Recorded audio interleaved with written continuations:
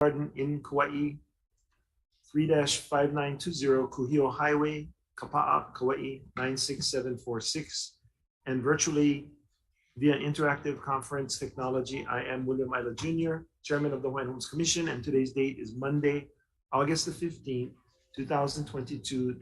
The time is now 9:39 a.m. Leah, would you please call the roll? Commissioner Wu. Here.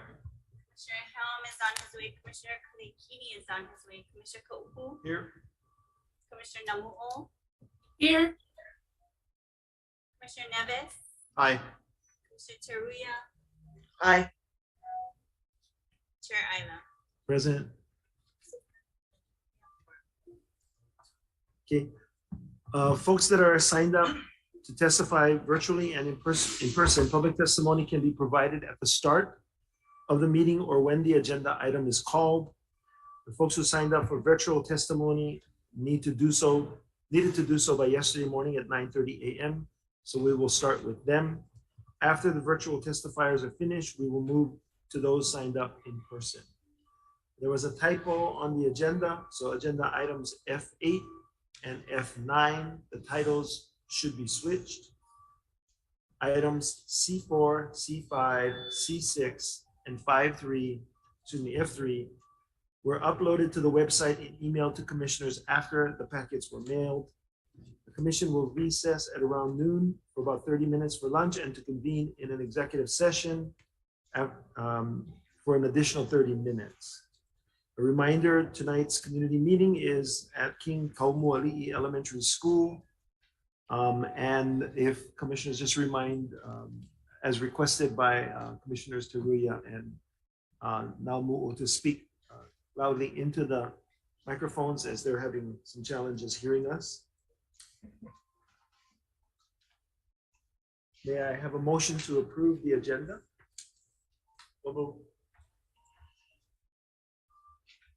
Second. Okay. It's been moved and seconded. Oh, Patty. Thank you. Thank you. Aloha. Aloha, commissioners in Kauai. Aloha, Kauai. Commissioner Teruya in Oahu. I wanted to clarify, you went really fast and I was trying to catch it. F8 on Tuesday's agenda, F8, is that a deferral or is that still stands for information only? Item F8. That one at the request of the applicant is going to be deferred. Okay, so that's deferred. Thank you for that clarification. And then I just wanted to kindly, peacefully make a statement is that, and I appreciate the staff. And I know that Leah must have been working hard because I received my documents on Sunday at 2 p.m. And I do appreciate that.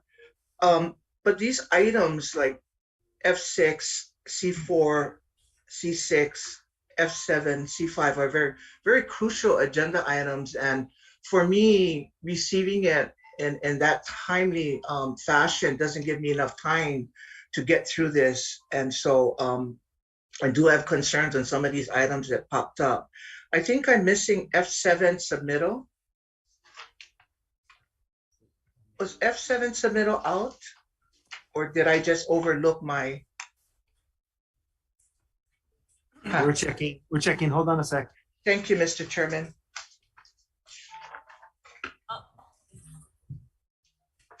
Okay.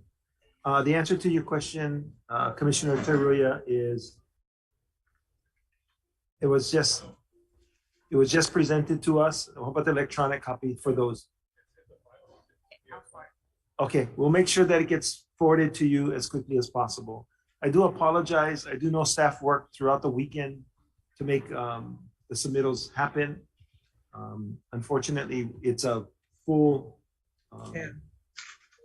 slate of issues that pertain to the island of Kauai and the department and its mission overall. So I do apologize for that. Okay, I'm just an old retired commissioner that needs some time, but I appreciate that, Mr. Chair. Appreciate that. Mahalo nui. Okay, thank you. All those in favor of approving the agenda with the deferral notice, say aye. Aye. Aye. Anyone opposed? Checking the room. Okay, the motion passes to pass the agenda. Is there any comments or any amendments to the minutes for July 2022? So move to approve. It's been moved Second. and seconded. Commissioners, discussion, any changes, amendments? Seeing none, I'll call for the vote. All those in favor say aye. Aye. Does anyone oppose? See none, it's a unanimous decision. Thank you very, very much. Aaliyah, can you provide me with the list? Okay, nobody in the room. Okay, so go to public testimony, and the first testifier is Blossom Kateria. Blossom, are you on?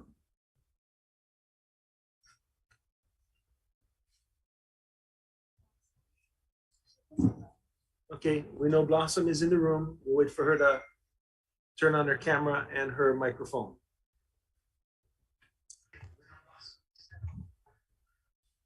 There she is. Hi, Blossom. Hi, good morning, Mr. Chair, members of the commission. Hi, Mr. Chair, can you give me 1 second? I'm getting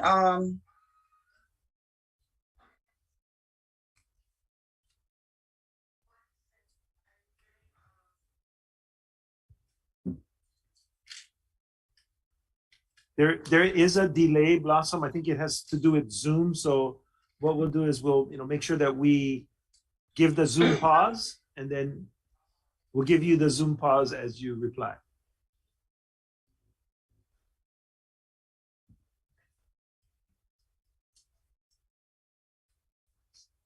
And in the meantime, Blossom, yeah, I see what's going on. Hang on a second.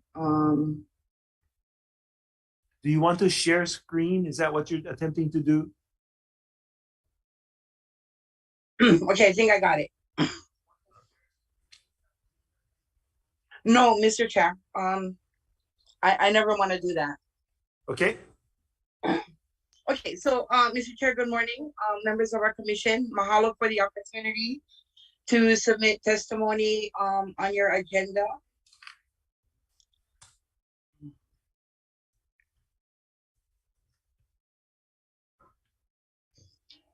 I'll start with item C3 and take it down the row.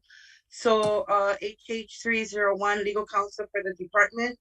I am opposed to this. My understanding over the course of the last 5 years, we have been talking about securing legal counsel for the commission. The proposed legislation provides legal counsel for the Department of Hawaiian Homelands along with the AG's office. I think that's a conflict of interest. If the commission and the department is willing to amend that legislation to substitute the commission for the department, I think that we could get, beneficiaries could get behind that proposal. Regarding number 2, the establishing a seat on the Commission on Water Resources Management. We have always been in support of that. We believe that the department needs to be represented on that board. Regarding number 3, the tax exemption for GE taxes. Of course, we support. As an affordable housing advocate, anything that we can do to lower the cost of development only makes it more affordable for our families. Number 4, giving the department authority to do the own historic preservation reviews. Well, we support it, absolutely. The concern is that there needs to be some indication in the legislation for funding and ensure that the person who fills that position has the expertise necessary to do a good job. Number 5, support 100%. Number 6, the compliance and enforcement legislation. In the original iteration, Mr. Chair, we supported the amendment to Chapter 199 so that we could avoid having to go to Congress. But this iteration calls for an amendment to the Hawaiian Homes Commission Act, which I think is not in the best interest of the department or our beneficiaries. We made a commitment to try and stand this up as quickly as possible. Going to the Congress is going to take years, as we already know. And I would ask that this legislation be amended to show an amendment to Chapter 199. Thank you. Number 7, regarding the adoption legislation, we support. Number 8, regarding the affordable housing tax credits being made permanent for the department, we support. Number 9, the exemption from the school impact fees. We do support it, but I have some concerns about the justification. Anything that we can do to lower the cost of development, as I said earlier, is a good thing for our families. It makes the development more affordable. But your justification infers that the department can make land available for schools. School impact fees go directly to the Department of Education, not to the private nonprofits. And I think we need to be really careful when we're talking about making land available for schools in exchange for the tax exemption. The school impact fees exemption. So I would ask the staff to revisit that and align it more closely with the affordability and the benefits that our beneficiaries can gain. And then of course, number 10, to extend the deadline for Act 279, we absolutely support. Regarding item D10, I'm really, really concerned. It has been rumors in the community about the department encouraging undivided interest lessees to rescind their leases and to go back on the wait list. My concern is this: as a lessee, he is eligible for certain rights, one of which is a transfer.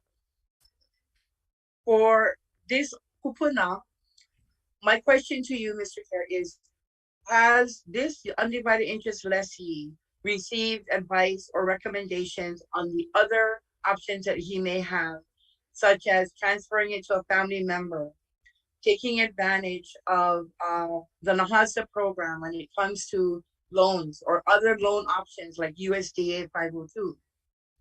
The letter that he wrote clearly says that staff recommended he rescind his lease. It does not indicate in the letter or in the submittal that he was offered any other option. And so I would ask you, Mr. Chair and Commission, to defer this item until the Commission can have a conversation with this lessee to see if he would be willing to entertain other options.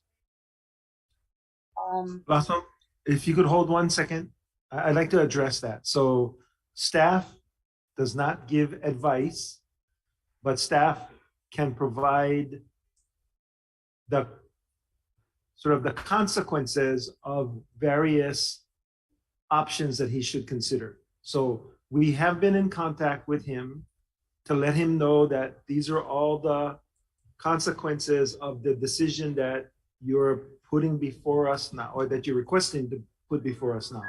And yes, the short answer is yes, we have been informing him, but not advising. And number 2, we certainly are not encouraging any undivided interest to transfer their undivided interest or to rescind it and go back on the wait list. So I just wanted to make that clear for everyone out there. Okay, you can continue.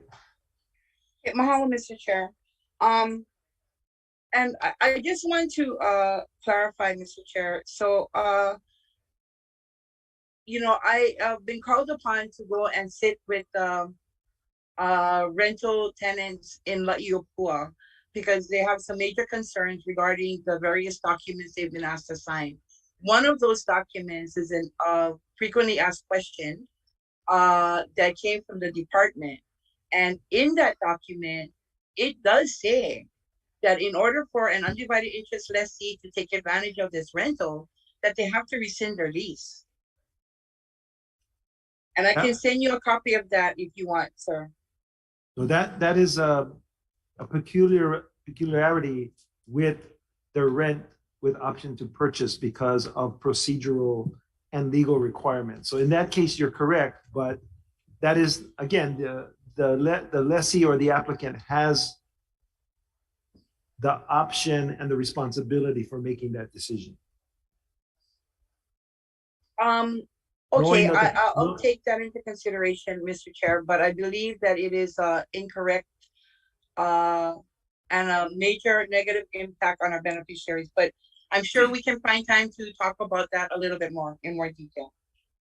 And then finally, Mr. Chair, you know, I have a major concern. As you know, I get upset every time I see submittals that's going to be provided under separate cover. On this agenda, you have a total of 8 submittals under separate cover, according to your packet that was available on Thursday. I noticed that 3 of those submittals require approval, which were made available yesterday. So, you know, Mr. Chair, I understand that the staff is under the gun in all different ways. I get that. But these items in particular are going to have a huge impact on our community. And it is my feeling, sir, that providing these information to the commission in such a manner does not provide our commission with the time necessary to properly review and make a cognizant decision, particularly because it's up here for approval.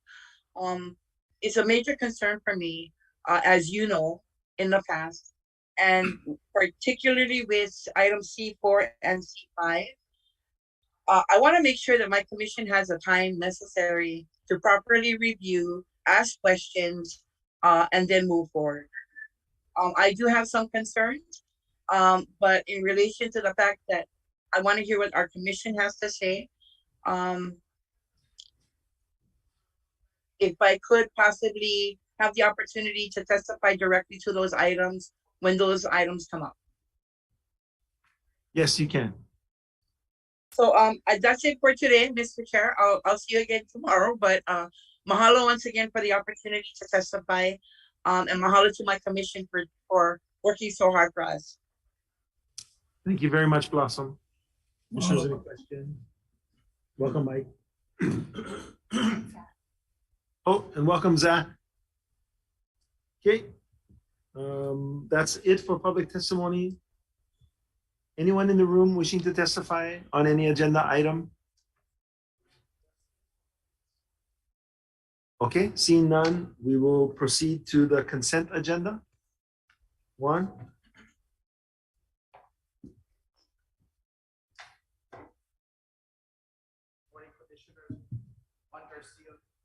Services Division Administrator, and HSD has 12 items for your consideration under the consent agenda this morning. Okay, we have a motion to approve consent agenda. Chair. Oh, hold on one second. Pull D10 for You- further discussion. You'd like to pull D10? Sure. Okay, so we'll remove D10 for further discussion. Any others, commissioners? Okay, if not, then can I have a motion to consider consent agenda having deferred D10? So move. Second. It's been moved and seconded. Any further discussion? Okay, seeing none. All those in favor say aye. Aye. Anyone opposed? Seeing none, the motion carries. And I'll just ask a quick question.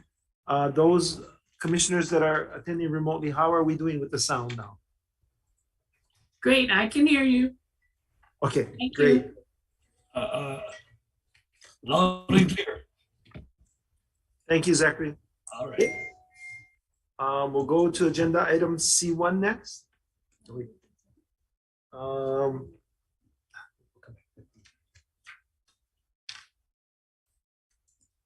Welcome back, Lehua. Aloha Commissioners, Lehua Kinila Kano, NAHA's the Government Relations Program Manager. Just bringing for your attention item number C1. This was brought last month as a draft. It really hasn't changed from last month. These are the different areas that we were able to assist this past fiscal year and expend over $7.3 million in NAHASDA funds for these programs. Really don't have much to elaborate on from last month unless there's any questions. Okay, before we take questions, can I have a motion to approve C1? Second. Okay, move in second. Okay, commissioners, questions? Patty? Hi, thank you, Lehua. Aloha. I wanted to look at C1 on the first page. Is AHP number 7, is that the DHHL emergency rental program that the CNHA administer? That's part of it. It was also, so these are just NAHASDA funds that were used for that. In a separate item that will be C2, I'll go into additional funds that were provided. But yes, these are part of the funds, as well as there was a small portion that also went to Aloha United Way, who administered the program initially before CNHA. Okay, and then the other last one was the item 3 on crime prevention. It shows 0. What does that mean? So no NAHASDA funds were administered in crime prevention programs? So the intention with this past fiscal year was just to sort of do an overview, not really go into a lot of in-depth last year. I think given the legislation that was proposed by this commission, and we want to see what's going to happen with the feasibility study, we think that would be the more appropriate way to approach this, keeping in mind that NAHASDA is for households whose income is at or below 80% of area median income. So we have to be more targeted than just saying all homestead communities, because we do have that requirement with NAHASDA funds. So my last question is making that statement. So these NAHASDA funds could be available for low, poor, minority communities for neighborhood security watches. Is that something that can be used? Potentially, I think, again, originally when this was proposed, there was the idea of our enforcement division, and maybe this was a mechanism to provide funding for that enforcement division that is being requested. Again, I think the more appropriate approach may be to do the feasibility study first and then move forward and see how NAHASDA can support that effort, again, because these funds are supposed to be geared to lower income communities. So we just have to be mindful when we're approaching communities as a whole, that we figure out how many in that community would meet this NAHASDA income eligibility, and maybe it's just a percentage of the funds as an example. Okay, thank you. Thank you, Lehua. Thank you, Mr. Chairman. Okay, thank you, Patty. Other commissioners? Questions? Okay, seeing none, all those in favor, say aye. Aye. Aye. Anyone opposed? Motion carries. C2. Okay, item number C2, the recommended motion is the Hawaiian Homes Commission accept the 2022 abbreviated APR NHHBG made available under the American Rescue Plan Act of 2021. So move. We have a motion to consider staff recommendation. So move. And a second. Okay. So in addition to our typical NAHASDA allocation, we did receive $5 million through the American Rescue Plan Act, as well as $5 million, the state's allocation of emergency rental assistance funds that we were able to deploy. With these funds, we were given specific guidance from HUD that allowed us to use it for the broad definition of Native Hawaiian. NAHASDA in the law has the broad definition of Native Hawaiian, not the Native Hawaiian that's in the Hawaiian Homes Commission Act. And so with some guidance from HUD, we were able to use, because the way NAHASDA reads is it says the broader definition of Native Hawaiians eligible to reside on Hawaiian homelands. So that's how we've used it and deployed it. But in this specific circumstance, because NAHASDA, there is authorization for NAHASDA to be used on or off Hawaiian homelands for rental assistance. And there was additional guidance from HUD allowing us to use it for the broader Native Hawaiian community in this circumstance to respond to COVID. So we were able to deploy, in addition to our regular NAHASDA funds, we deployed an additional 10 million. And as the report shows, we assisted over 800 households with rental assistance through this program. It's generally about half-half. Half were beneficiaries and half were native Hawaiians of the larger category. So just really grateful for these funds and for the assistance we were able to deploy in partnership with the council. This one was solely done with the Council for Native Hawaiian Advancement. Okay. Questions, commissioners? Thank you. Not seeing any. All those in favor say aye. Aye. Aye. No one opposes. Motion carries. Thank you, Lehua.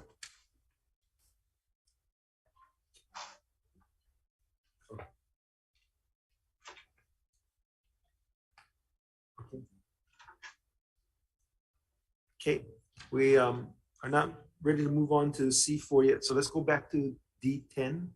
Is one still here? There you go.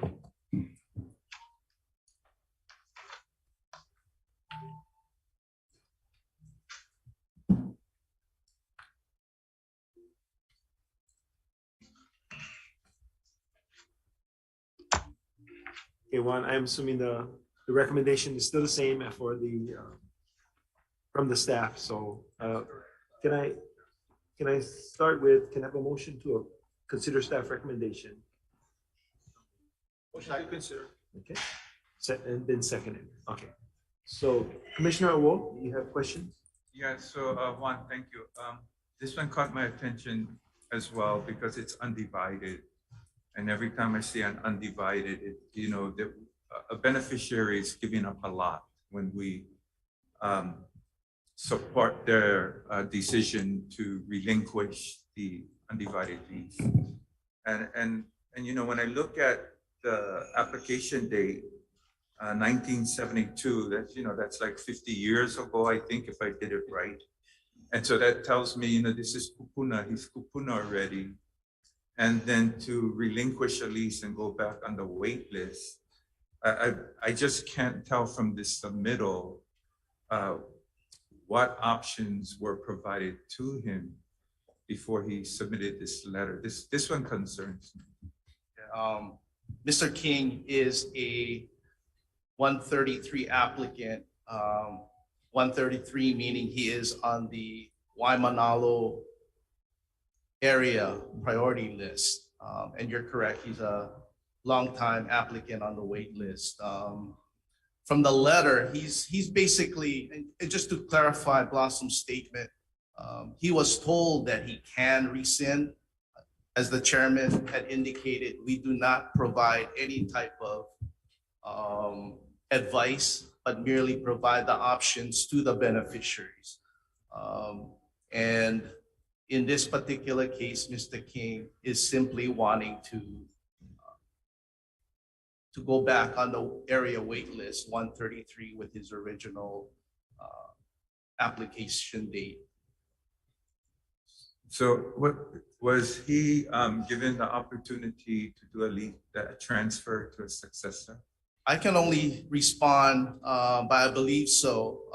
He has been working with our contact and awards division who works with our undivided interest. I attempted to contact Paula earlier, but I haven't, I did not complete my text to her to try and get additional information, but we can do that. I can hook up with Paula to bring her on if necessary. So if I could jump in, so, excuse me, Juan. So Randy, we feel the same way. We want to make sure that the applicant clearly understands what the implications are of his choice. So he has worked with Michelle Hitzman. Michelle has given him all of the options that are available to him. And at this point, he still desires to go forward.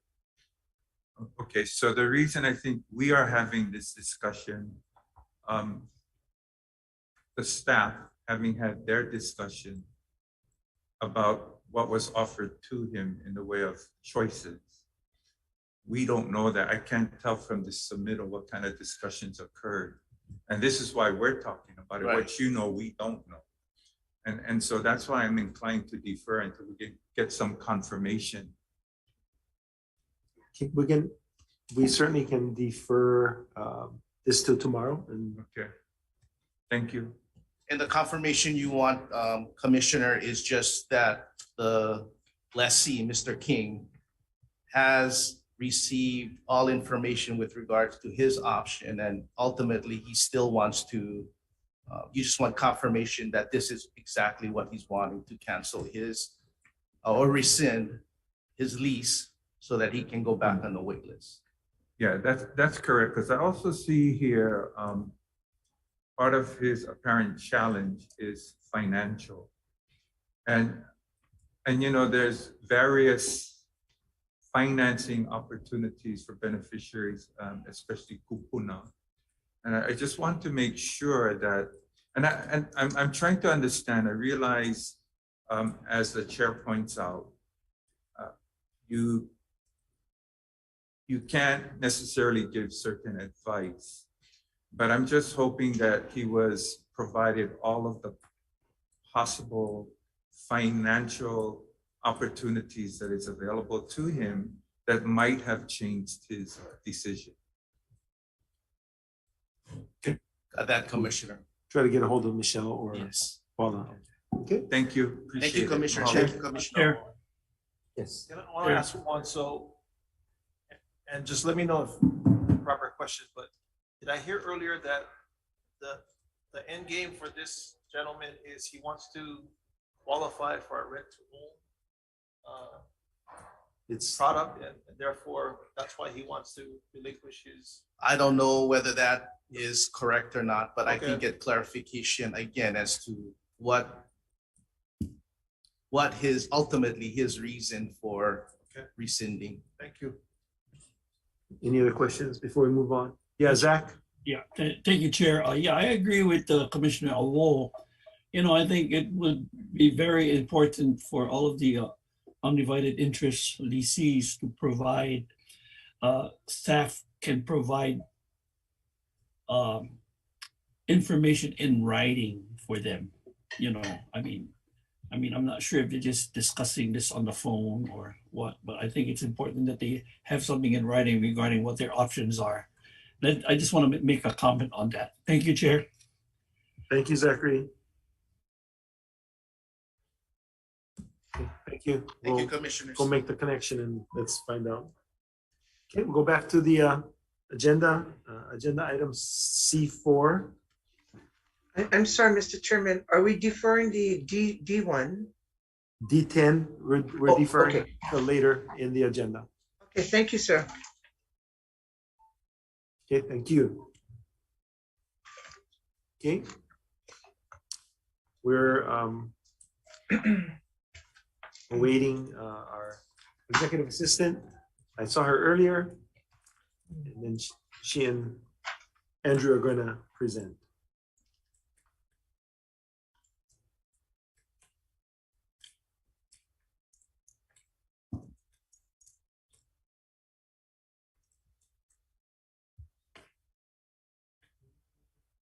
See an empty chair.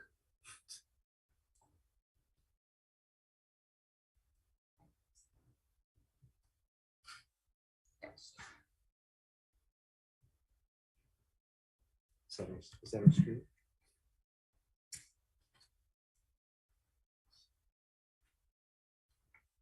Hold on a second. We're trying to find out what happened to Joby. I hope she didn't pass out on the floor. So we're getting somebody to go check on her.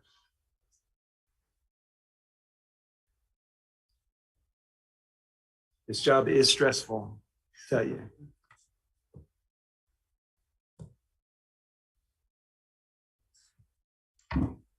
Even commission, stressful too.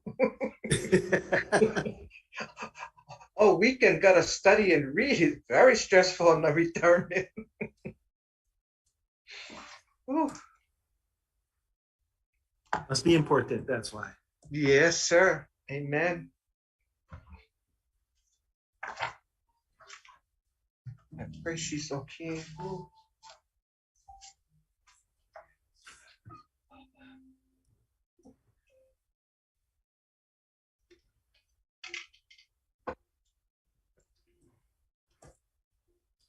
Okay, because it's important, let's, there she goes.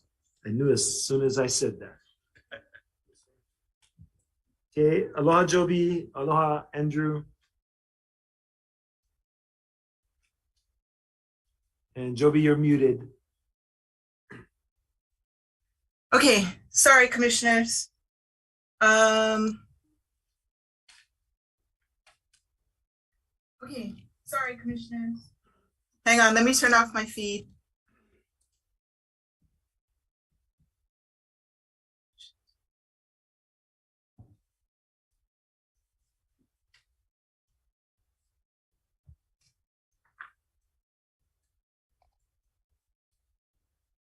Okay, can you hear me okay, commissioners? Yes. Okay. Thank you for the opportunity to present item C4.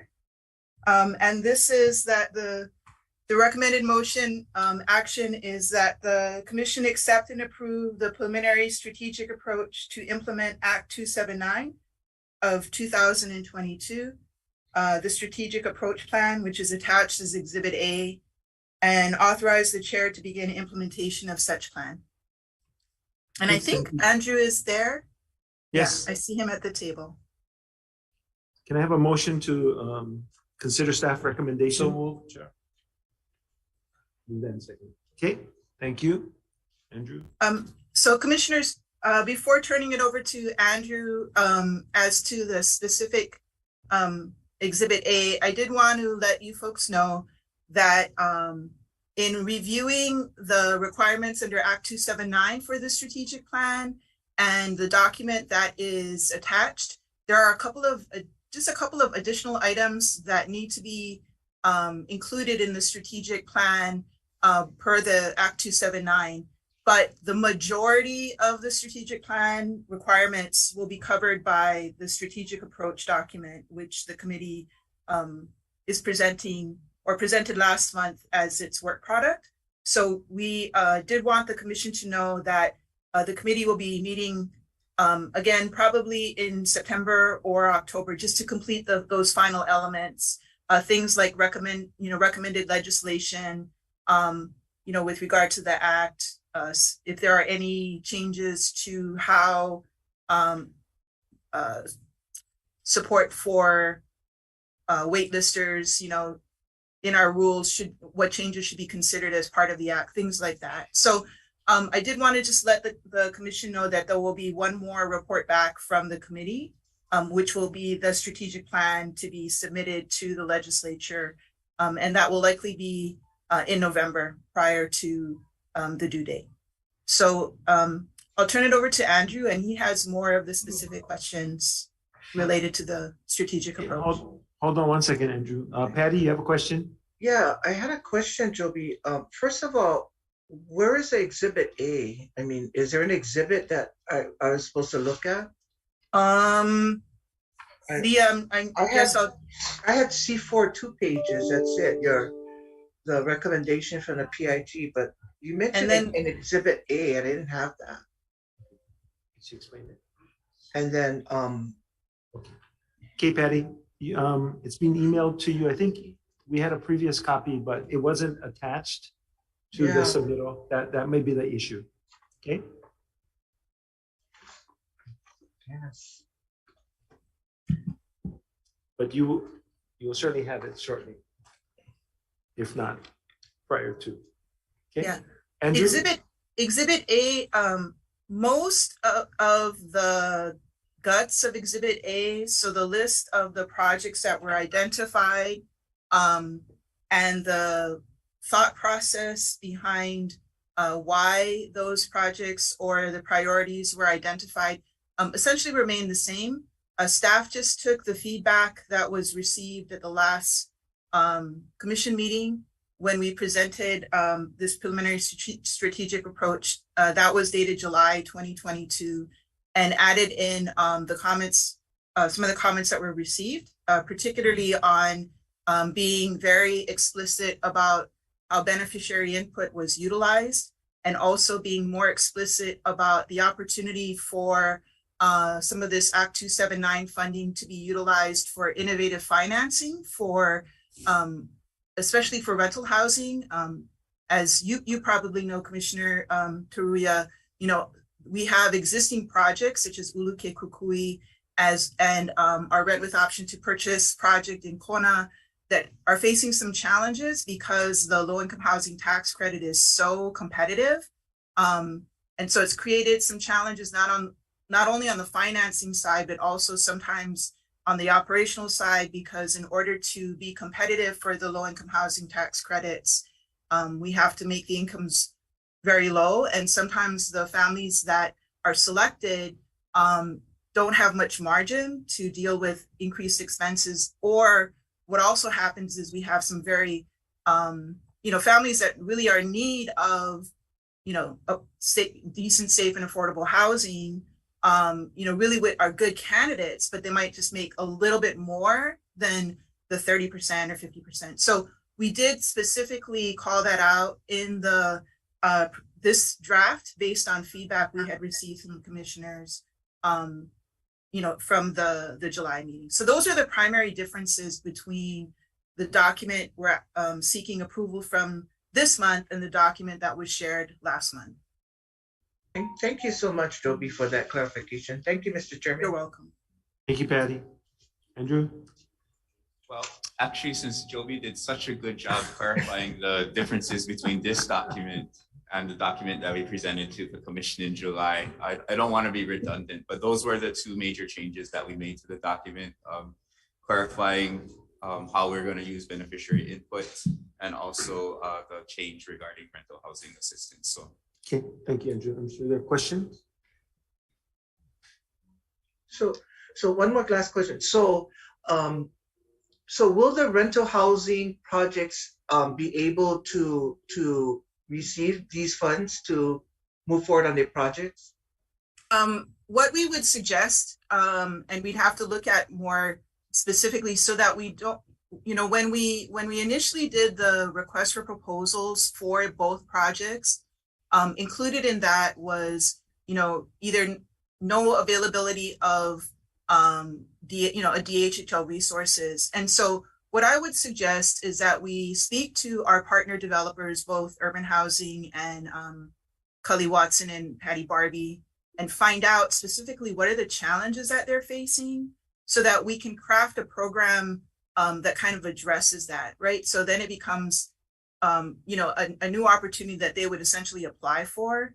And that also, we also want to talk to HHFDC because there may be other very worthy projects that are not getting funded simply because they're missing the mark and there's not enough low-income housing tax credit. So this financing program could be, crafted flexible enough to also consider those projects and maybe the opportunity to buy the land under those projects. And get, because we do want to keep it as Hawaiian homelands, but it's just an option. So that would be what I would suggest is we don't necessarily have to do it all as one, but really look at it as a new financing program dealing specifically with the issues that they're encountering. So real last one, I just wanted to understand it more. So, and I thank the PIG for working hard in putting this plan together. So, under the ledge recommendation was the purpose was to get people off the wait list. So does these rentals, when you have rental projects like this that will be funded, will they come off the wait list if they get into a rental project? Do they remove, so you go into a rental project on Hawaiian Homes, do they now be able to stay on the wait list or be removed off the wait list? Right now, they would remain on the wait list. Although it is, you're correct, the intent is primarily to address the waiting list. There also was within Act 279 a requirement that we also look at providing some inventory for those individuals that do prefer rental housing or that's where they're at. So I think it was like 17% or around that amount of units per the beneficiary demand study that was done or housing needs study that was done. All right, thank you. Thank you again, Mr. Chair. Okay, thank you, Patty. Zachary? Yeah, thank you, Chair. Yeah, I'd like to send mahalos to the PIG and staff for their excellent work. I'm just curious, since July, since our last meeting in July about this C4, this Act 279 permitted interaction group, was there any feedback from the beneficiaries between July and now regarding how they felt about this proposal? I'm just curious, was there like any negative feedback, or there's more, are they receptive to this? So, between, since July, since now? Joby, I guess let me answer that question. So we have received some feedback, nothing from Shaw yet, but we have received some feedback from some of the other groups that are made up of beneficiaries like Blossom, but nothing formal yet. So were they more receptive or more negative, or what was it? Well, from what I remember, it was more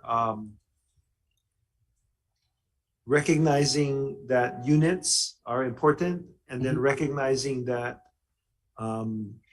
beneficiary preparation with regards to financial literacy and some tweaking of some of our procedures might be of most benefit. That's what I recall so far. Yeah, I thank you, Chair. I think it's really important that we get a feel of how the beneficiaries would feel about this proposal. So that's why I had asked that question. Thank you, Chair. Thank you, Zachary. And I would just remind all the commissioners that the whole intent is to set up a process that is flexible, so that as more information becomes available and more opportunities become available, that we are able to react in a timely manner to those opportunities. Mahalo. Randy? I guess I want to use the comments from our commissioners to weigh in on my concerns about. So we have an agenda item that's going to be put before us for approval. I just want to express my concerns about receiving this under separate cover today with an expectation that we're going to be approving it as well. I understand the challenges of our staff, the work that's required to get these submittals in. But for me, this is a really challenging agenda because we had 7 or 8 submittals under separate cover. So it creates a really challenging situation for us to give it adequate deliberation. And so lumped into all of those other agenda items is this really important one, which is 279. So I just want to say in advance, I'm really not prepared to move toward approval until I've had adequate time to really deliberate on the item. Thank you. Thank you, Randy. Other commissioners? Chair, can I speak to comments from Commissioner Alwo and then also earlier this morning from Blossom? So I was a member of the PIG. I was working late into last week with staff on some of these final revisions to the plan. So it's not all the blame on the lateness of the submittal to staff, because I saw other members of the committee, the PIG, were also commenting by email and reviewing.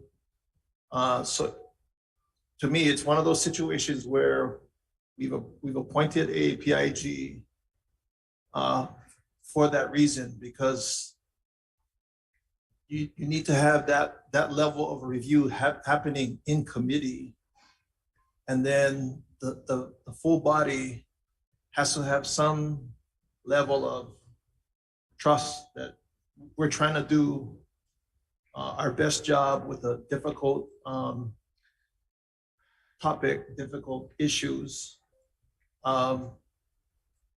But, you know, we're managing our time also as committee members. So it wasn't only staff, it was also committee members who take some of the blame for the lateness in submittal.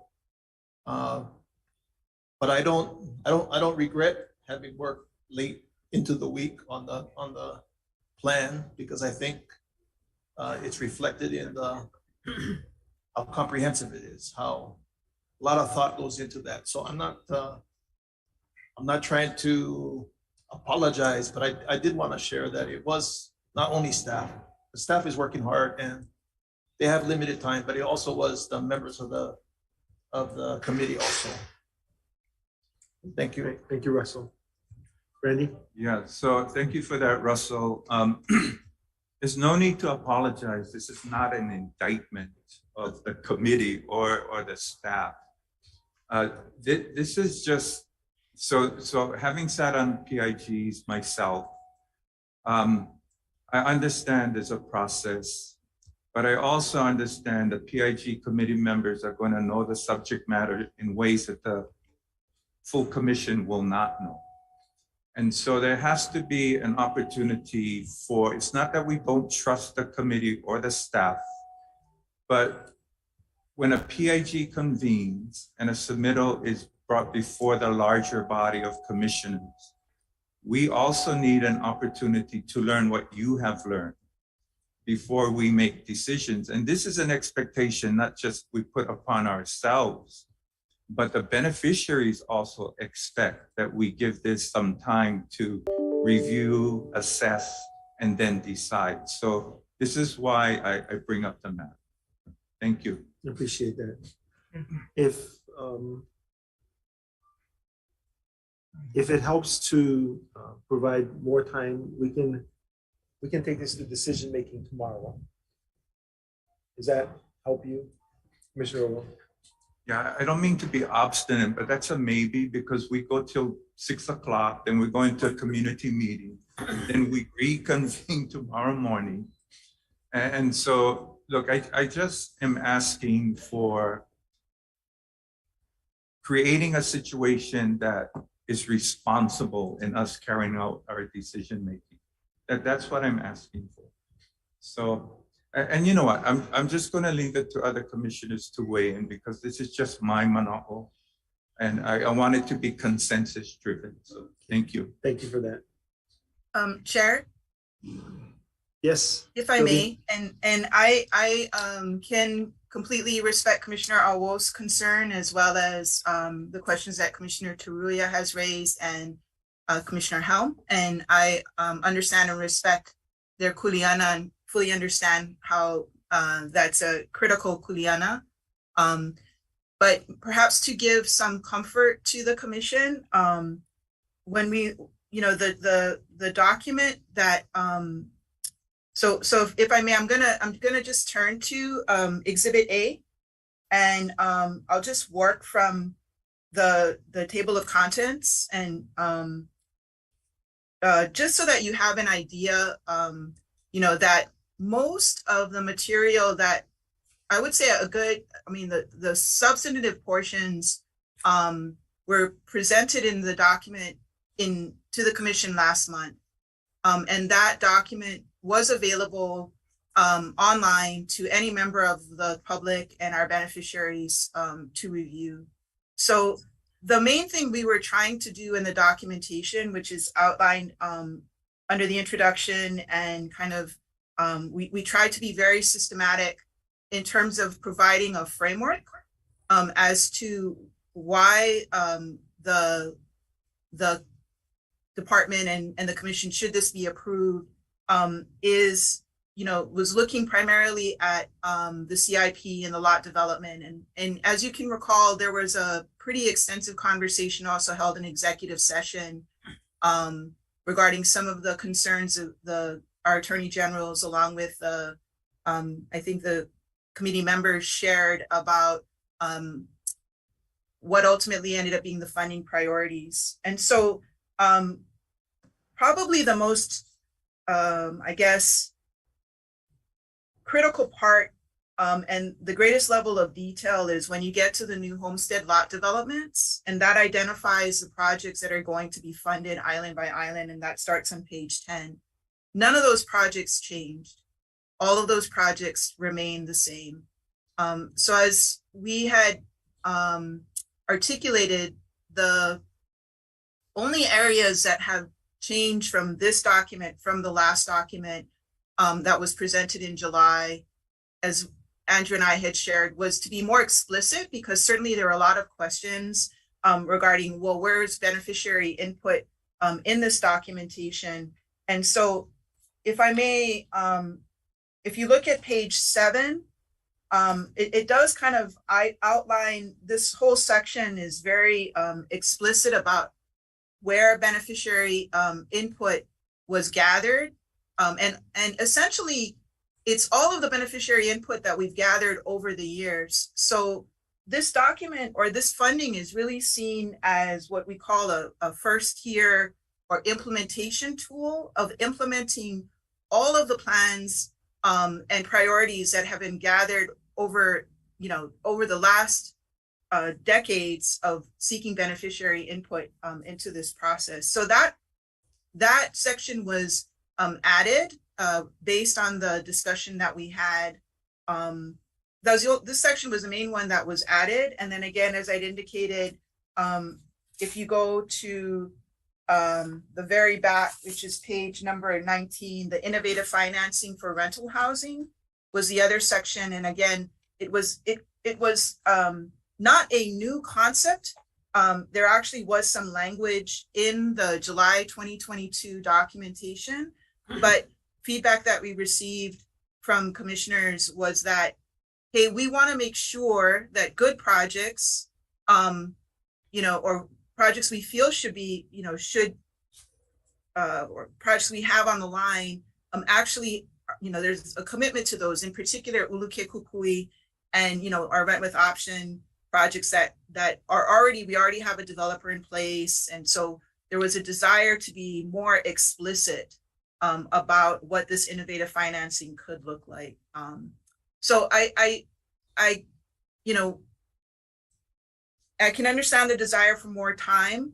The only thing that I would ask of the commission is, we really can't move forward on any kind of implementation of this money until we have some kind of authorization from the commission to spend the Act 279 monies. And so the budget, that is item C5, if the commission wants to wait until tomorrow to consider, I just ask that we could present that, because the budget actually builds off of this strategic approach document. So for us, yesterday or Saturday reminds us that we are definitely in a transition year, and that always creates a lot of uncertainty, which affects implementation across the board. So, I just perhaps wanted to just hopefully give some comfort that it's not a whole-scale change from what was presented in July, and that there's actually been a lot of time for people that are interested in this to comment, and it's not like a brand new document. And so I'll just leave it there. Thank you, Joby. Other commissioners, questions? Yeah, I have just a comment. Okay, Patty first, then. Yes. Oh, thank you, Mr. Chairman, and thank you, Joby. And I just wanted to comment and support Commissioner Awol's statement, I'm just looking at this on my phone right now. And, I know the work that the PIG put in. That's why you joined the PIG. I've never was chosen to be on a PIG, but as a commissioner and a beneficiary in Hawaiian Homestead, my beneficiaries are concerned too about how quickly this is going. And I know we have a deadline that we're pushing this through. New administration, new deadline presented to December to the ledge. But I'd like to defer this to tomorrow so I can print out this document today and at least go through it, give me the chance to go through it, and and to defer this item at least to tomorrow. I mean, we just got all of these submittals today. Joby, most of all your submittals I just got today. There's nothing was in my folder. And that's concern to me too, because I don't have time to even read all of your, and it's just mostly all of your submittals. And I'm not sure why we get it that way.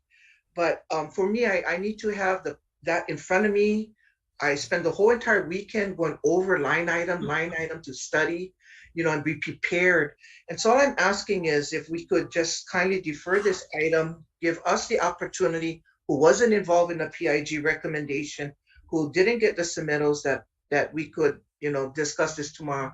And that's not really asking too much. I just appreciate that time and consideration to everyone. And I thank the members that Russell and Pauline and Commissioner Neves for spending a lot of time and effort in this. So that's just my mana'o that I wanted to share. But thank you again, Mr. Chairman. Thank you, Patty. Zachary first, and then back to Randy. Yeah, thank you, Chair, and thank you to all the commissioners that made comments on this very important issue. But what I just wanted to add is that, as Joby said, there will be a transition period in 2023, and as I can see, it's unpredictable as to where this is going to go. But what I'm happy about is at least we have a preliminary strategic plan moving forward, with the existing administration and the commission. So at least we got an opportunity, whether a lot of these proposals will be supported in the new administration. That's a question mark. But but at the same time, I think, deferring this till tomorrow, I would agree, so that all of the commissioners would be on the same page. But, at least we have, thank you to the PIG and the staff that worked really hard.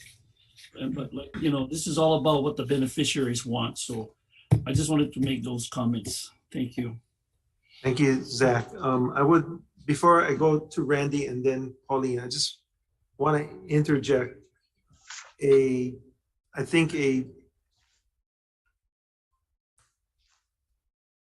clarification. So a new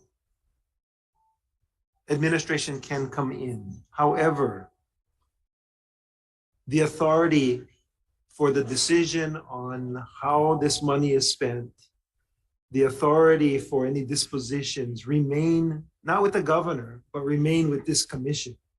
Right. Regardless of who the governor is. Right. So I just want to make sure that the commissioners understand that you are the authorizing body for this, not the new administration, not the old administration. The commission is the authority. So having said that, Randy and then Pauline. Thank you, William, for that reminder and clarification, because you're right.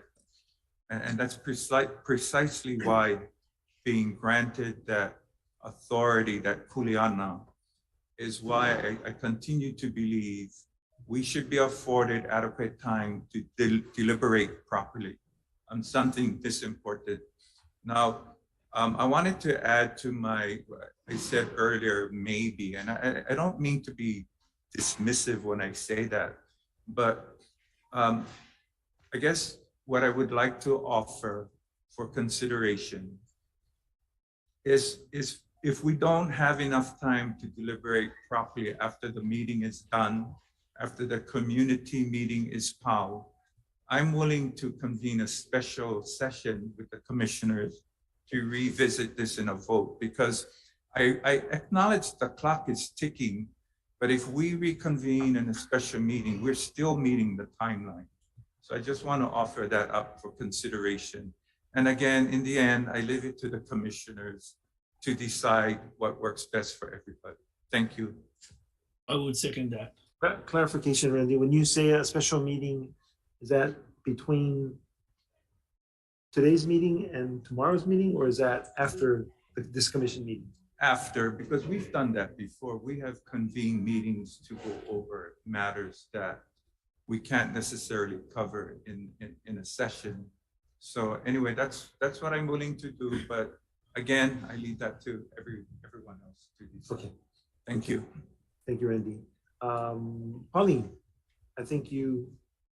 Thank you, Mr. Chair and fellow commissioners. As a member of the committee with Russell and Dennis, I believe that the staff has done an excellent job, Andrew and his staff, in putting together a strategic plan that is pretty solid in research and data. And I also have every confidence in our budget staff, Mr. Lau, in carrying out what we need to do with the budget. I totally agree, actually, with the other commissioners who were not on the committee, that we really should be having some type of discussion on this legislation, because it is one of the most important pieces of legislation that we need to address. And once we approve it and it goes out, we need to be very, very supportive of it and feel comfortable that the work we did was pono and addressed to me. For me, there was beneficiary input, and whatever legal ramifications we needed to address, that was done. So I do believe that we haven't been together as commissioners to discuss this very important document. So I agree in having it delayed for a vote. Thank you. Okay, and then Commissioner Namuo, the timing of the delay, I'm just seeking clarification. Till tomorrow or later? That would be up to the commissioners in when we have time. Today, tomorrow, but we do have to do it within today or tomorrow. We cannot go beyond today or tomorrow because there's so much more work to do, and we should be comfortable with what we've done, and we have worked pretty hard on this. Thank you. Okay, other commissioners? Sure. Mike? Oh, sorry, Mike, and then Dennis. Thank you. Thank you. Thank you, Chair, and everyone for all the input. I just want to add my thoughts. What Andrew was saying about, the two main areas that were adjusted is the beneficiary consultation and the rental housing projects. That, to me, is like the main focus of what was changed from the previous the workshop that we went over a month before, yeah. So I followed that from the presentation previous, and I too like to commend everyone, the PIG and staff, yeah, on all the hard work, and also I have sentiment too, yeah, about us feeling that we got this yesterday, and so I'm okay with continuing today and tomorrow. I'm okay with that, but would also be helpful to understand, the timing. So this is a critical initiative, and like I said, I did look over during the first workshop, and beneficiary consultation was something I've heard quite a bit from East Hawaii folks. They wanted to know how will beneficiary consultation be taken into consideration, and the fact that we were looking at all the different plans from different associations and the department, I think accomplishes that concern. So appreciate it. Thank you. Thank you, Mike. Dennis. To belabor the point, fortunately, I was on the PIG, so I had that. Can everybody hear okay? I had that advantage of knowing, exactly, and had the discussions and got involved in discussions. But in relation to what Commissioner Woe is concerned about is when we take a vote as a commission, I want to make sure that everybody is comfortable moving forward. If we need more time, we should take more time. If it's going to take 2 days, 3 days, this is very, very important legislation moving forward. Maybe Joby, if you could just highlight, I mean, you've already verbally highlighted those areas. If you could just get something in writing to us, I'm in favor of making sure that everybody is comfortable moving forward. If that means a special meeting, then we should do a special meeting moving forward. No disrespect to the PIG or anyone else on the commission, but we as a commission need to feel comfortable. All of us need to feel comfortable moving forward. We have a lot of beneficiaries to answer to. So I think a special meeting somewhere this week is probably a good idea. So we all fully understand what we're going to decide. Okay, thank you, Dennis. It would not be this week because we do have to give 7-day notice. the appropriate sunshine notice. So if it sounds like there is disagreement on how much more time to spend. So I will ask that we defer this item until tomorrow, and hopefully we can get some more review of the items. They haven't changed that much as has been stated by Andrew and Joby, but I do want other commissioners to have more time to review. I think another meeting 8 days from now is not going to change anything because there's not that much change. So we'll defer C4 and C5 until tomorrow. Chair, may I go over C5 before, and that's fine with deferring it, but I do want to be sure to at least answer any questions the commission may have. Sure. What we'll do is we'll take up C5, knowing that it's going to be deferred, but I want you to present so that there is additional consideration. That's fine.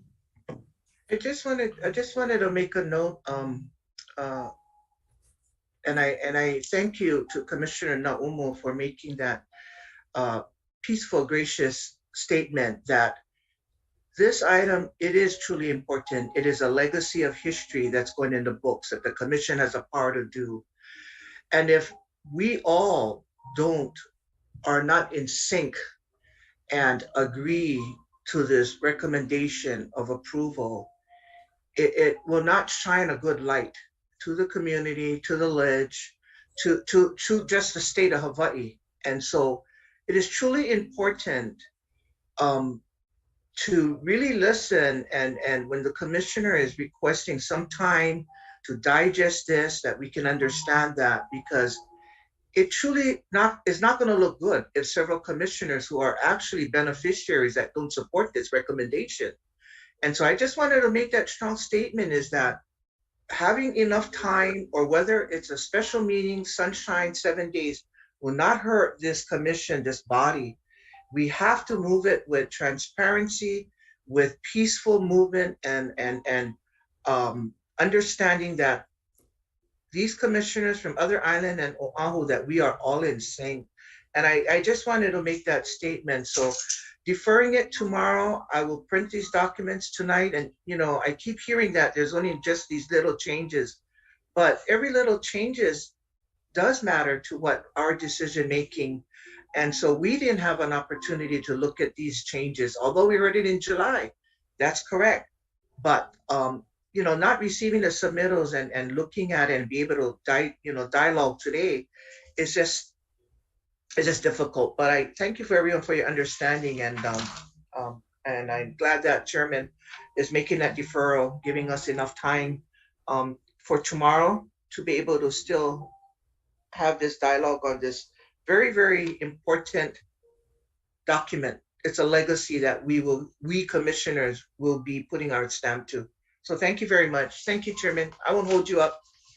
Thank you, Patty. I just would like to point out that yes, this is a a submittal in which decision-making is going to occur eventually. However, that this plan is going to have to remain flexible as the department considers other options such as acquiring property or acquiring other units that have been made. So this plan, as important as it is, has to be flexible in order for us to be good trustees in making good decisions with opportunities that come forward. So having said that, go ahead and present C5. Decision-making will be deferred to tomorrow or later if necessary. Thank you, Mr. Chair. Thank you, Chair. So C5, Commissioners, is the first implementation document for C4.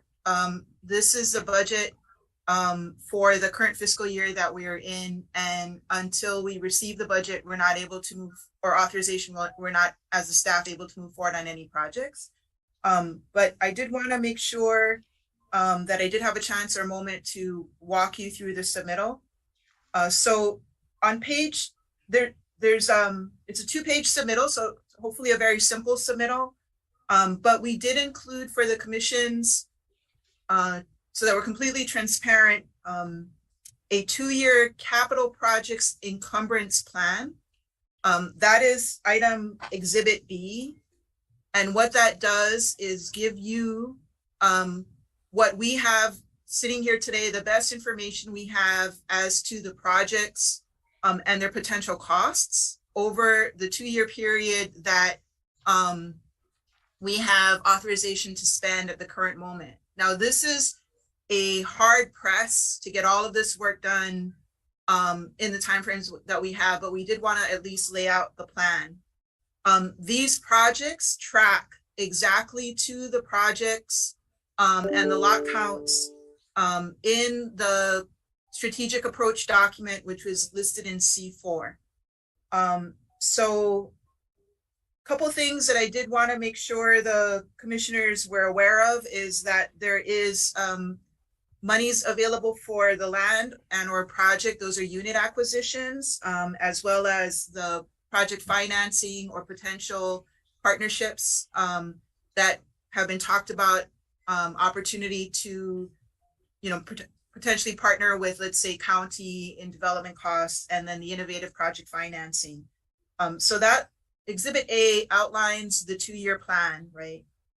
Going back to the submittal, the budget that we're seeking from the commission is Table 1, which includes the capital projects for year 1, which is listed in Exhibit B, along with $60 million that the committee had recommended be set aside for the individual assistance programs and the ideas we anticipate coming from beneficiaries, beneficiary-based organizations, nonprofits, housing providers. That is a substantial amount of money for DHHL to put out in this way, probably more than we've ever done in the history of the program for use by nonprofit partners, specifically to address the kinds of barriers that beneficiaries face in terms of getting on the homelands or other housing insecurity ideas.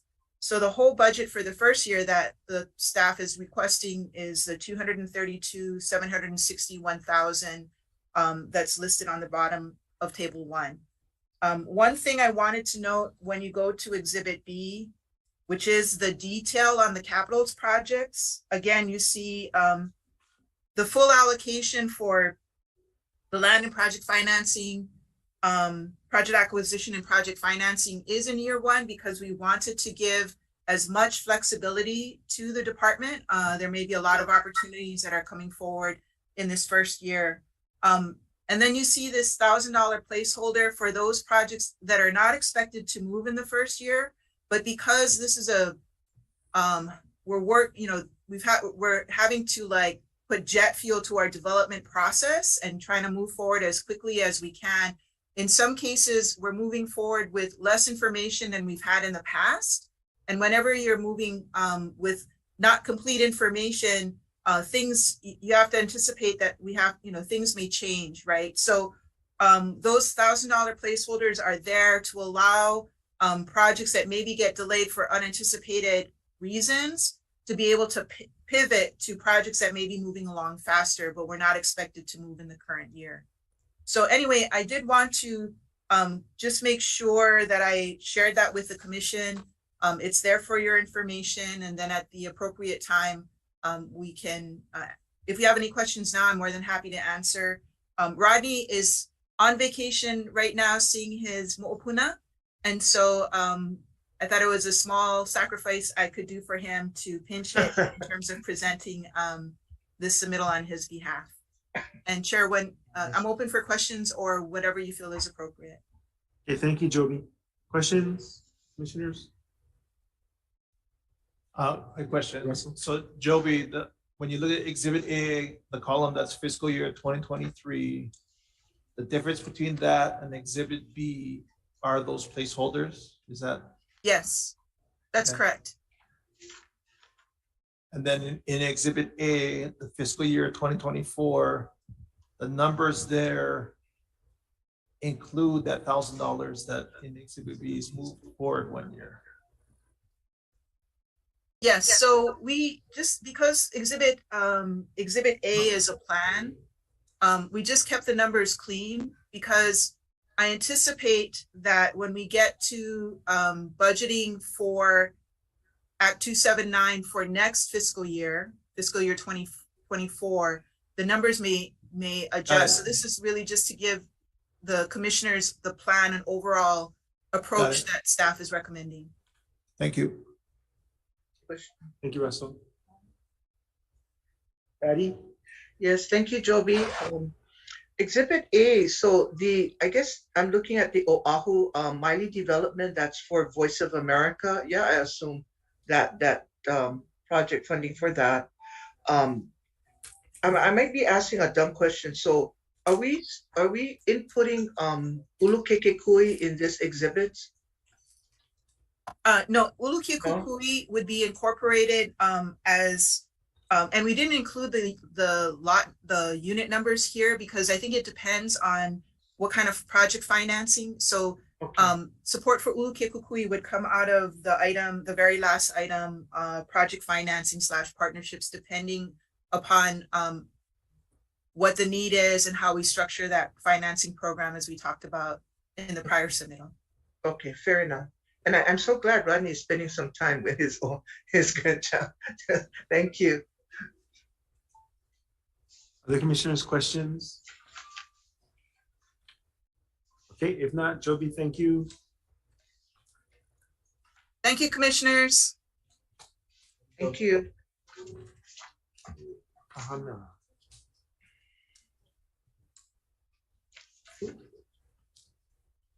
Okay, so we're gonna move.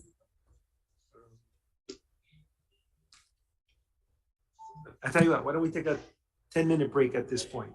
Okay? Yes, thank you. Thank you. 10-minute recess. I just wanted to aloha our deputy. Hi, Tyler.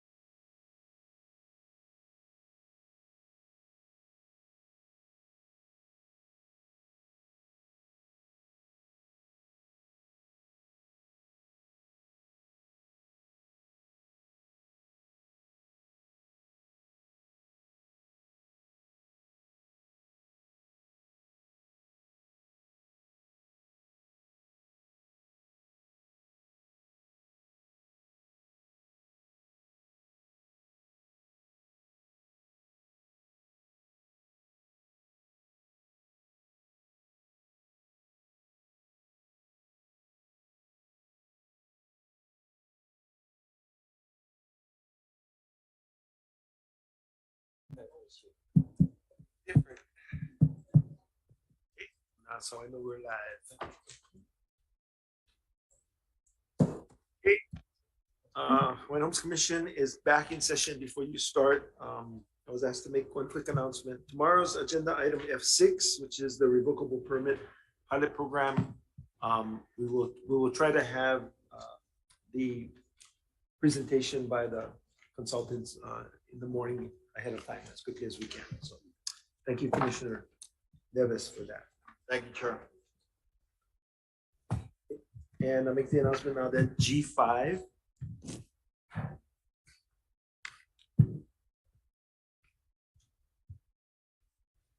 I'll make an announcement on G5. I'm sorry. There's more discussion. Mr. Chair. Okay, go ahead, Patty. I'm Yes, sorry. Patty. F6, thank you for that. Do we have the submittal out? You should have no. Okay, tomorrow morning. Consultant is working on it and you will have it tonight or tomorrow morning. Oh, what consultant is that? Solutions Pacific is the name of the consultant. Thank you. Okay. So we'll go to agenda item F1. Hello, Commissioners. Kahana Albino, Acting Administrator, Land Management Division. We have item number F1.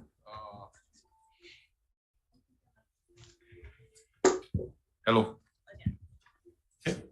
Again, good morning, Commissioners. Kahana Albino, Acting Administrator, Land Management Division.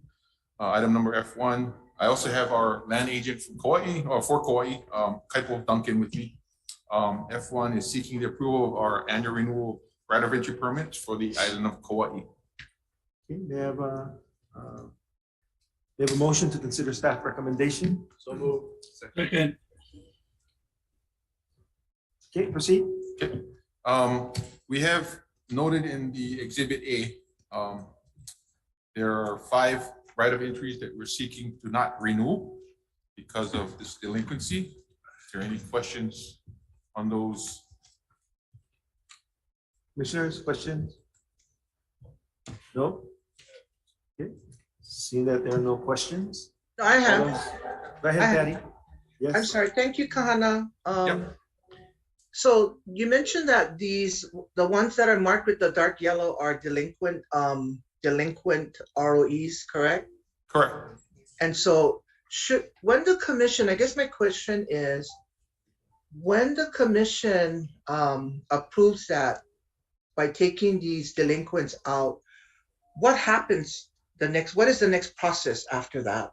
The next steps is that the land agent will send appropriate notices to these to the tenants, the right of entry holders, to let them know that commission authorization had approved that their right of entries be revoked due to the delinquency. And so and the next process is, do they still conduct business on the property after they're noted? Right after they're I guess given the notice, they're given a date to remove everything within 30 days. And we go from there. And if they continue to stay there, then we do our enforcement process. Okay. And part of the removal of their responsibility is to clean up, to bring that property back in order to the department, correct? Correct. As I forget what condition in the right of entry, but there is a condition that they clean up and make sure they return the land to how it was previously. Okay, great. All right, thank you. Security deposit. Correct. Oh, thank you, Kahana. Thank you, Mr. Chairman. Go ahead, Zachary. Thank you. Yeah, thank you, Chair. Yeah, Kahana, how are you doing today? Fine, thank you. Okay, very good. Question, is there a method of how you're going to collect these delinquent funds after you do away with their right of entry permits? Do you have a plan to somehow get those funds?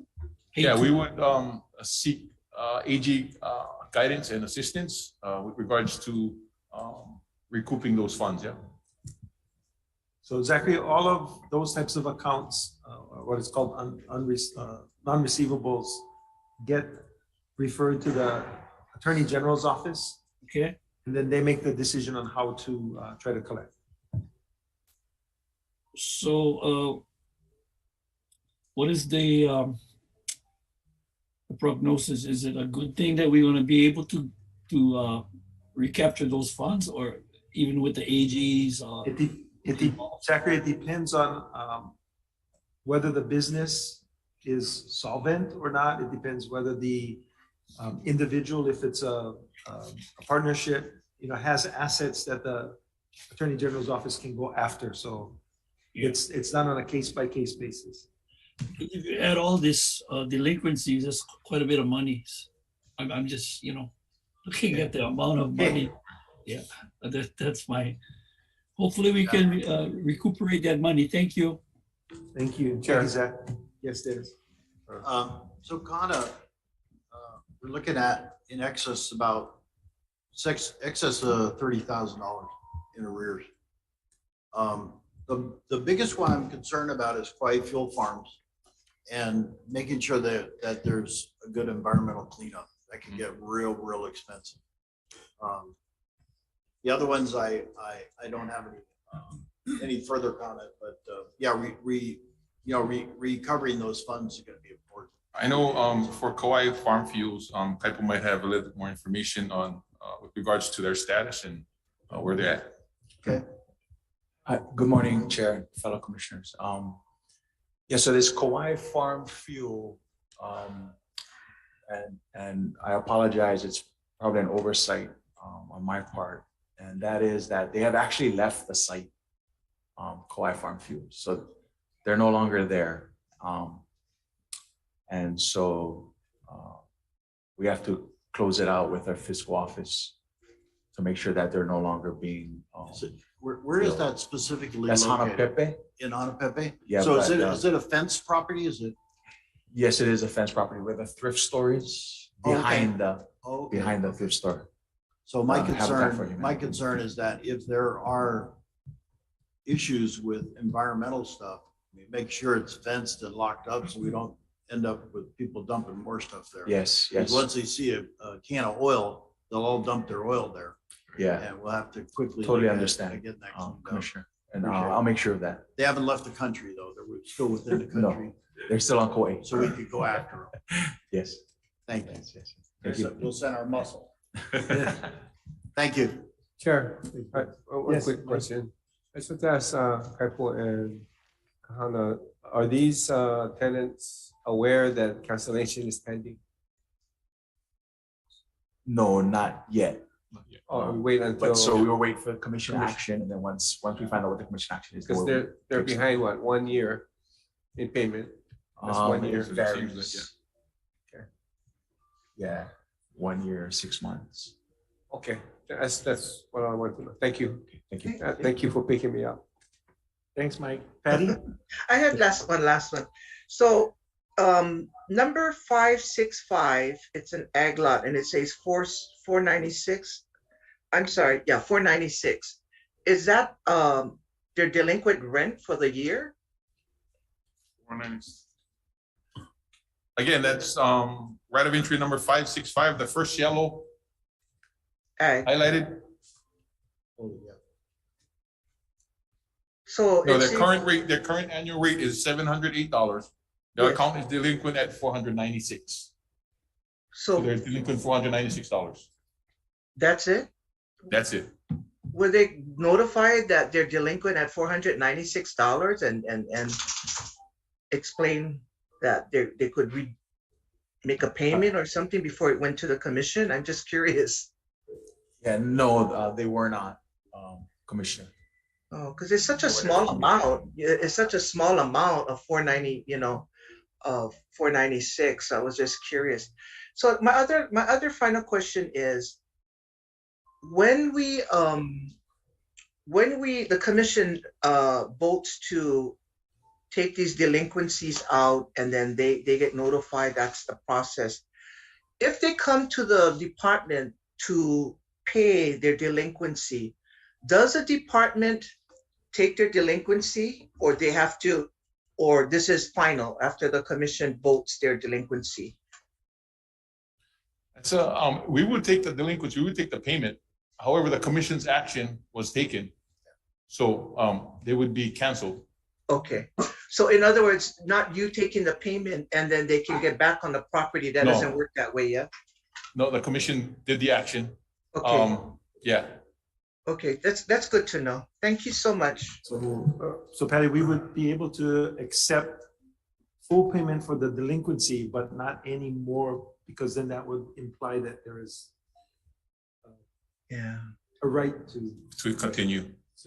Dennis? So, yeah, so I just want a clarification. Not only are we, we're looking at these being delinquent, we are canceling their Correct. right of entry. Yes. Yeah. Yes. Oh, okay, very good, thank you. So I mean, just to note, as I had mentioned in, under my recommended motion and action, item A, renew all Kauai right of entry permits not highlighted in yellow. Okay, Yes. very good, thank you. Are you, one more quick question, Chair Russell, Yes. for gentlemen. So I cannot tell if any of the yellow highlighted is also beneficiary or not. I mean, I see the grays, but I mean, are any of the 5 beneficiaries? Okay, Pep was mentioning that the first one, 565, is a beneficiary. The others are not. Kauai Farm Fuels, Pauly Saki, Wallace Reading, no, and George Reporting. Okay. Just the first one. Just the first one, Angelina Cole. Russell? So Kahana, so your submittal, as I read it, you're asking us to renew a certain amount of these Correct. dispositions. The ones that are highlighted in yellow, you're asking us not to renew. Correct. Those. But that's different than getting our approval to terminate those dispositions. I think what that means, the way I would see it is that means for you, those are gonna expire in their normal course because they're all year to year. Is that? Yes, correct. So, and then you go through the normal process to let them know, hey, you guys are delinquent. Yep. Your lease hasn't been renewed. You have to come current. And then if they try and come current and wanna renew the lease at that point, wouldn't you come back to us? Yes, we would. Or if not, then I think as one of the D items, right, we approve cancellations of leases. Is that right? As part of that consent? Yes, so I think the process would be, the lessee, in this case, the revocable permitting would be canceled. And if they, at the same time, if they made themselves whole, then they would be able to come to the commission and ask for a rescission Okay. of the action. But we're not approving the rescission, right? Because I don't think you asked for that in your submittal. I think you just asked for the renewal of renewals. the, yes, yeah. So if it terminated, so basically it'd be like asking for a new revocable permit. So beginning September 1st, if I may, would be the new period for these Kauai right of entries. They wouldn't be able to continue after September 1st. Well, so let me ask our counsel. So should we, if we're going to proceed and be deemed to have been approving, cancellation, should we verbally amend the submittal to include that we are approving the cancellation or the rescission of those dispositions that are in default right now? Or is the current, this form of request enough? Can't hear. So these are right of entry / revocable permits. So the applicable statute is chapter 17155, and I'm paraphrasing, but basically what that statute says is that there are month-to-month leases which can be granted up to a year and they have to be renewed. So basically, if the action is, And I have the authority Yeah. listed on page 3. so if the action is to renew everything except for these, then basically it lapses by law, right? All the Okay. delinquent ones lapse by law. So it's not a rescission. There's just no longer any authority. The commission did not grant its authority to continue the ROE for another month-to-month basis up to a year.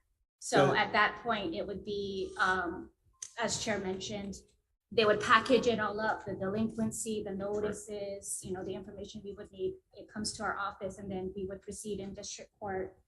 And it would basically be that these people have no right to be there anymore. So the submittal as written is good, is what you're saying. Yeah. Thank you. Thank you, Russell. One more question, Chair. So once this is approved, now you give them notice? Correct. 30 days, 60 days? 30 days. 30-day notice, okay. Thank you. I had one last one. And so my question is on the Kauai Farm Fuels.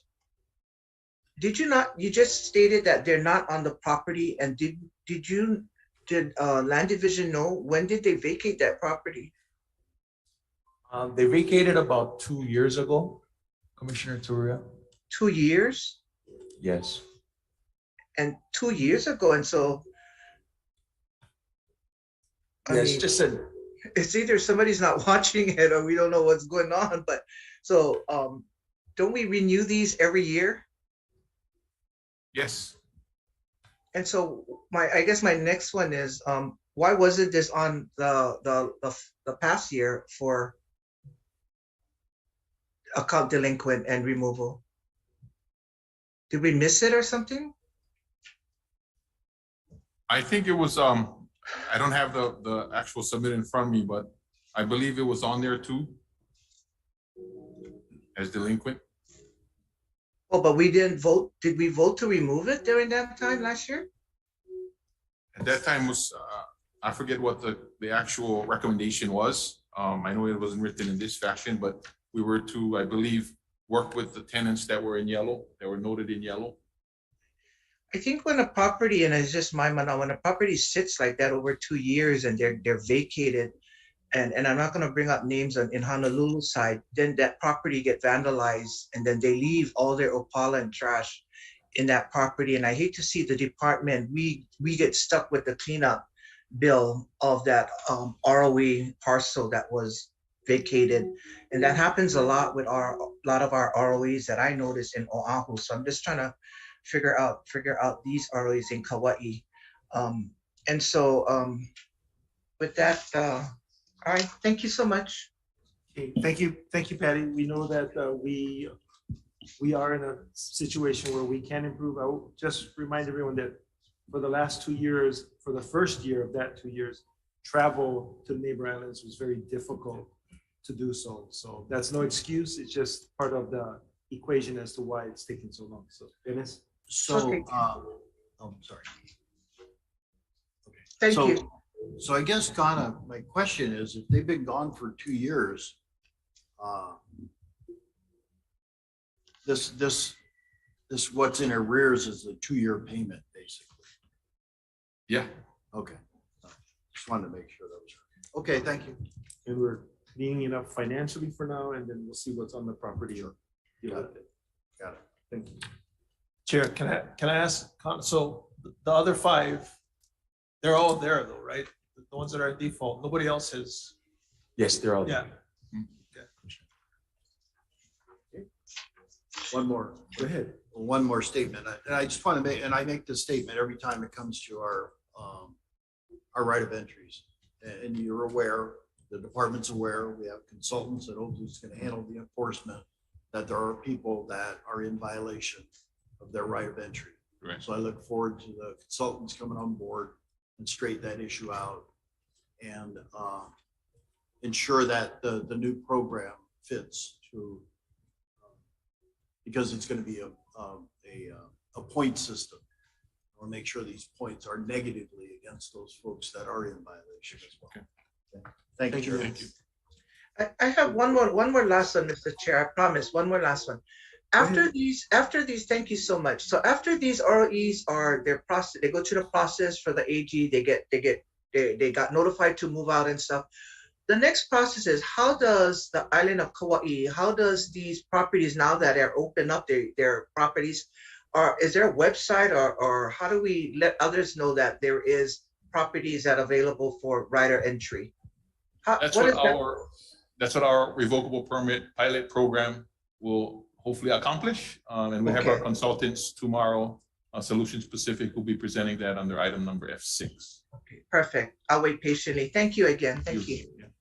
Okay, looking left and looking right. If there are no further questions, I'll ask for a vote. All those in favor say aye. Aye. Anyone opposed? Okay, seeing none, motion carries. F2. Can item number F2, I'll turn it over to Kaipo for this presentation. Aloha. I have Uncle Bole Aki and his daughter Tina Aki here. Could you please come up?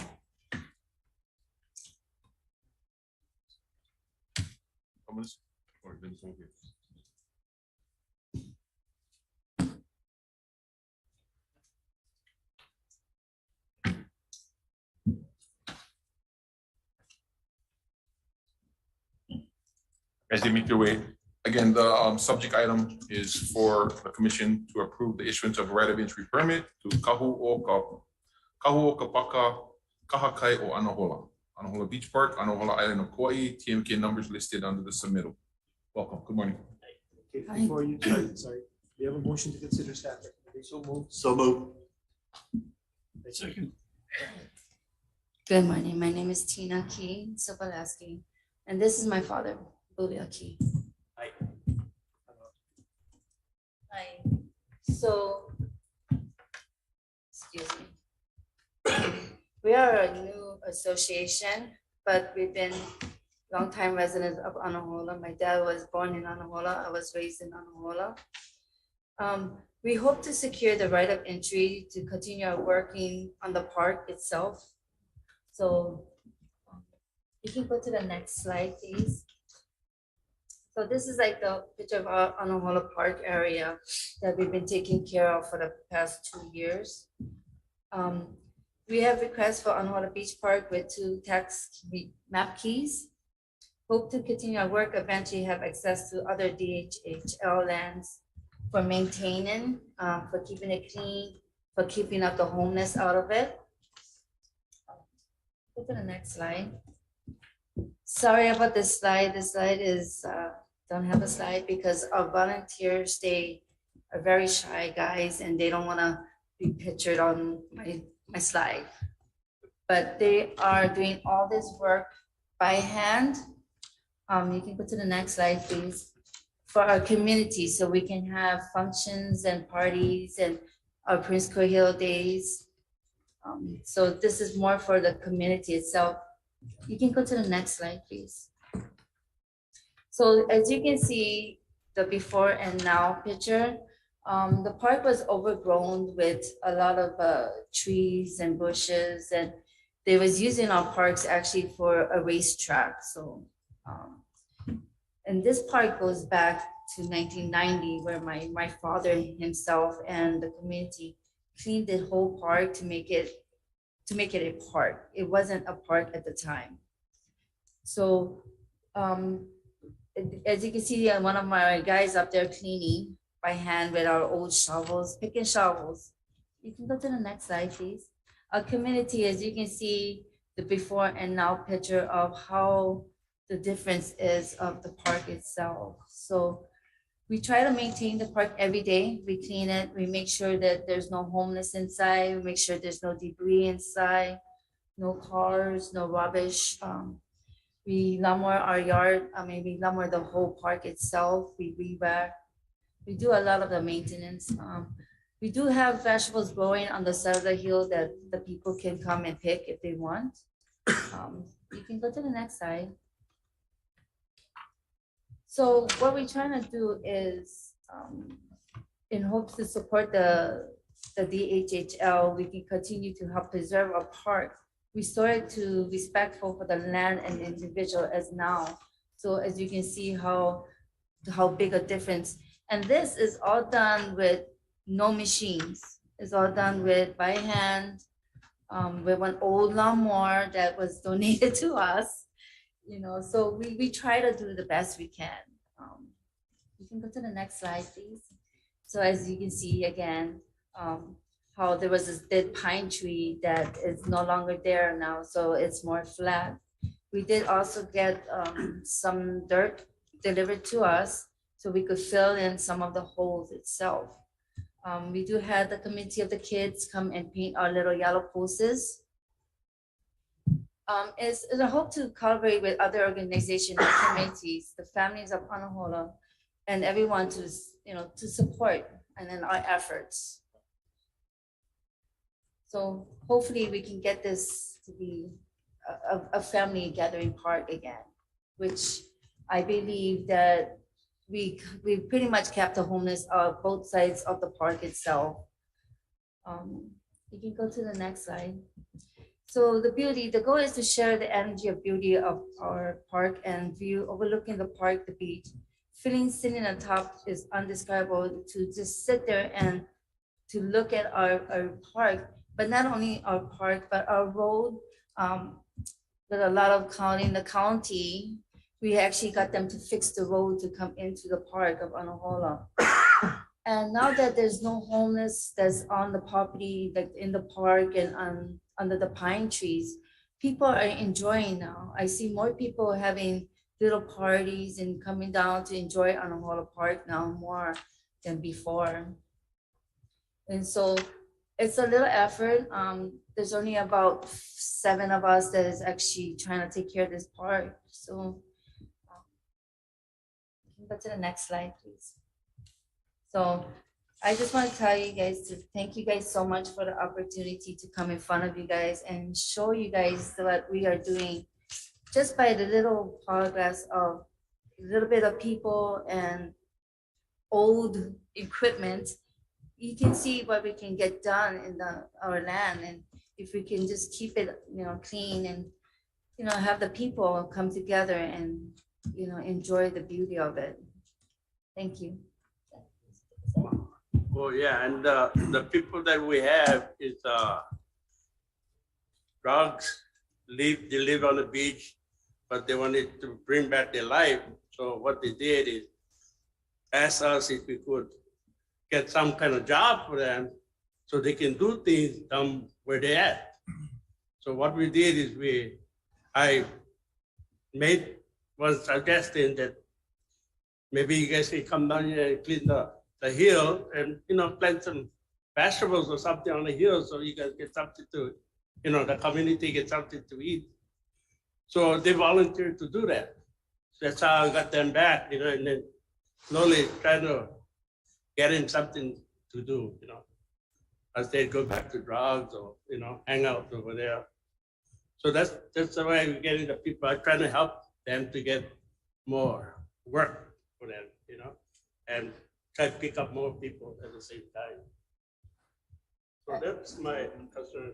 So I think what our goal is not just the park, but is to get the younger people involved, getting them back and showing them that, hey, look what you guys do. You can accomplish something, even though you're on drugs or you're homeless, but come and do something and, you can help you change your life. And that's what we're trying to do. It's not just changing our community, but our younger people's view of the property, of the land, the Aina, coming together as one. Thank you. Questions, commissioners? I have, Dennis? First of all, Uncle, we have not met.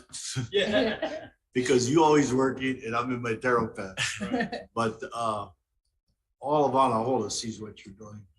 Excellent, excellent. And to keep the homeless out of everybody's houses, and trying to keep them out of drugs. But what you do down there, and for the rest of the commissioners, this is an area that all the community uses for all their parties, Prince Cuyo Day and all this stuff. My question is, has the department been funding any of your process?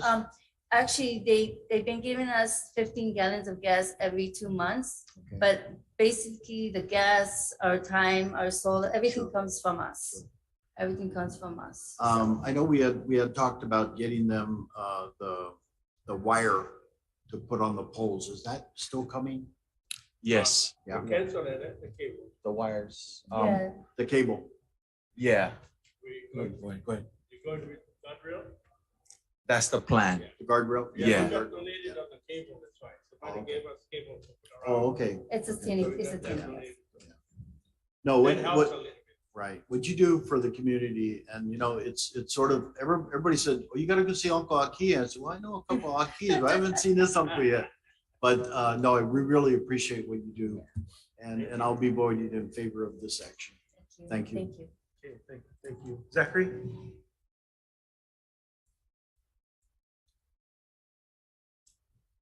Yeah, you muted, Zach. Yeah, okay. Thank you, Chair. Aloha, Aki Ohana, how you folks doing? I'm Commissioner Helm from the island of Molokai, and 103 acres of parkland is pretty big, you know? And I see the work you folks have done before and now what it looks like. It's amazing the progress that you folks had and the work you folks have put in. And we have a similar park on Molokai that we have not decided as to how it will be maintained. It's not as big as your park, but it'll be well utilized for our community. But you know, this is an unreal example of our beneficiaries that are as much as dedicated as you both and your ohana. We'd like to see that on Molokai as well. So how often do you folks go out? Like say, for example, for each week, is that every day you guys go out there? Yes, every day we're down there. Every day the boys are down there. We're down there every single day, you know, and we talk to some of the younger people, you know, we talk to our community, but basically we're there every single day. And I'm not talking like, oh, 1 hour, 2 hours. We're there like to morning to night. We're always down there. And it makes it easier for us because we live right on the top of the hill. So we're always driving down, we're always there, you know. But I think if you can get your community to get involved, especially the ones that is kind of like on the homeless side and really have all this time and not sure what to do with the time, that's the people that we get to come in and help. And once they see somebody doing something, more people come and help. So once in a while you see 1 or 2 people that come once in a while, they'll come and they're like, here's a shovel or here's a rake, you know, you want to talk story, you want to vala out, well, you can wake up while you talking, so. So, you know, that's just one of the reasons how we get them to come down there, so. So Tina, what are the amenities are at the park? Do you have running water for the? We do have a water system that we actually asked Kaipo to shut off because the water bill was getting too high and we're not sure where the water leak was in the park. There is, on this small park, there's no bathroom, but there's a road that goes between the county park and our park. Mm-hmm. And so there's a bathroom and there's a shower on the county side. But in our 5-year plan, hopefully, we can build a nice pavilion. Sorry. In our 5-year plan, we're hoping to build a nice pavilion for when they have parties and they have gatherings where there is bathroom and access for wheelchairs, you know, handicap access. So that's the 5-year plan, is to actually build a nice facility so people can really have their parties and they don't have to walk across. The kids don't have to walk across the road to go to the bathroom. So that's what we're trying to aim for. Well, thank you so much for your hard work. You know, you're a very good role model for our beneficiaries. Thank you so much, and I'll be supporting your. Thank you, Zach. Any other commissioners, questions? Oh, Randy. Just a comment.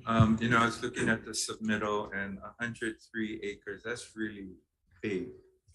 Yes. And when I look at the photos you've provided, it's really impressive what you've been able to do. And I heard you, as you were talking, I was trying to think, what is your labor pool?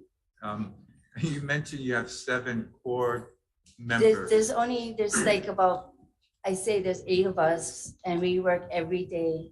Every day we're down there, we're working. And these guys, they're homeless, they don't have jobs, but they are so committed to our Anahola that we work every day. we try to do our best. Sometimes we have outside help come in, but BOSI is just, that's all we have is just like only us. Yeah, there's about 8 of us.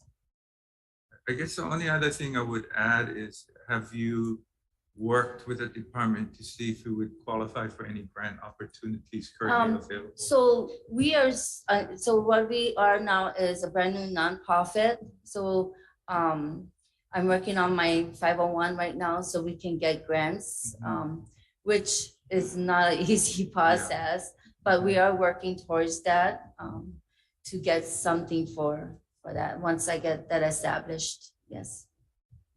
Thank you for your work. Very, very impressive. Mahalo. Thank you. Thank you. Any other questions? Yeah, go ahead, Mike. I was just curious, does the department have folks that help our beneficiaries with establishing nonprofits? We have Gigi, who monitors or manages the grant program that leads to capacity building, but they have to apply first. Thank you. All I can say is awesome job what you guys. Thank have you. done. Thank you. Really shows what love of the AINA can do.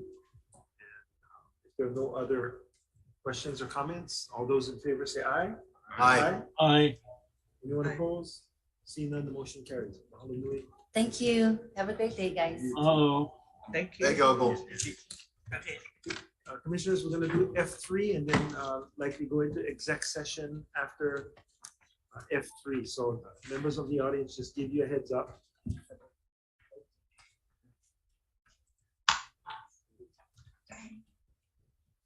Okay, Commissioners, item number F3, LMD is seeking approval to extension of lease terms scheduled to expire on October 20, 2022 for various general leases and authorization to issue. Closer to the mic. To issue a request for proposal to redevelop and mitigate drainage in portions of Moanalua Kai, Mapudunpuna, Shasta Flats, Island of Oahu, various TMKs. Just a reminder, this was one of the presentations that we had presented last month, both Joby and I. We have a motion to consider staff recommendation. So move. Second. See? Okay, so that the Hawaiian Homes Commission approve and grant consent to a two-part motion. A 10-year extension of lease term and modified fixed rental period for each of the respective general leases identified in the list attached here to as Exhibit A. So there's 11 of them, which general leases are currently scheduled to expire on October 9, 2022, as authorized under 171-36D and C.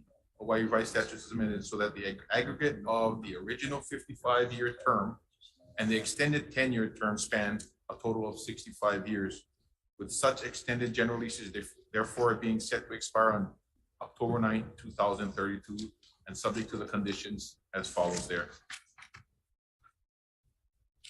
Second part, B, is the preparation and issuance of a request for proposal, RFP, for a developer agreement and land disposition for the parcels identified in the list attached here to as Exhibit B.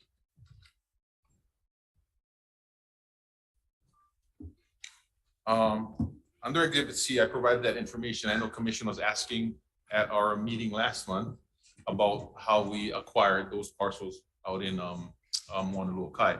So Exhibit C shows you the land deed and how that land became under Hawaiian Homelands. Yeah. Without having to read through this, I need my other glasses, like magnifying glass. I stated specific, I mean, briefly on page 3. Yeah. First paragraph.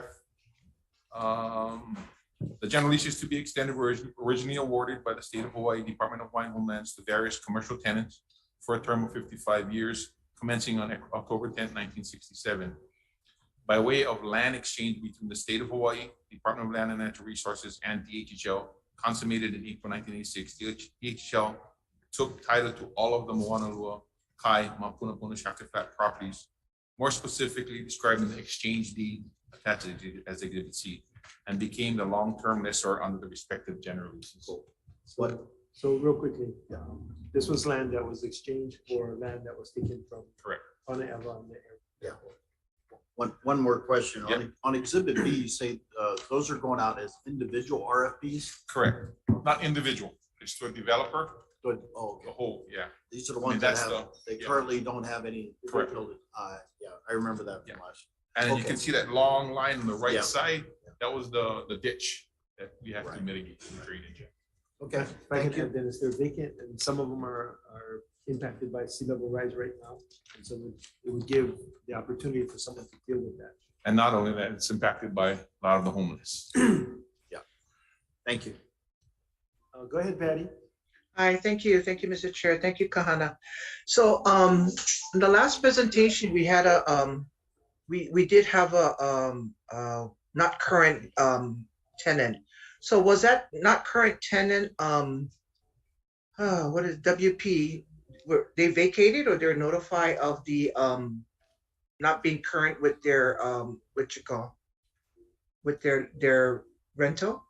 No, they'll be notified. They are, delinquent, and of course, their lease expires October 9th, 2022. Oh, okay. So, yeah. And so we're going for 10 years because I guess most of these general leases they already had the 55 years. So with the 10 years, it's they reach to the 65-year general lease limit. Is that correct? Correct, pursuant to 17136 B and C HRS. I see. Okay, great. Thank you. Thank you. Thank you, Patty. Any other questions, commissioners? I do, Chair. Yes. So, Khan, I'm looking at Exhibit A with the list and the schematic. Yep. So, on the list, leases 9 and 10. Correct. Lease Properties Limited.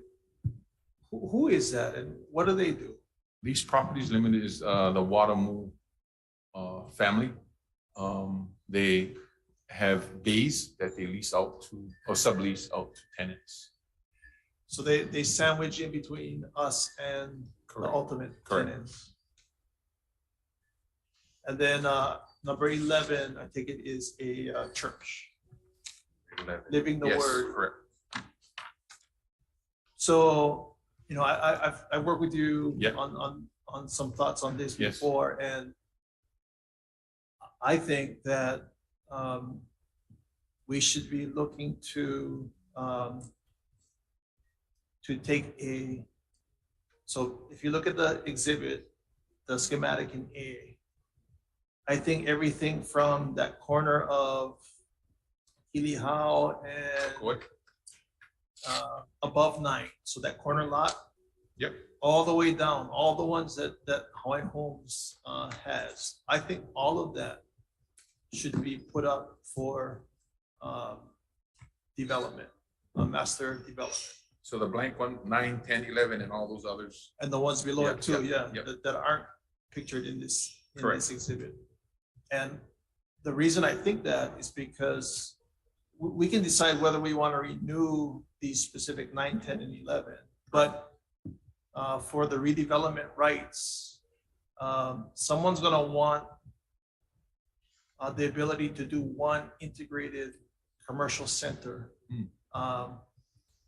And if you go to your exhibit B, if we're just giving them, you know, pieces, I think see it what you're loses the luster, Right. for the developer. So I think what you do is you go from that corner lot all the way down. In some cases, if we're going to renew, they're taking subject to those leases.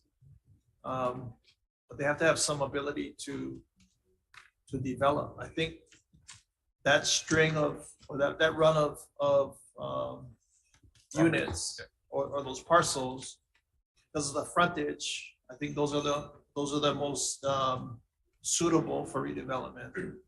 Those are also the ones that need most of the remediation from the periodic flooding that happens.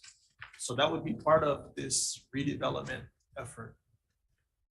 So in my thinking, if those are the ones we designate for this master redevelopment, Then all the other ones, you know, basically along Kauai, with the exception of that one corner lot above 9. Yeah. So this is the ones that we were saying, there's some good credit tenants in those premises that we want to continue to generate lease. Those are the ones that I think we want to most aggressively go after for renewals at this point, if they're in place, because we want to keep that income, because this project in general is designated to develop income. So So just so I understand, Commissioner, numbers 1, 2, 3, 4, 5, 6, 7, 8 is the ones that the credible Again, tenants that we want to. Oh, So 1, No. 2, and then there's There's two two that of are, those, yes, yeah. correct. I'm guessing those are vacant, or those are, Parcel number 10 is the vacant one. Number 11 is the one that has Pacific Transfer, who has that long-term lease. so I'm saying on this Exhibit A schematic, everything from what's numbered 1 all the way to what's numbered 4, including the 2 that aren't colored green. And then on the other side, everything from 5 coming back all the way to 8. Yeah, okay. Those are the ones that I would be looking to, if they're vacant, we should get them out. We should get them leased. If they're good credit tenants in those parcels, we should be renewing or extending, you know, pursuant to the authorization that you mentioned. All the rest, you know, we can consider whether we want to renew those tenants, but that would be the run that I would seek to, you know, put together an RFP for redevelopment. Or in the alternative, if I could suggest, just those tenants that are paying good, just keep them on an ROE until such time that the developer that's going to, we'll put it out, but so they can remain there and continue to pay us till the master developer comes in on that. Right. Okay. Or, you know, we have a couple of vacant lots, maybe you relocate, you know, if those guys are good. You know, like it looks like Living the Word is a good tenant, they're a good user for that area. Maybe we can relocate them to one of the vacant lots or whatever. But yeah, the idea would be that, but the redevelopment would be that string all the way from the corner all the way down. Then it's more attractive. Yeah, it's much more attractive. Okay, any comments, questions from other commissioners? Can you, Russell, can you explain that again, Russell? On what was your proposal of not renewing all these leases that in front of us, but to keep future lots for redevelopment? What? So the concept was a certain portion of these lots we would offer up for redevelopment. And I'm suggesting that the ones that we should offer up for redevelopment are the ones along Healy House Street, I think so, yeah? Yeah. With the exception of 1 and 2, 1, which is U-Haul, right? Right. Yeah. So, but that block of parcels are the ones that we would seek redevelopment of. Everything else, we should be trying to keep those good paying tenants that are in those parcels. We should extend them to keep that income generation going. Thank you very much. Yeah. If I may suggest, just to make things simpler, that the motion be amended to allow for, I'm gonna come back to you, just to allow for the chair to figure out what that configuration is with the help of Commissioner Ho, to maximize the revenue stream and the appropriate development. Or the help of all the commissioners. Hey, but you suggested it. No, actually, that's a very good suggestion, because when a developer comes in, they're gonna wanna have, they're not gonna wanna be matching all over the place. And then, so thank you, Chair. And then, you know, I'd like to think, I don't know, Lease Properties Limited, it sounds like the Wanamo folks, they're a good tenant because I'm guessing they're current, because you were offering it up for renewal. But the nature of their use, where they take the bigger and then they carve it up into smaller pieces. We don't have any. We don't know if they're leasing to beneficiary companies. We don't know what kind of lease rents they're charging. No. And I wouldn't want to get into their, that kuleana, except that that's the kind of use that we should be encouraging, be made available to our beneficiaries. If they have commercial interests, that maybe they could take down a smaller sublease, if you will, of a bay or two for their businesses. So, I hate, I'm not trying to denigrate Guatemala and these folks, but that might be an opportunity for us to recapture some of this use and put it more to beneficiaries too. Mike? Thank you, Chair. I just wanted to just add on, because I know we had this discussion last time we talked about the land transition, and I was asking about if the Paneava folks had any benefits or anything, but I was looking at Exhibit C, and in appraisals were done in 1983. They were both 17 million, so right. The swap was 17 million Mapuna Puna and then Paneava. So it helps understand. So thank you. Thank you. We do have one public testifier. So Jared Wadamo, please unmute. Good morning, or actually, good afternoon, Chair Isla and Commissioners. You have my testimony on file, which we submitted this weekend. We look forward to working with the staff regarding the properties at Moanalua Kai, and I've made myself available here to answer any questions any of the commissioners may have, and just want to thank you all for the opportunity to provide this testimony. Thank you, Jared. I'll open up for questions. I have a question. Hey, Jared, this is Commissioner Russell Kaupu. I was asking questions about you folks. Where's his testimony first? I don't have it. So Jared, under your current lease from the department, is there a reporting requirement for you guys? Do you guys report back like your tenant lineup or any kind of your revenue from that? I do not believe there's a requirement in our current lease to provide any of that. But to answer one of your questions from earlier, I do know of at least one of our businesses that we lease to in a sublease is a beneficiary. Okay. So a commitment school grad and a beneficiary. So I can look into that more to really try to determine how many we do have to answer that question for you fully. Okay. Thank you. And I would just remind commissioners that most, if not all, of these lessees were handed over to us at the time with the land. Yeah, we're supposed to honor the lease for now. So that's a condition on which we find ourselves here today in the request for an extension.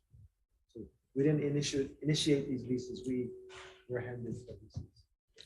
One more question, if I may. Jared, being in the industry, my thought about that block of parcels that I think would be suitable for redevelopment as one integrated commercial/industrial center. What do you think about that? Do you agree? Do you? And I know it might be difficult because you have space in that block that might be redeveloped, but do you have an opinion on that? Well, with the current lack of industrial land available to the businesses here on the island, I don't think it would make sense to try to move the use out of industrial. And but the real issue is until the fish stop swimming into the driveway when the water level's up, like I don't see any like real investment in the area until that problem is solved, just in my humble opinion. and our tenants deal with it because they've been there for generations and they understand what it is. It's just until the, I don't know if you've been on that road when the water level's high, there's actually fish in our driveway. So there's, it's a problem that needs to be solved, and it's something that, will affect, the Hawaiian Homes holdings long after our lease is expired. And then Kahana, the proposal is as part of that redevelopment that the developer address some of those issues regarding drainage. I'm asking, not telling. Your proposal included some mitigation. Correct. Obligation. Yes. Okay. Thank you, Jared. Thank you. Jared, it sounds like we should charge more because you have the opportunity to fish right from the frontage. Right? Thank you for your testimony. I'm just going to turn to Joby real fast. Is there anything that you need to add, Joby? No, Chair. Just to get clarification as to how you want to amend the motion, and I don't know if that's something we can discuss on break and then come back to, just so the language is solid. But I understand that that's what you were discussing was to, and Leah, correct me if I'm wrong, I don't think there was an actual move in second, so we may be able to just amend it as a recommended motion without having to. Sorry, Joby, there was a motion and a second. So Okay, my apologies. We could work on the wording and then come back after lunch. Add a friendly amendment, Joby. Yes, yes. So it's fine. Okay, we'll stop here, defer to after exec session and lunch. Possibly come back with some wording for amendment. Okay. Okay, thank you, Kahana. Thank you. I entertain a motion to go into executive session. Thank you, Kahana. And So move. Second. Move that. Can we 5-minute break.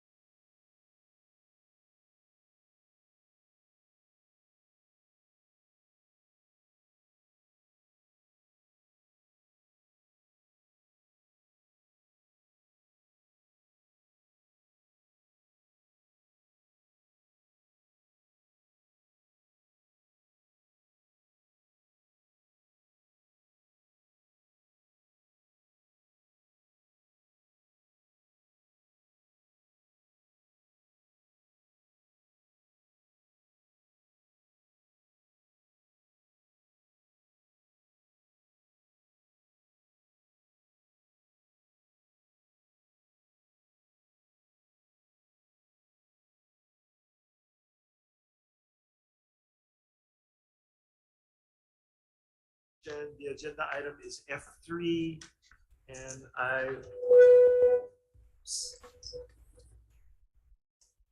we came up with an amendment to the recommended motion. We're going to remove the existing section B and replace it with the language that you can see on the screen, that the chairman of the Hawaiian Homes Commission is authorized to not extend one or more general leases identified in Exhibit A if the benefit to the trust from the redevelopment of the lease parcel or parcels outweigh the benefit of the existing lease. And so that will give us the flexibility to handle the various situations that exist there now with an eye towards responsible and reasonable development if a number of conditions occur and the flexibility to deal with those conditions. Okay, so we will need the seconder and the maker of the motion to allow for. Chair, I'll move. I'll second. Okay, we move then second, so we'll vote on the amendment first. Right. Okay, all those in favor of approving the amendment, say aye. Aye. Aye. Any opposed? Okay, seeing none, the amendment passes. Now we'll go back to the original we'll go back to the amended motion for approval. All those in favor say aye. Aye. Aye. Anyone opposed? Seeing none. Okay, motion carries. F3 carries with the amended. Thank you. Chair, just to clarify, so we're adding the amendment as like a additional condition under B? We're removing the current sentence in B and replacing it with the amended language. So are you removing the entire, so B as in the preparation and issuance of a request for proposal? Yes, because I believe the language, the amended language allows for that.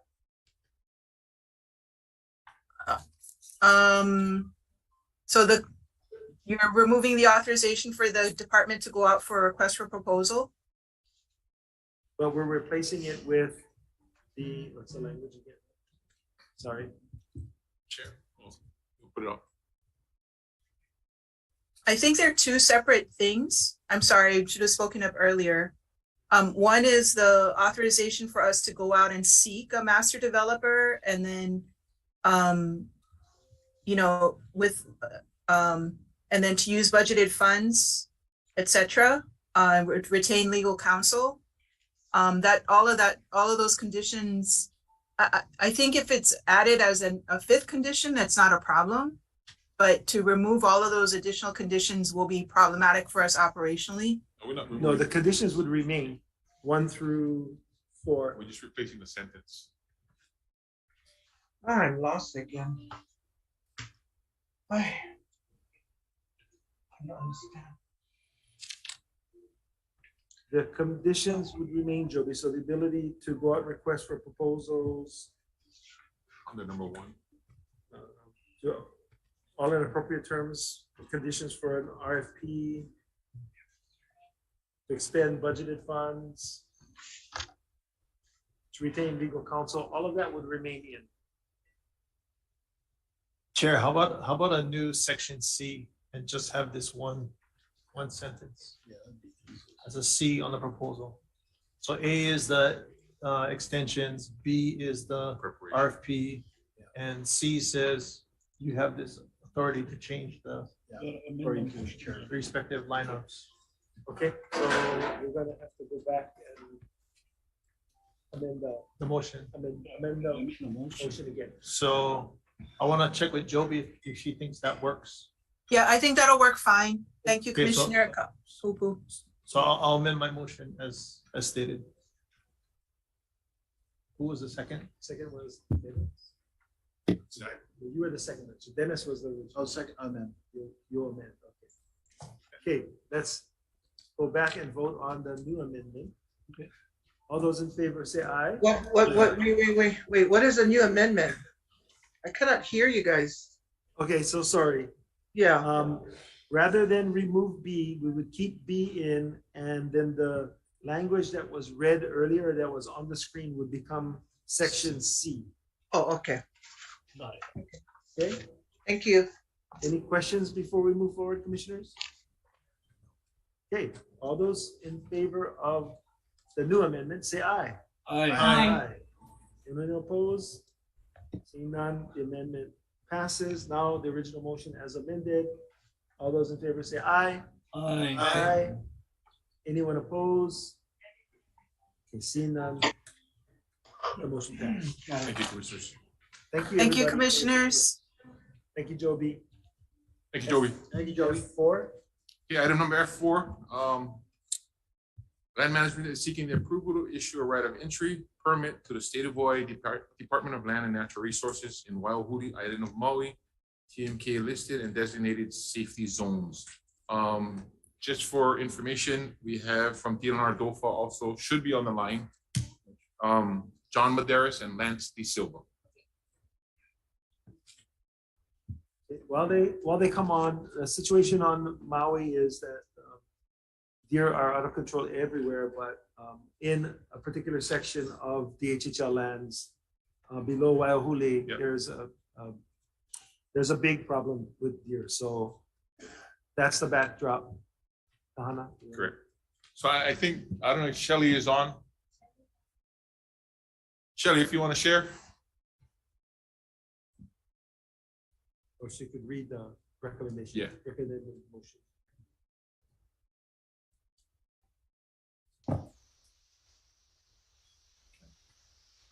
There she is. Hi, aloha commissioners, chair. Sorry, I have to turn off my live feed. Just trying to get that page up. Oh, man. Okay. Okay, I got it off. Yeah, so in response to the governor's emergency proclamation, as well as for the axis deer and the damage that it's causing in County of Maui, DLNR has began dialogue with DHHO about a wildlife control program for emergency management and control of axis deer population on Hawaiian homelands in Waiahuli. It's a large tract of land that was previously under ROE to Sakugawa. So basically what they're looking at is implementing a hunting program that's administered by DLNR. So we're currently working on a MOU. It's the MOU that's attached to the submittal is in draft format and subject to further review. So the MOU details procedures, roles, and responsibilities for each entity. And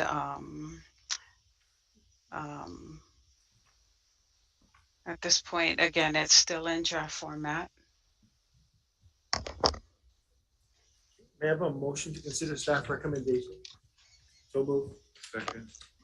So there's two things in this submittal, right? A right of entry and a memorandum of understanding. And I just want to point out that there is one inconsistency in the memorandum of understanding with the ROE. So I would, and it's a draft MOU. So the condition in the MOU is that as far as the termination date, this agreement for this project under the MOU is effective according to the commencement date indicated above. This MOU will remain in effect for up to 1 year and upon commencement date and shall end upon the termination date indicated on any effective government emergencies proclamation, whereas the ROE says not to exceed 12 months. So I would ask that you give me the authority to amend the drafted MOU so that it's consistent 12 months after the effective date, unless we choose to renew it, and not tie it to the emergency proclamation. The department and the The department does not have the authority to authorize the hunting of deer. The department has the authority to work with DLNR because they're the authority that has responsibility for game management. And what we're seeking in the ROE and in the MOU is the ability to partner with them and give them authority on our land to institute a deer reduction program. Not technically hunting, and if we find out in the future that we need to do, and I'll leave it to the DLNR folks, if we need to do some additional agreement with them, such as a nuisance permit, then the flexibility in the MOU and the ROE gives me the ability to do so. So can we'll provide the opportunity for someone from DLNR? Is it Lance?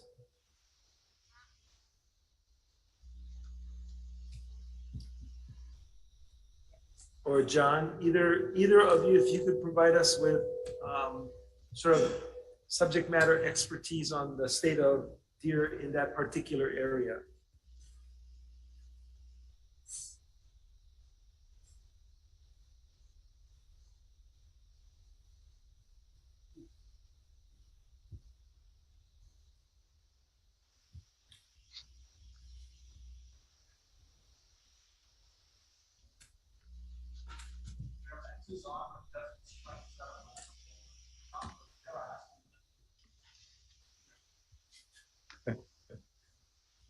Technology, you gotta love it, right?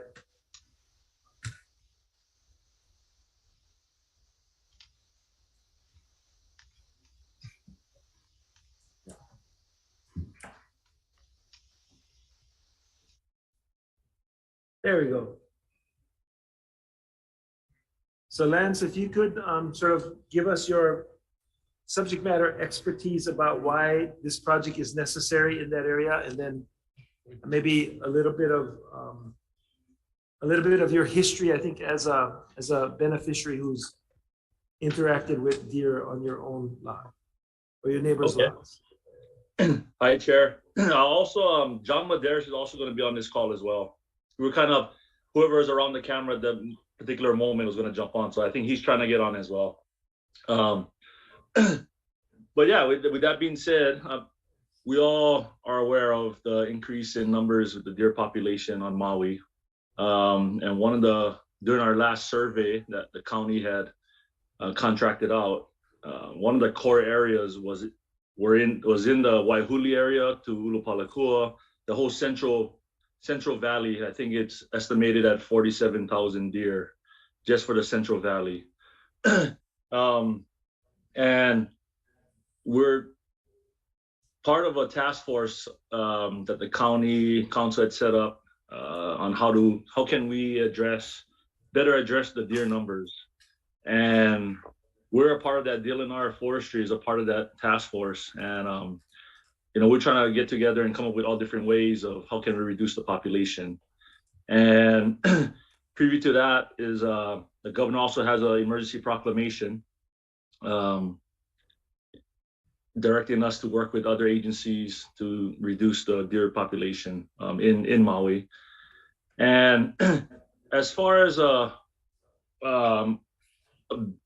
resident of Waihuli, I have deer in back of my yard on a nightly basis.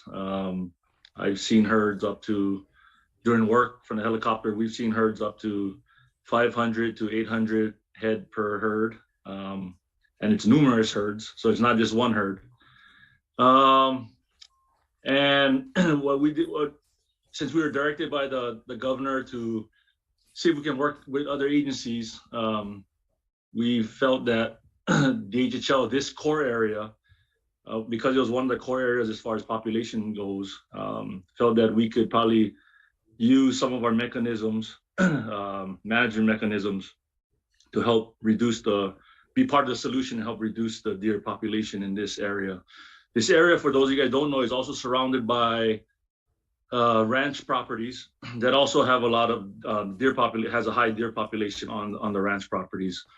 And they're doing they have their efforts in reducing deer populations as well. So the only place that sort of sat in the middle of this core area was this Hawaiian Homes Waihuli Keokea unit, approximately 4,000 or 5,000 acres. And that's kind of what we want to address at first, was just to propose, a mechanism that can be used to control the population in this unit.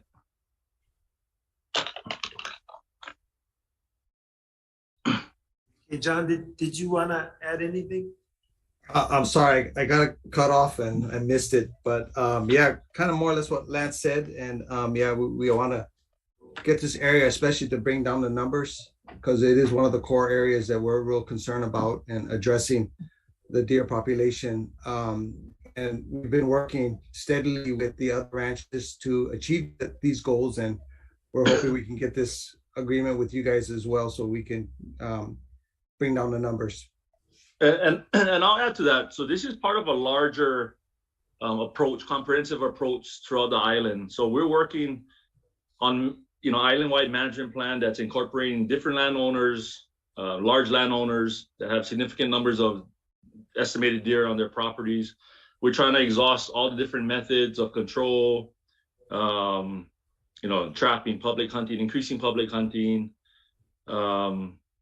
and fencing along the lines of fencing as well. So it's coming from all different angles. We have fencing projects coming up. Private landowners have put up fencing to kind of break the migration of herd from one spot on Central Maui to the northern side of Central Maui. So there's numerous things going on simultaneously as this is proposed, and this is just another component to the larger approach. Thank you, Lance. So basically, you folks are going to run a program to reduce the number of deer in the area, whereby every week you're going to take reservations. Beneficiaries living on Maui get the first opportunity to do reservations, and then after that, it would be opened up to other beneficiaries and non-beneficiaries at that point. Correct. Yes.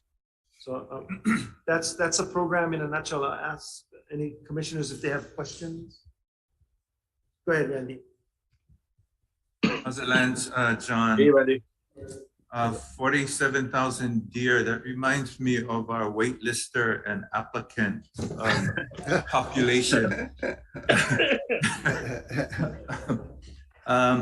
So I see here the right of entry. I see the conditions under which, through the emergency proclamation, why we are justified in moving forward. What I don't have in front of me is what the actual MOU will look like. Is that something that, the MOU that tells us how the action is going to be implemented? I'm being handed something now, but it's in there. It should be in there. Okay. It should be attached to the C. It's in C? Yeah, it's in C. Sorry, the font is small. You got it? Wait, kind of small. Let me put on my glasses. Hold on. Sorry about that, Commissioner. Just to minimize the paper. Yeah. Oh, I see. Kalamai. I see it now. I'll go through it. Thank you.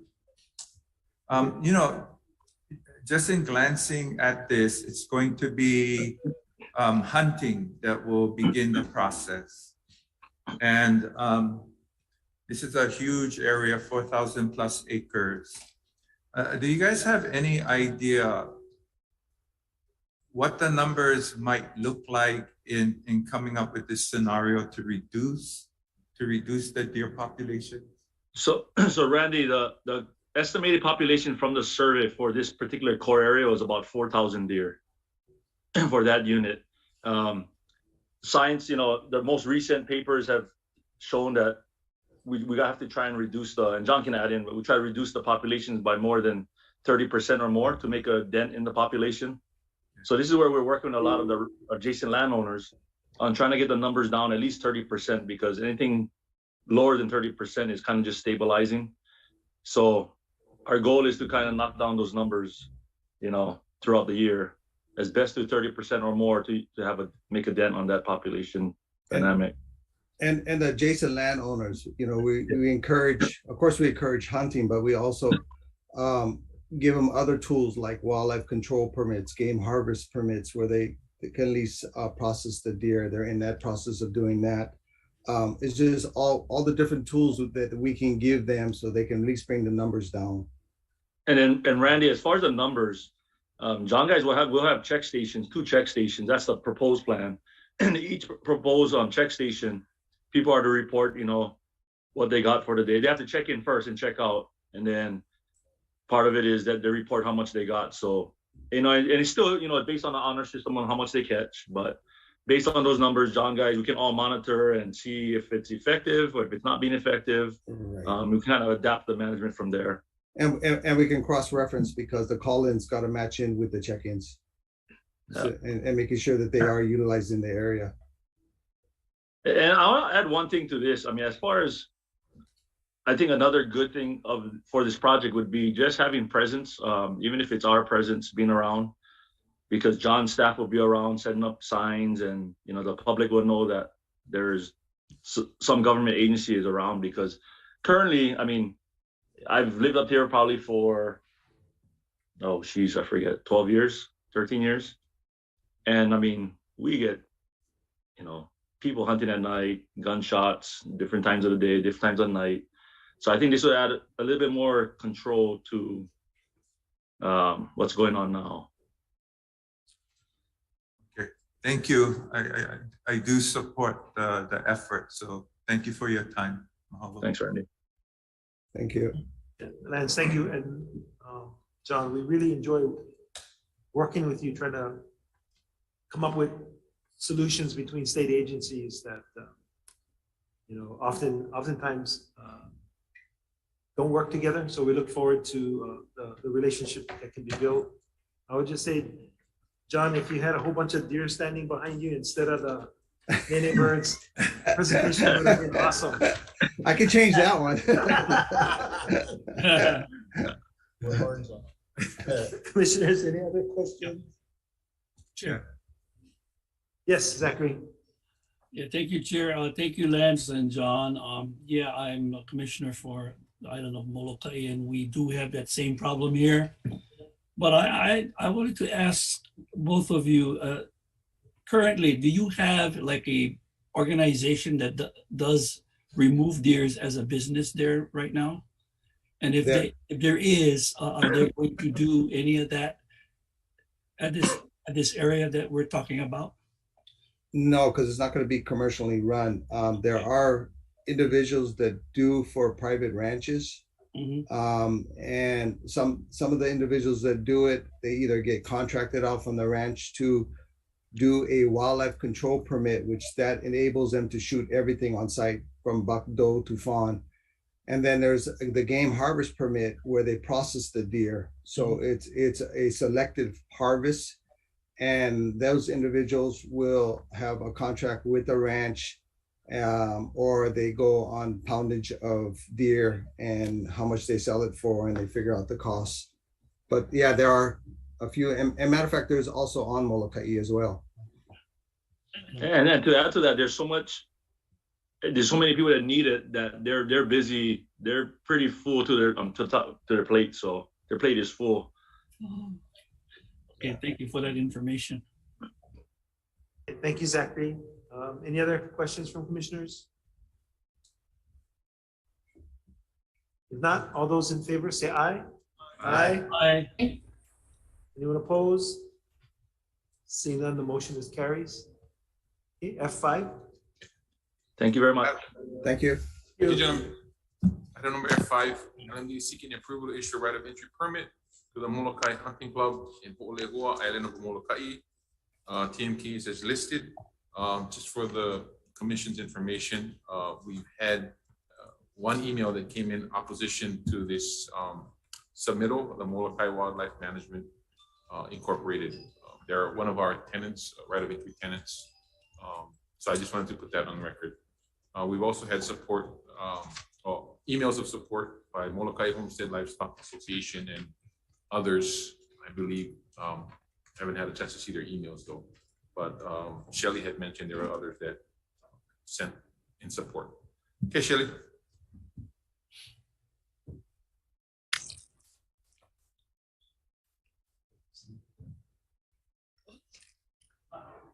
Shelley, you're on mute.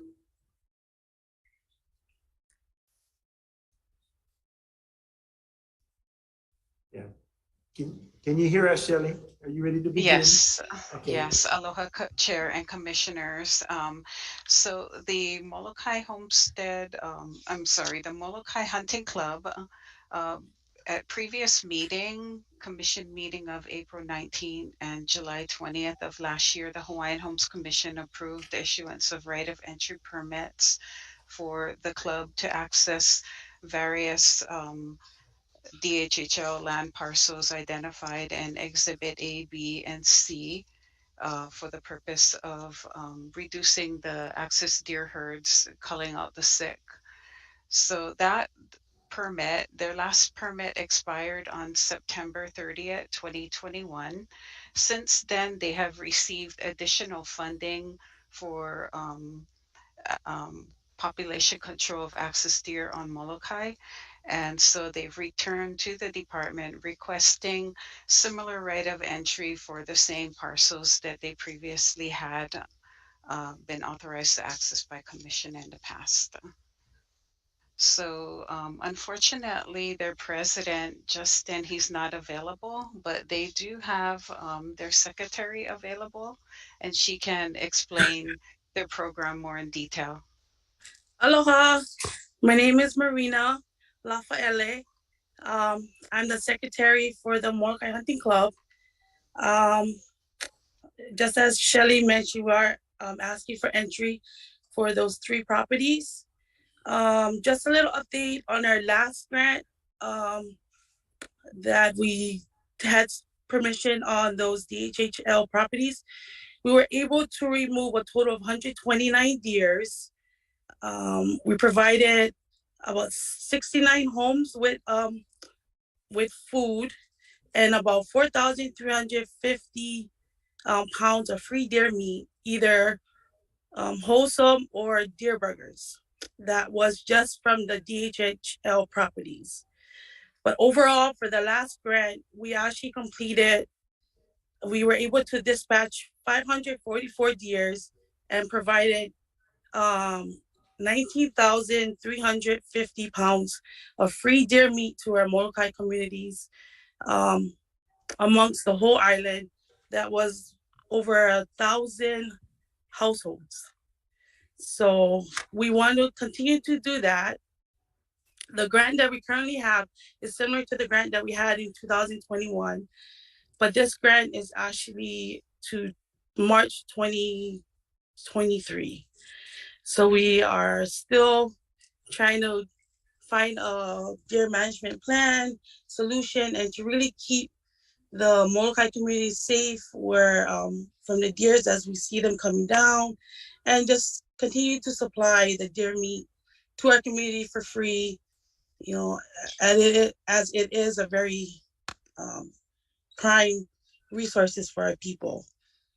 So we're hoping that we will get access to these properties, and we hope to continue to just serve our community. If you have any questions. Thank you. Commissioners, questions? Go ahead, Zach. Thank you, Chair. Thank you, Marina. Thank you for the written testimonies that we received this morning in support of the controlling of the deer population. Just wanted to kind of share with you, you know, the population of Molokai is approximately 8,000. Yes. 8,000 people. Now, you go figure now, 8,000 people with 30,000 deers it's kind of telling you, you know, the deer population is extremely overpopulated. You know, I know the majority of the people support this program because it's not only controlling the deer, but it's benefiting our community. So, you know, by the way, you know, all of the, like Marino was saying, that all of the deers that they removed from the Hawaiian homelands goes right back to the beneficiaries.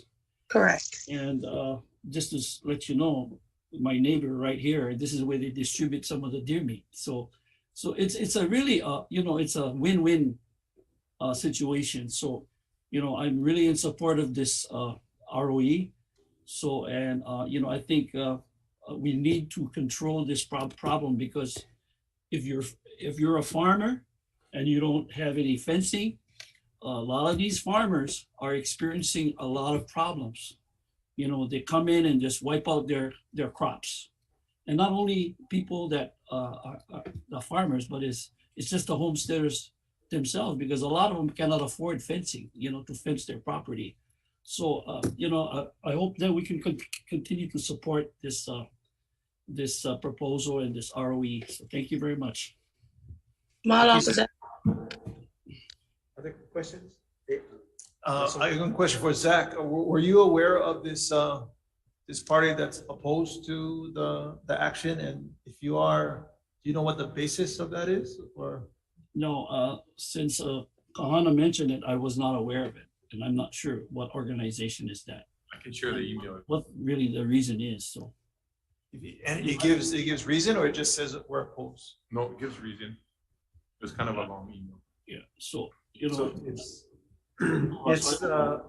sorry, Zach, I think it's Mr. Manaba, right? Yes. Who has a Right of entry from us, but he processes deer commercially. Oh, so they're gonna do for the community for free what he does for a living? What he's trying to do, because right now I don't think he's processing meat. I don't think he's processing significant pounds of meat for human consumption, but rather I think it's for dog food and some other properties, as some other markets, as he tries to build out his commercial operation. He might do a little bit, because I think he has some Department of Agriculture veterinarians that accompany him. So correct. In order to sell deer meat, you have to process it within an hour, and it has to be a headshot, and a USDA vet has to be present. All that kind of stuff. Whereas this meat that they're getting is not for sale, so therefore it doesn't. But from my understanding, they process and they refrigerate all in good time, and then as they have enough, then they provide a community sort of call out, and then homesteaders show up, and then they get their choice of meat, or they even grind it into hamburger and provide it to. Yes, correct. yeah. So, Chair, yeah, just another comment. I'm sorry, Marina, but I've experienced that problem. So, being that I'm a beneficiary and I'm a homesteader, so I fully understand what people are going through here on the island. At least the majority of the people that are concerned about this issue. Okay, so I've experienced that problem where deer would come into your property and just take whatever they can. So I just wanted to say thank you very much, Marina, for your testimony. Thank you, Zach. And I think you speak as a farmer too, a beneficiary farmer. So it has a greater impact on you. Any other questions? I don't have a motion, so can I have a motion to approve staff recommendation? So move. Second. So I had one question. I'm sorry. Go ahead. So and very good presentation. Thank you, Commissioner in Molokai, for explaining that. So is there no fee for the requester? Am I understanding that there's no fee? Correct. Condition number C, the fee for the term of this right of entry shall be gratis. Okay. All right. Okay. Thank you, Kahana. Thank you, Chair. All right. Thank you, Patty. Yep. Okay, so we have a motion to approve. If there's no further discussion, all those in favor say aye. Aye. Anyone opposed? Seeing none, the motion carries. Mahalo, everyone. Mahalo, Nui Loa. Mahalo to you. Keep up the good work. Okay. Will do. Take care. Commissioners, Commissioner. we're gonna take item G4 out of order. G. G4. Thank you, Andrew.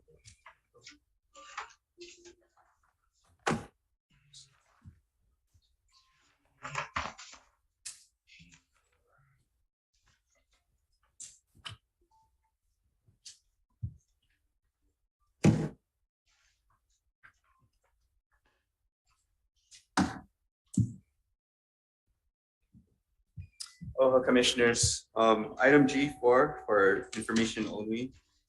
The Kuku Kumuhana o Anohoa, also known as KKOA, Ukuno Anohoa Draft Environmental Assessment in Anohoa, Kauai. With me today, I have Nancy McPherson, who has been helping the association with environmental compliance, and also Ray Nam from the association, as well as her consultant, Kabiko Miki from Group 70. I'll pass it over to them to give the presentation. Hello, Chair and fellow commissioners. I'm Kabiko McKay, planning principal with G70. Good to see everyone this afternoon. So I kind of wanted to start out a little bit with someone that as we're on the plane this morning, we had some time to think for those of us on that flight this morning. And for some reason, the words from Kukanaka came back to my mind from Uncle George Kanahele, where he speaks about, the art of leadership is not so much as the intellectual always, but sometimes with the intuitive and its promptings. And that if we as Kanaka in our different capacities of leadership, mobilize ourselves around the energy that, we know from our kupuna as aloha, then really that's where the greatness of our leadership can move things forward. And I start with that because to me, Ulupono Anohola, and again, just serving as a consultant, but working with Ray and their team, understanding their mission, next slide, please, really is to fortify the wellness and well-being and identity of our Kanaka in Anohola. Again, I know many of you know this project in different capacities coming before you, but I wanted to start with that because, the fundamentals, it's a youth-focused agricultural project, but really it's about building a sense of identity, a sense of kuleana, a sense of well-being. And to me, that's something to be commended. It's been my privilege to work with this group for about the last 6-9 months or so. And so again, the mission of Kikoa, we're compelled and committed to provide safe places and spaces to deter suicide by building life skills to strengthen their identity through Hawaiian values, by empowering individuals to successfully manage their future, and by establishing a healthy, sustainable, and thriving Hawaiian community. Next slide. So the project area is the parcel in full, that's the affected TMK, is about 50 acres. This portion is about 10 acres. And again, you know that from the license agreement here in Anohola. One thing that will probably come up as part of our conversation is the designation of the land, specifically where the project will be placed. And for now, I will simply say there was about 10 acres that's designated in this part of Anohola for community use. Now, there might be a little bit of a discrepancy, and we can get into that conversation, I guess, during the Q&A. But for now, we still think that as we understand it, this project will fulfill that need of a community use for this community. Next slide. And so just to kind of fortify the benefits here, we feel it's a rehabilitation of a 10-acre parcel, rehabilitation from the sense of it being pretty much a devoid site right now with primarily invasive species. There was 27 different plants identified, and only Ki and Uhaloa were identified as any natives. It's devoid of any archaeological and cultural sites, but the anticipated vision will be to return a sense of vibrancy to this place by creating a safe educational and building opportunities of life skills and economic development. And of course, as I mentioned, to build the sense of identity through practice. Next slide. So this is the project in full. And I'll see if this actually works. Give me 1 second here. So for sake of arrangement here, Pilipoli Road, if you're familiar, the subdivision here to the bottom side, and up in here, Kukuyale Road. So right now there's an existing two existing culverts in this area here. And really what we're trying to do, the majority of it will be formed into active agriculture, mostly traditional agriculture. There is a series of buildings, and as provided in your staff report, up in this upper corner, we have this Marae-inspired center, meant to be a community center with office space and other facilities here. There's a co-op center right over here. And then the youth center, which is down inside here. This is where most of our educational curriculum activities would be harnessed with the youth garden. This would be a new facility, meaning a new building. Primarily, a majority of things around here would be the utilization of containers. So the youth center would be a series of containers as well as a processing center in this area here. There will be a new traditional, what we call it a hale halavai, which would be a traditionally built structure, meaning traditional Hawaiian architecture. And per Kauai County Code, there's allowance for that from an architectural standpoint. And really and fire breaks along here, planting of Milo, adequate parking, both with gravel and grass for, most of the day-to-day, maybe about 30 people, but for special events, we could have, more than that. And that's probably less than 20% of the time. But really the intention here, thank you.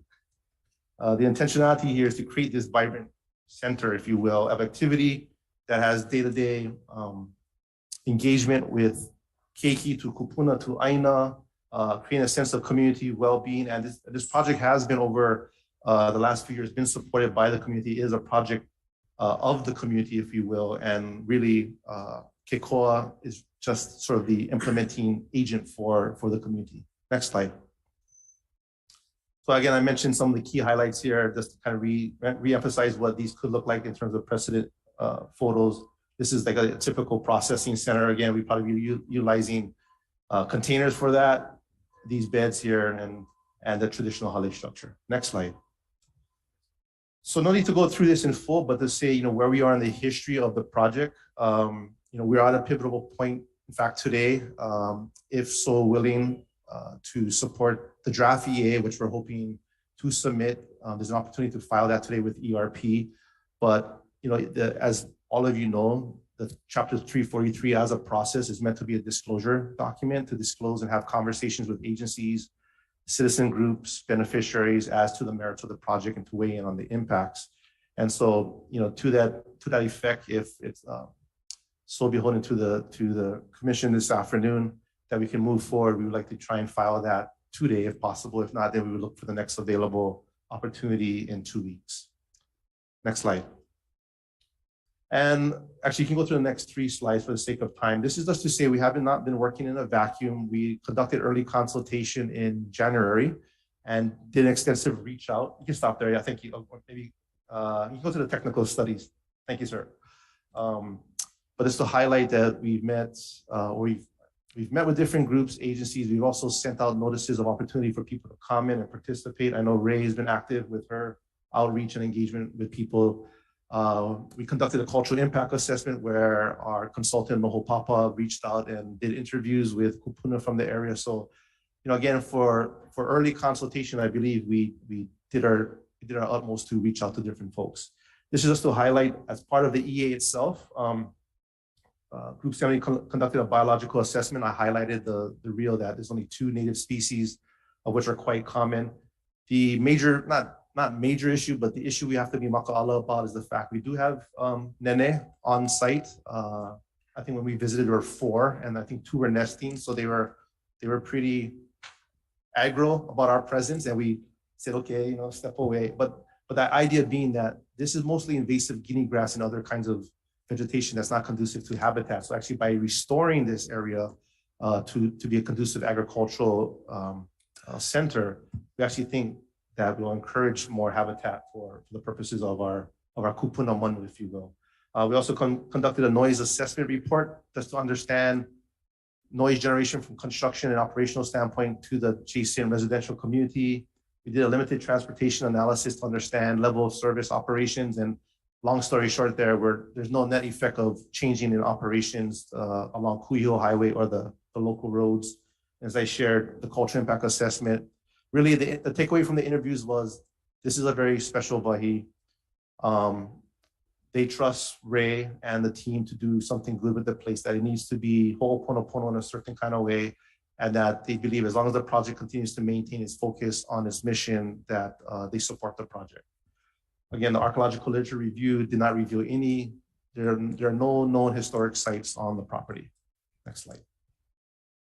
And so really to sort of wrap it up, whether it's today or in 2 weeks, we intend to file with ERP by August. And then we'll commence the 30-day review, solicit those comments, and hopefully then we'll be in a position to come back to commission as early as October or maybe no later than November to share the output and seeking hopefully your final approval by the end of the year.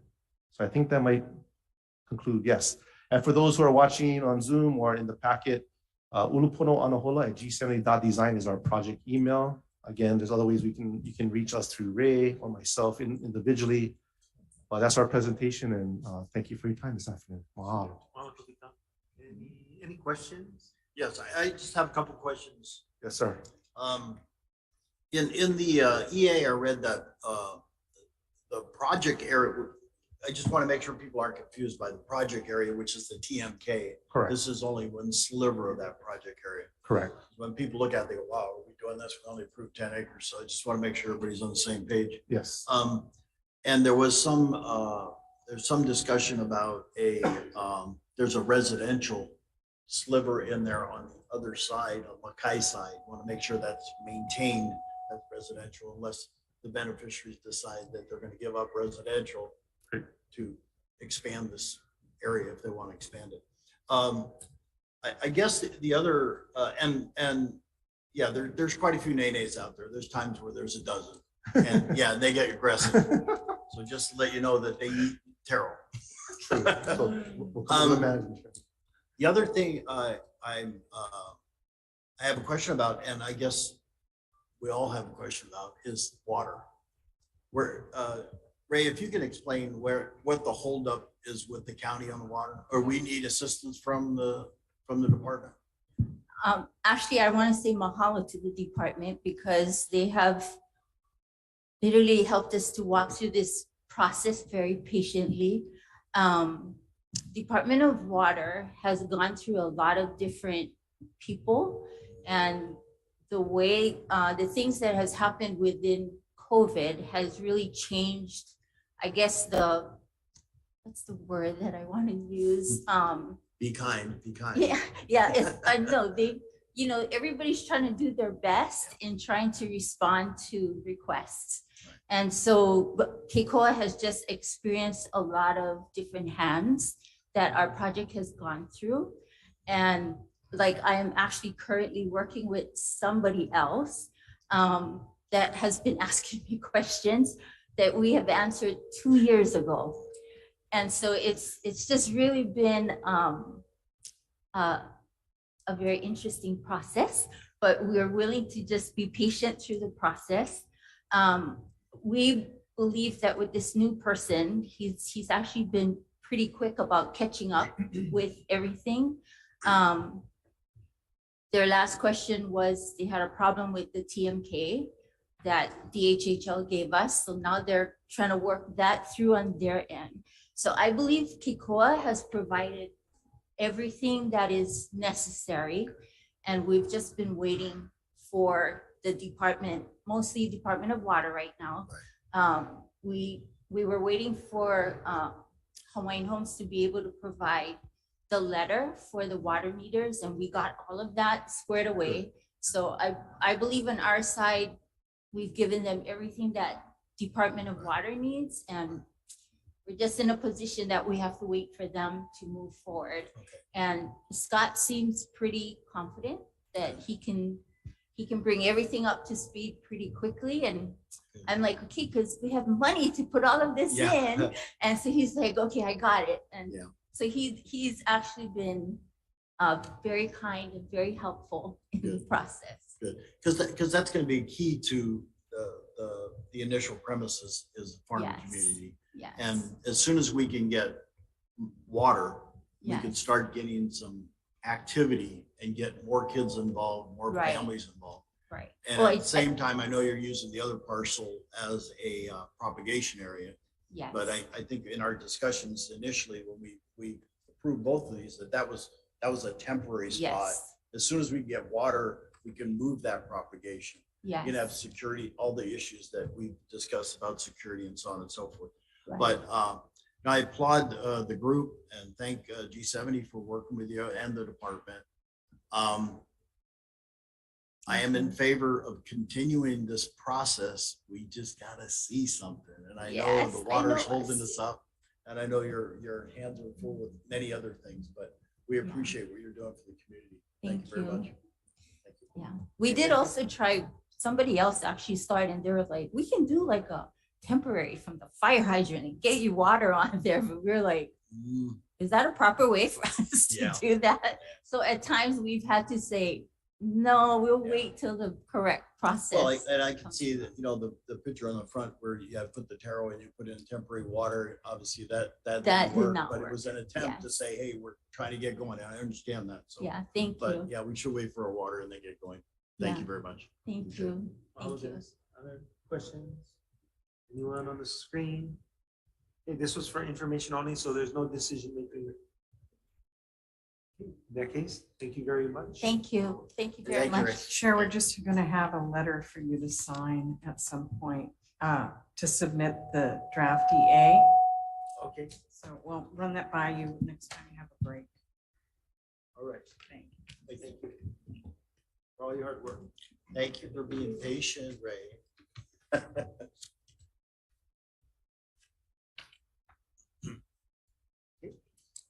Next agenda item is C3.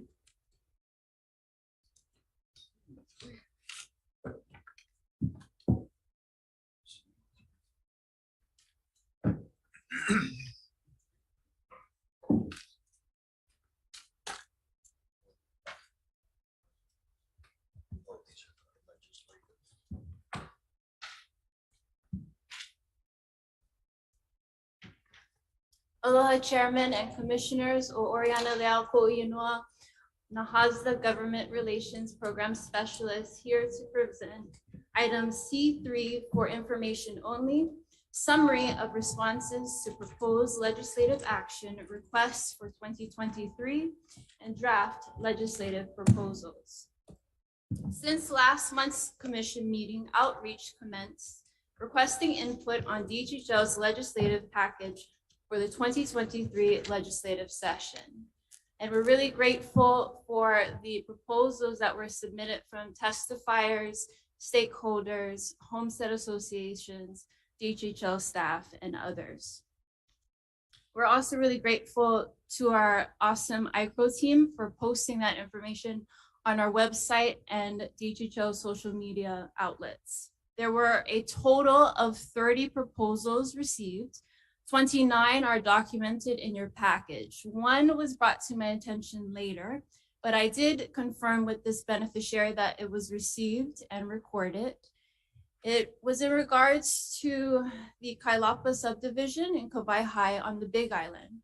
In particular, it was in regards to non-potable water as well as an access road. So we, the staff, have talked about it and felt like it was much more appropriate to be included in our sufficient sums request and therefore does not require legislative action. Okay. Moving on. Okay. So after receiving and considering the responses, 10 draft legislative proposals were packaged and are before you. So if you don't mind, I'm going to briefly go through all 10 of them. So, Helu Ekahi, proposal number 1, relating to independent legal counsel. This proposal allows for the department to retain independent legal counsel to be paid by the state when the interests of the state and the department are aligned. This bill has been introduced by the department and other legislators in the past, but it has not passed yet. Helu Elua, proposal number 2, relating to the Commission on Water Resource Management. Now, according to the Water Code, it requires that planning decisions of the Commission on Water Resource Management ensures that sufficient water remain available for current and foreseeable development and use of Hawaiian homelands. Representation can be an amazing thing, and we all know how integral water is for everything that we do. Helu e Kolu, relating to tax exemption. This proposal exempts any development of homestead lots or housing for the Department of Hawaiian Homelands from general excise taxes. The idea is that the money that we save by being exempt from this tax can then be put into developing further lots or more lots. Helu Eha, relating to historic preservation reviews. This proposal allows the Department of Hawaiian Homelands to assume review of the effect of any proposed project on historic properties or burial sites for lands under its jurisdiction. Now, I would like to say that our staff have made a lot of great strides in streamlining our process with offices such as SHPD and also the U.S. Fish and Wildlife. But this bill will allow us to solidify our authority to assume this review, Kuleana. Helu Elima, relating to interim rules. Now, anytime the department creates interim rules, we have to engage in beneficiary and organization consultation. We also have to go through a pretty lengthy Chapter 91 process. If this bill were to pass into law, it will allow us to bypass the Chapter 91 process, but only as long as the interim rules are effective for not more than 18 months. So that one was recommended by staff and is thus included. Sorry, Yes. It would allow us to go into rulemaking much quicker while the longer rulemaking occurs, correct? Correct. It will allow us to expedite some of the process for efficiency. Helu Elima, relating to compliance and enforcement on Hawaiian homelands. Now, we heard you all loud and clear at last month's commission meeting, and we also heard many of the concerns of other beneficiaries concerning the need for a enforcement unit that is unique to the department and the health and safety concerns of our beneficiaries. Proposal number 7, Ehiku, relating to adoption. This proposal allows an adopted individual to benefit both by relationship through a natural parent and through an adoptive parent in a disposition or other designation, while also allowing the adopted individual and individual's natural family to continue to have the same familial relationship. Number 8, relating to affordable housing on Hawaiian homelands. Now, 8, 9, and 10 are all similar because they repeal the July 2024 sunset date. But like I said, number 8 relates to affordable housing on Hawaiian homelands, where the county grants credits for developments developed by Hawaiian homelands.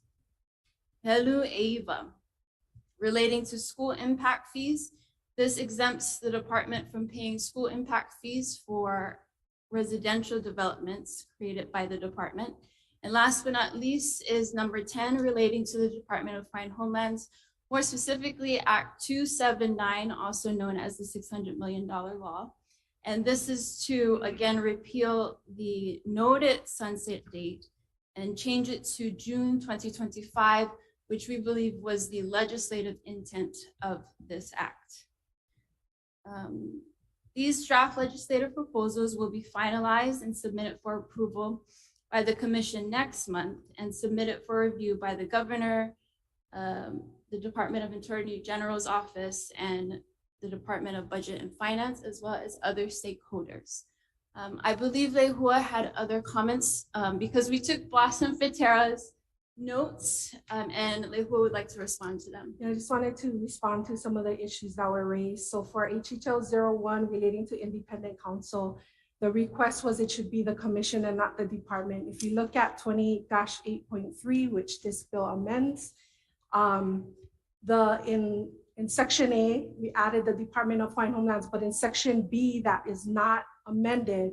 The language in the law already says, for purposes of this section, the term department includes any department, board, commission, agency, bureau, or officer of the state. And we respectfully request that if you look above, say, for example, the Office of Hawaiian Affairs, it doesn't say the Board of Trustees of the Office of Hawaiian Affairs, it says by the Office of Hawaiian Affairs. And we similarly believe it should be the Department of Hawaiian Homelands, and the department as defined in that section includes the commission. So that's our position, but we're open if this board would prefer that it's just the commission and not the department, but that's why the language reads that way. For HHL for historic preservation, adding an appropriation, we can definitely have that conversation if that is the will of this board to add an appropriation. And maybe we can get an idea of what SHPD may, what their budget is and what may make sense. But we need to add that before the September approval. Related to compliance and enforcement, Blossom is correct. When she originally submitted the bill, it was to amend the Hawaiian Homes Commission Act. And then I basically amended the state statute instead of Hawaiian Homes Commission Act. I need to consult with the AGs because I don't know if we can do that by statute or if we have to do it by the Hawaiian Homes Commission Act, because this compliance and enforcement is related to Hawaiian homelands. So we'll have that review and hopefully have that before the package is approved in September. And then finally, school impact fees. I completely understand the position Blossom is taking to focus more on affordable housing. But when this bill was in front of the legislature, what they were focused on was school impact fees because the funds that are generated for this support schools. So what we testified was on our lands, we have a number of charter schools, elementary schools. And so we do more than our fair share. And so it's as if we're being, in addition to that, we're being asked to contribute as well. So I don't disagree with Blossom's suggestion, but when we testified at the legislature, the focus seemed to be more on school impact fees. We wanted to make sure that those issues were identified as well. So just wanted to respond to those comments that were made. Thank you, Lehua. Opportunity for questions, Randy? Ori and Lehua, mahalo for the presentation. It was very well done. And mahalo for taking into account questions raised by Blossom. I too had questions. I had a lot of questions, so I actually had to type out my notes. But I'm going to boil it down to what's left because I think everybody has answered most of the questions. But I do want to reiterate on the enforcement and compliance. Again, I want to thank you for keeping that on the front burner. And you've answered this, but I did have a concern about amending the Hawaiian Homes Commission Act. I'm hoping that we can do a statutory change because it's going to get us to that end goal quicker. But I will await what you find from whoever you need to speak to. There's one thing here that I don't support. And so, and the reason for that, in chapter 199-4, it's the Board of Land and Natural Resources that is granted full police powers. And so I would like to see similarly the Hawaiian Homes Commission be granted the full police powers.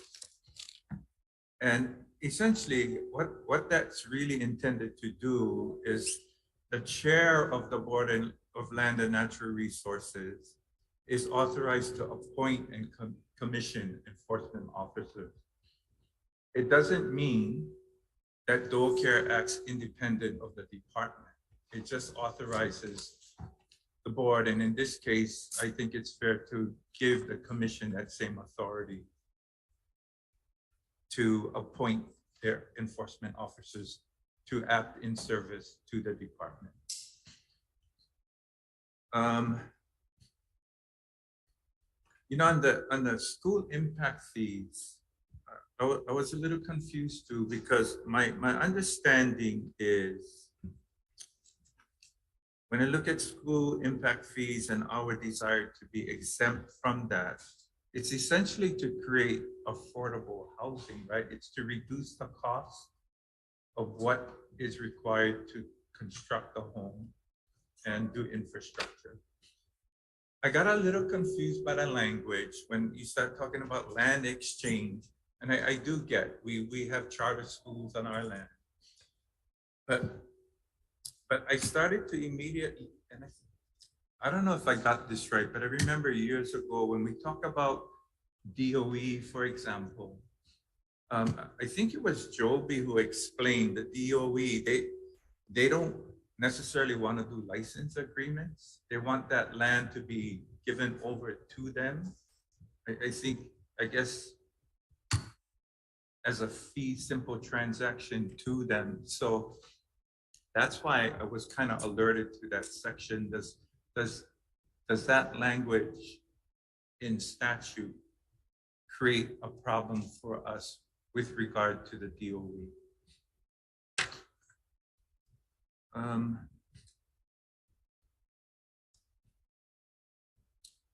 Independent counsel. Thanks for the clarification that when we talk about the department, it also includes the commission. And this is my bad. All these years, I thought these submittals was to provide counsel for the commission. And the reason I think that distinction is important is because the DHHL, they're charged with administering the Hawaiian Homes Commission Act. The commission, on the other hand, is required to act, at least as I understand it, exclusively in the best interest of the beneficiaries. And therein sometimes lie conflict between the AGs representing the department and the commission attempting to represent the beneficiaries. And so this is why I still have a preference to establish counsel specific to the commission. I had one more thought that's already escaping me.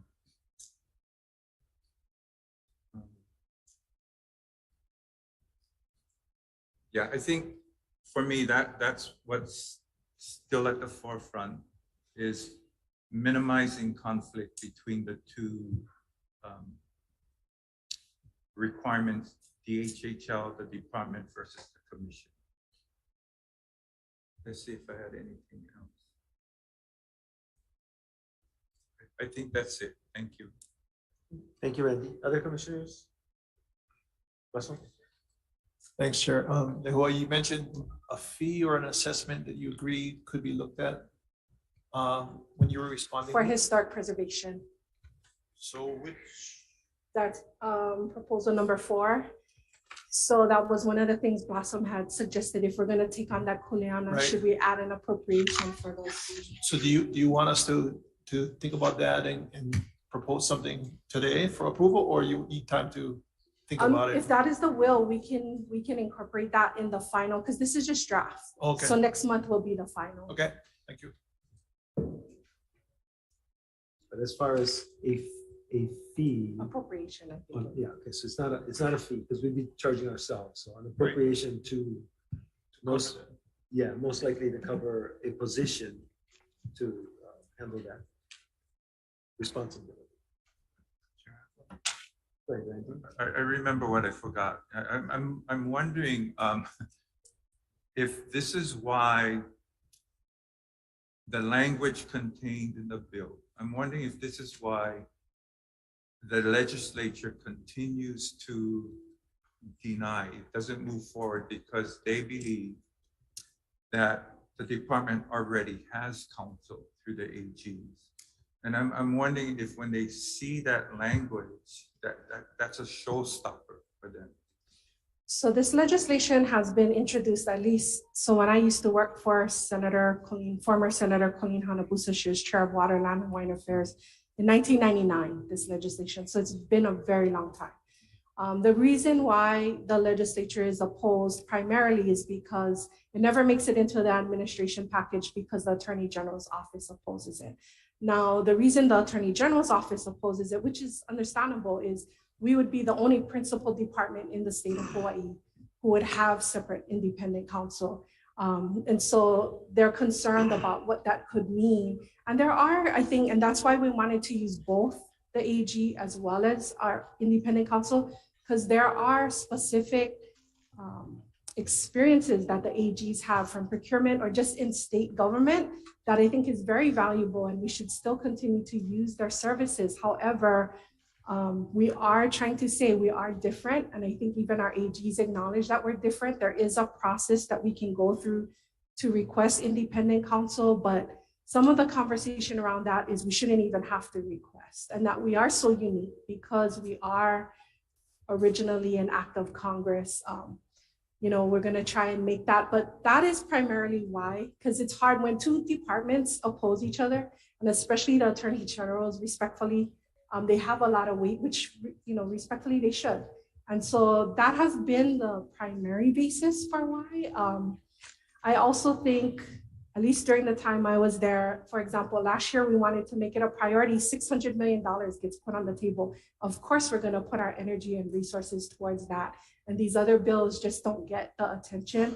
We added a finding section in this bill this year, and we're hoping that we can use the 2-year to do some education. There are going to be new elected officials, and to really build a campaign around it. Again, it depends on other issues before the legislature and having the time and resources to give all of these things are priorities, right? So I just wanted to respond. We will definitely look, and you know, I'm looking forward to working with the AGs on the enforcement and compliance and get as much of your issues resolved as close as we can to the version that we present to the commission in September.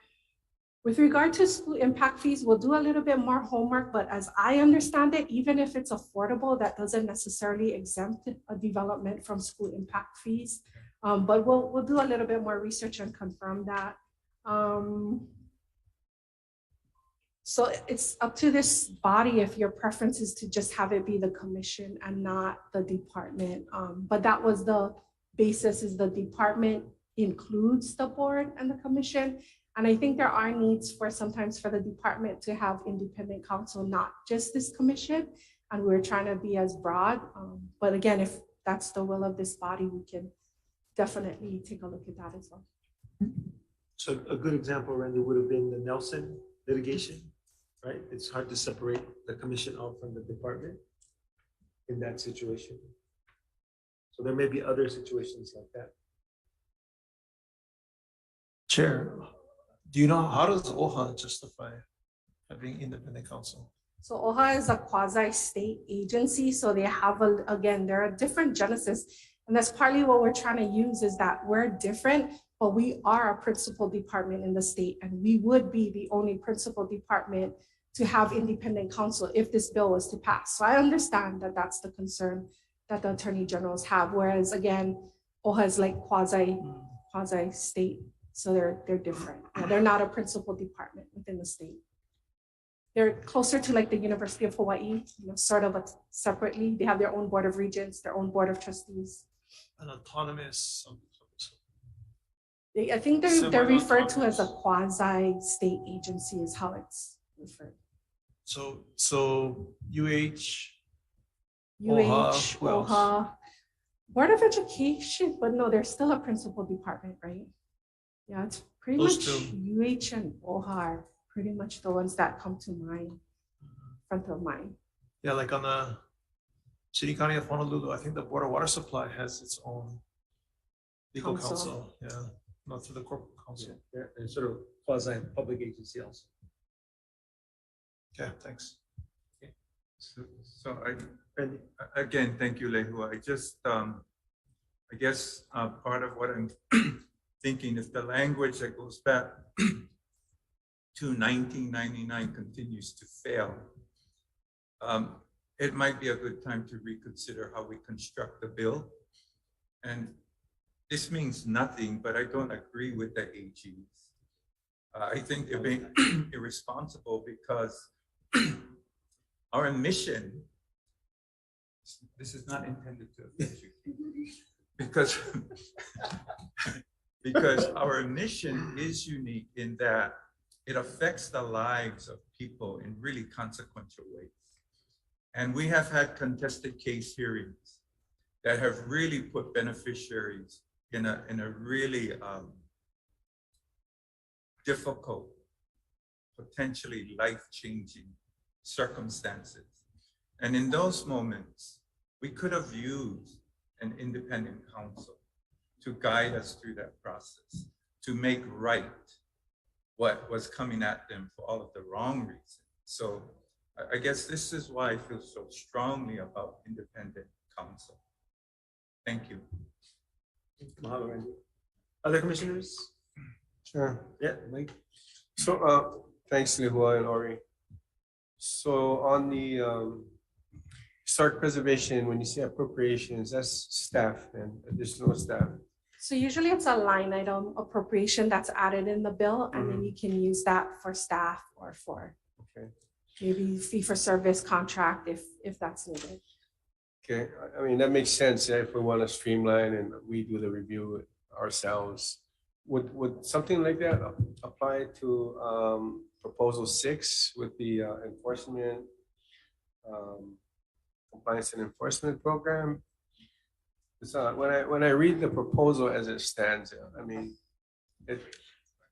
it's what we've already been doing. We just don't have people in the department with enforcement authority. Am I correct? So the compliance and enforcement is modeled after DLNR statute, and it includes the creation of a special fund. So ideally, the thought would be is that special fund would then fund the needs of that unit, and they would get an appropriation similarly like other. So when we say appropriations, that could include personnel.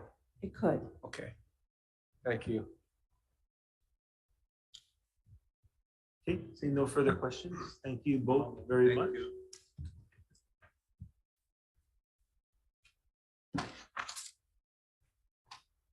Okay. I was gonna give one. Oh, there you go. You hiding behind. He's hiding behind Andrew. Come on, I'm gonna give you a chance to finish off.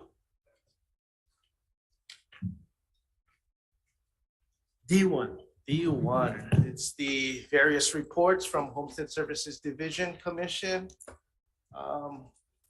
Glad to answer any questions you may have. I just want to point out these monthly reports are pretty comprehensive. So anybody from the outside that says they need more information, all you have to do is look at the submittals. There's lots of information about what goes on. One, as we go through this, I try and look at the old ones and to see if there's anything that's like spiking or out of the, but I think I would assume that you would highlight that to us if there was something. If there was something significant, Commissioner, yeah, I would bring that up. And there is none in this particular. Okay, commissioners, if there's anything else, one, thank you very, very much. In D10, we're gonna bring back next. Yes, and that's what I was doing, is trying to coordinate more people to make certain that we get the people tomorrow so that we can respond to all the questions the commissioners do will it have. tomorrow? Is it tomorrow or? I don't know. What do you want to do it? We're gonna have a call? Okay, all right. We'll do it tomorrow then. Tomorrow? If the applicant. We're trying to get Mr. King to be present as well. Okay. Yeah. Okay, that will be ideal. Tomorrow, yeah. So tomorrow then, not next. That's what we're shooting for. Yeah, we are now. Okay. Thank you, commissioners. Okay. Next agenda item, you've been waiting so patiently there, Stuart. E1 and E2. Chair, can I ask you a quick question on that? Yes. That last one, the D10.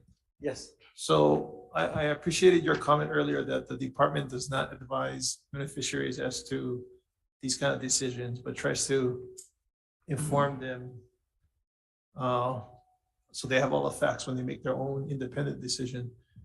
If we have this gentleman come and present to the commission, we run the risk that we're seen as trying to convince him not to do what he's told us that he wants to do, or we just asking question, like why, and are you see what I'm getting at? From what I got, and correct me if I'm wrong, commissioners, I think the commissioners, in order to accept the department's recommendation, I think the commissioners want to feel comfortable that this specific beneficiary has looked at all the pros and cons and is the commission comfortable with his decision to go back on the list? Because again, the biggest thing from what I heard is the successorship of an applicant requires a 50% successor.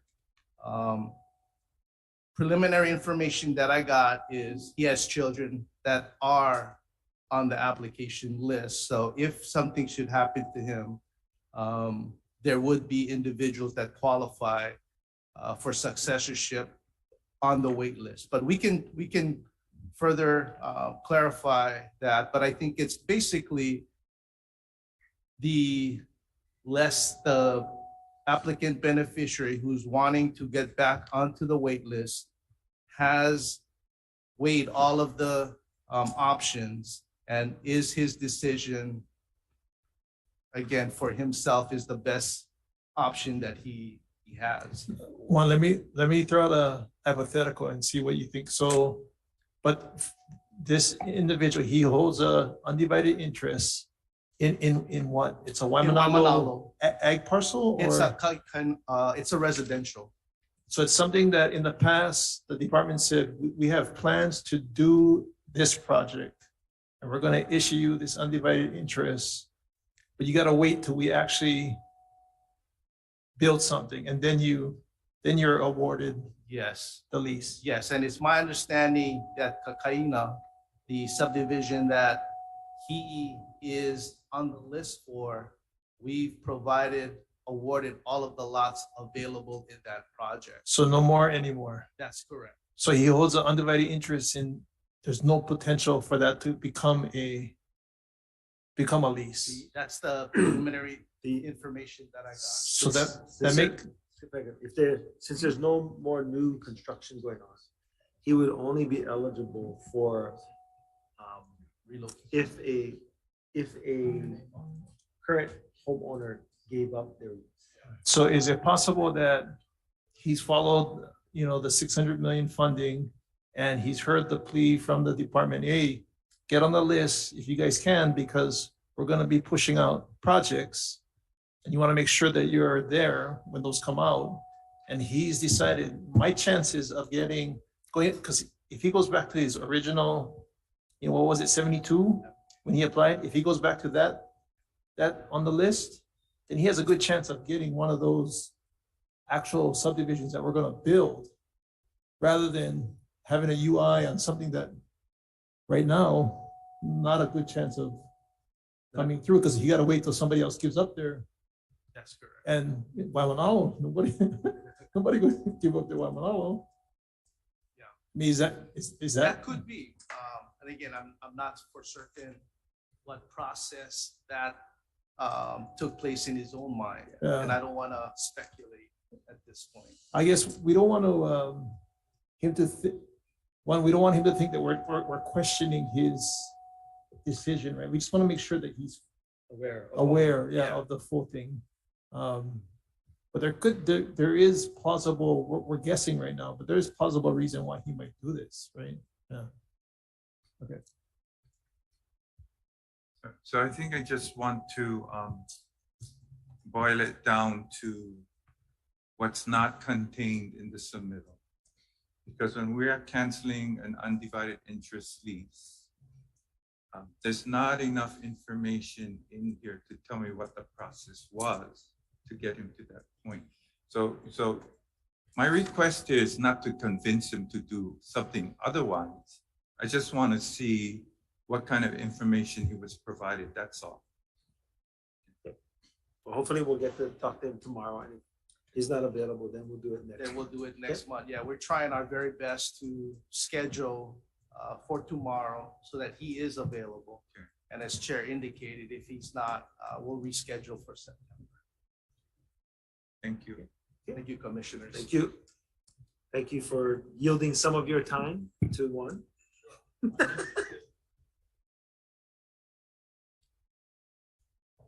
Okay, Commissioners, good afternoon. Stuart Matsunaga, Acting Administrator, Land Development Division.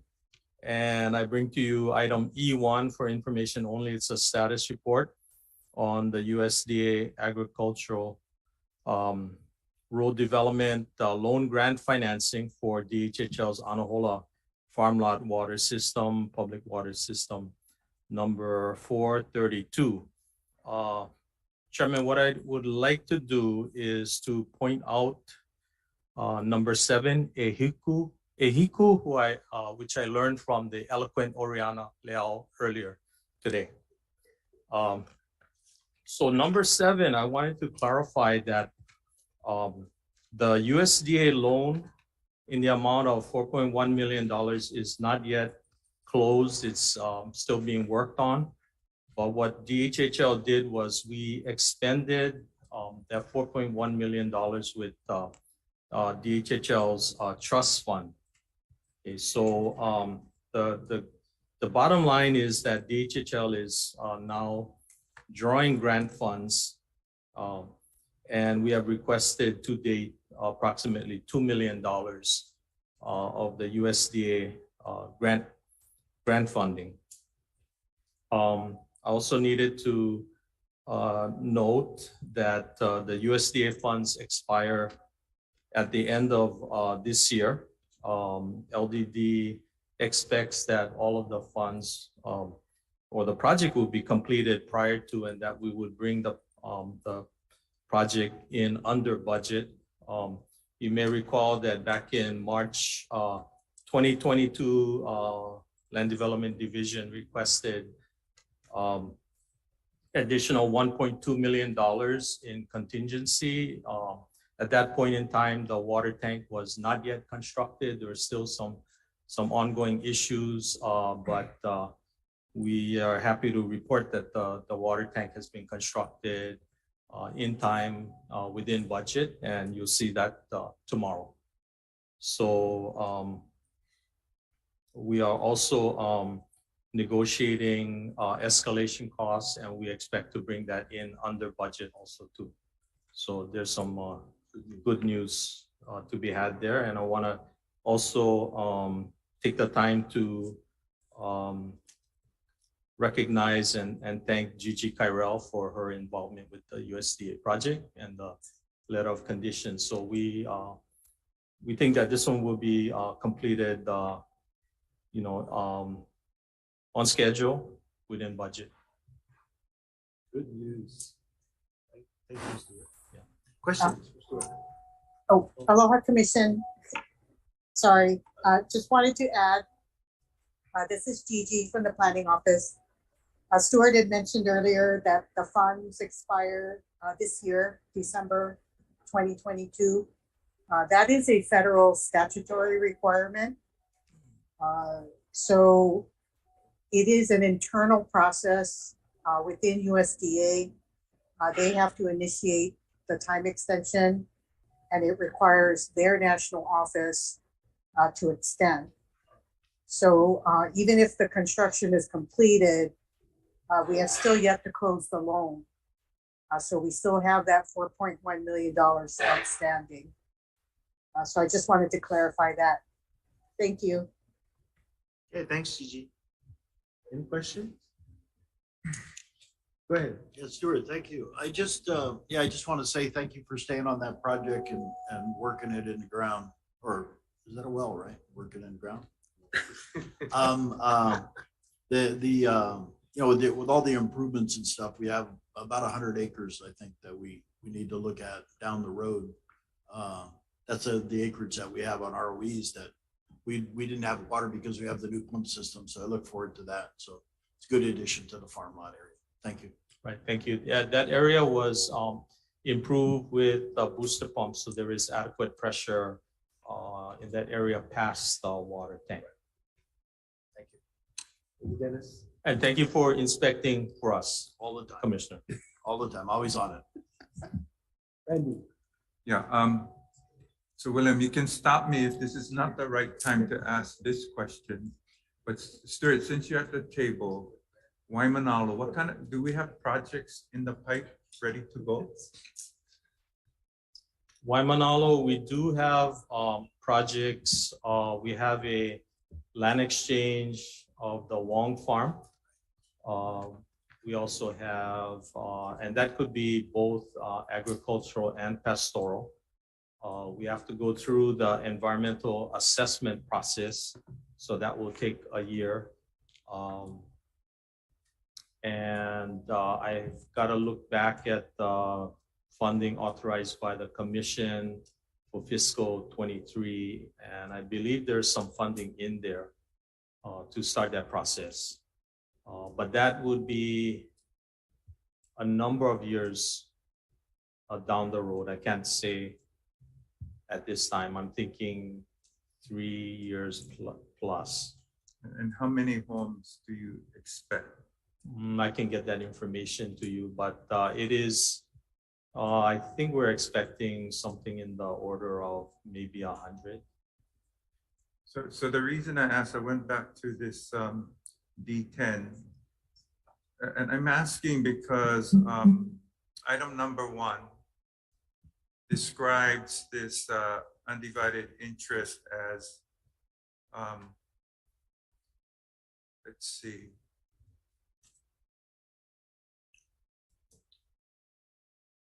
Oh, Waimanalo undivided residential lease. So what we're asking him to do is surrender his Waimanalo. Wait, correction, we're not asking him to do anything. No, He's- okay. Okay, what he has decided to do is surrender his Waimanalo undivided interest lease. And what he is asking for instead is to be put back on the wait list for Waimanalo. So I'm just saying he's giving up a lot. And I'm just wondering if he understands what that means. That's all. That's all. Yeah, so we'll have that discussion either tomorrow if we can get all of it, or Wednesday. 'Cause I Yeah. think it's he's making a calculation as to what could happen, so. Okay, thank you. That's it. Stuart, E2, if there are no other questions on E1? Mr. Chair, Yes, ask away, Okay. Pauline. I guess I can ask my Papa Colea question now.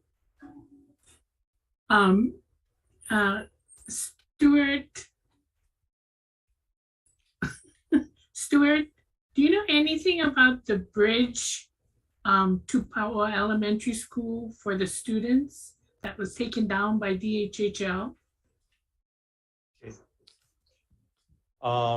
So I'm Commissioner gonna, Namod. sorry, I'm gonna have to be the bad guy over here and interject because this is not an agenda item. But Stuart can take it offline and get you your answer, Pauline. Okay, that would be great. Thank you so much. Thank you.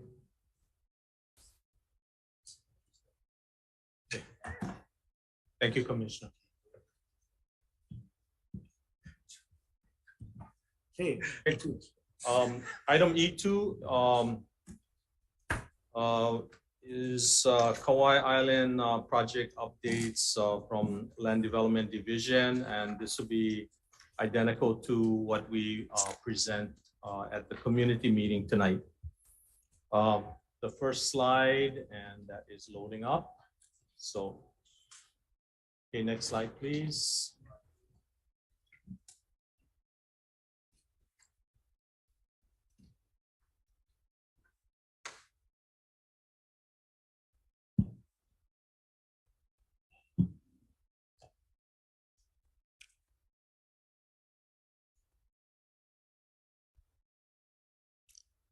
This is just an overall slide of the DHHL USDA RD water system improvements. The red dot on the screen is the existing water tank. It was a 500,000 gallon steel tank. It's being reconstructed as a 440,000 gallon concrete tank. And the reason of the reduction in the amount is the thickness of the concrete reduces the total output of the tank. The tank had to be constructed on the original location, no more, no less than where it stands. Next slide.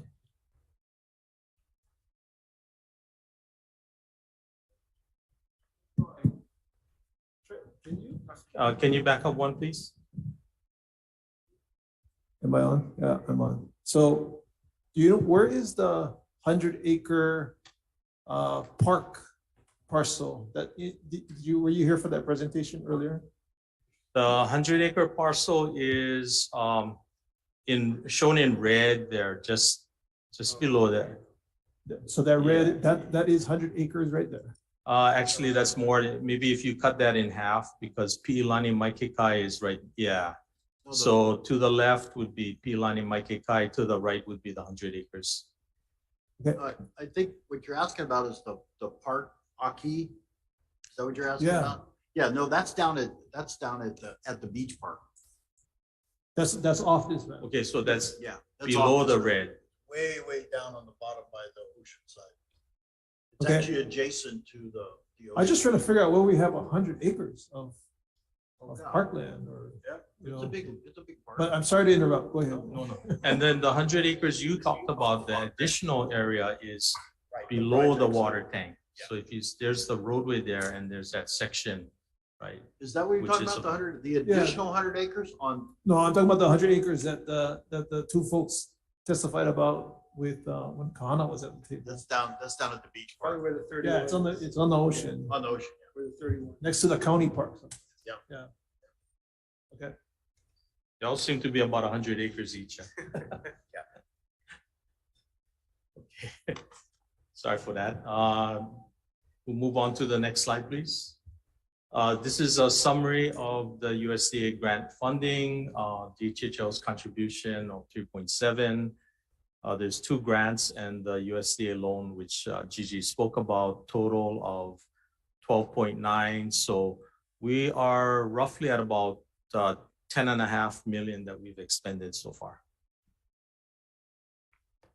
Okay, next slide. This is a summary of phase 1 Kaiva Construction's work. They worked on the water transmission and distribution lines, improved the pressure in the Mauka lots, and balanced out pressure in the Makai side. Smart meters were installed, and so the department is going through the coding of it and the billing of it, but the smart meters are in, so we're moving forward, Commissioner. Some people would say they're not very smart at this point. So we're trying to catch up with them. Yeah, It'll come out. It'll come out. Right. Yeah, got it. Thank you. Next slide, please.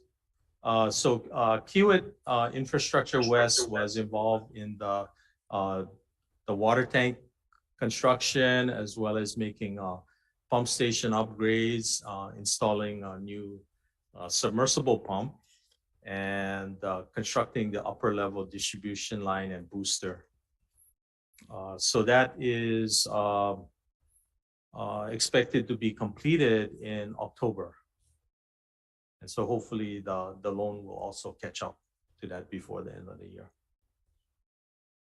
Okay, next slide. This is a diagram showing the water system, and let's see. The water tank is there in the red circle. You'll see it tomorrow. It's not 100% completed yet, but it is functional, and it's providing water to all of the residents, the 75 connections in Anahola, which includes the Bayview residential subdivision to the lower right. Yeah, right there. Thank you. Next slide. We're continuing to work on Anahola Dam and reservoir improvements. Legislature provided funding. This was back in 2017. We went through a process of demolition of the lower Anahola Reservoir and Kealia Field number 2. We did some additional research on Kealia Field number 1 and the upper Anahola Reservoir. Right now, it's no water source is actually going into those reservoirs, and so to reduce our liability, we are looking at removing Kealia Field number 1 and removing the upper Anahola Reservoir, similar to what we did earlier with field number 2 and the lower Anahola Reservoir. Taking the whole reservoir down, but reducing one portion of the wall to where it's no longer regulated. Right, basically we are breaching the lower portion of the dam, letting any water that comes through to flow through unimpeded. So at some point in the future, if there was a need for, and there were funding, the dams could be reconstituted. So it's just to get them to a point where they're safe to leave alone for now. Yes. They will be unregulated and not falling under DLNR dam safety rules. They still have to be maintained. So we still need to do periodic maintenance, cutting down the grass, the shrubs, etc. Okay, next slide, please. And this was just a summary of the assessment of the dams. And we are right now going through re-permitting and looking at the environmental assessment exemption to remove the two dams. Next slide. Project that we are currently starting designs and surveying on is the Anahola Kuleana lot settlement. And so we procured a consultant. We're trying to schedule topographic survey and engineering designs for the road and drainage system. Next slide. Pilani Maikikai subdivision is comprised of a total of 171 lots. Phase 1, 80 lots are infrastructure is completed, and I think about 90% of the lots are occupied. Other lots were offered as vacant lot awards, and Contact and Awards Division continue to work with the UI applicants there for loans and building plans. Phase 2 was offered approximately, I think about 3 months ago. And I think the next slide actually shows a little bit more information on that. So phase 2, 51 lots. And we're fortunate that there's no wetlands permitting required from Army Corps of Engineers. And right now, Contact and Awards Division continuing their work with the applicants there. Phase 3, which is about to begin procurement of a design engineer.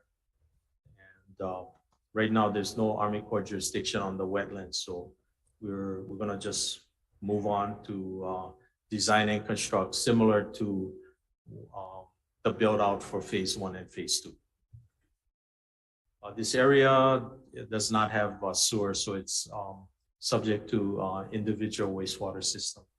And we're going through a variance request with the Department of Health to allow for individual wastewater systems.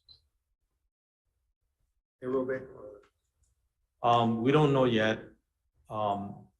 This area is also adjacent to a stream, the gulch there, so we have to be very careful in how wastewater is discharged there, and whether there's any other alternative means besides your aerobic treatment units. Next slide. Move over to the west side.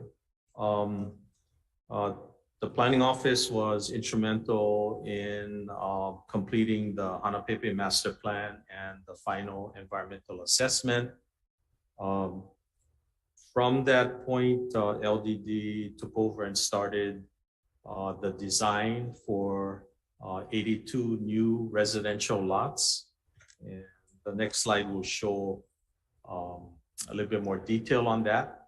So what's shown on the bottom is phase 1, which is 47 residential lots that roughly have 6,000 square feet of property, and one of the actions through the final EA was to increase the size of those lots from 6,000 to approximately 7,500 square feet. And that would equate to new lots in phase 2. So we're going through surveying right now. I think the surveyors were actually on the ground a couple of weeks ago. Land Management Division is continuing the efforts with brush control and fire break. And we also have surveyors in the field going through phase 2 for geotechnical surveys. And we hope to bring this project to bid before the end of the year. Next slide.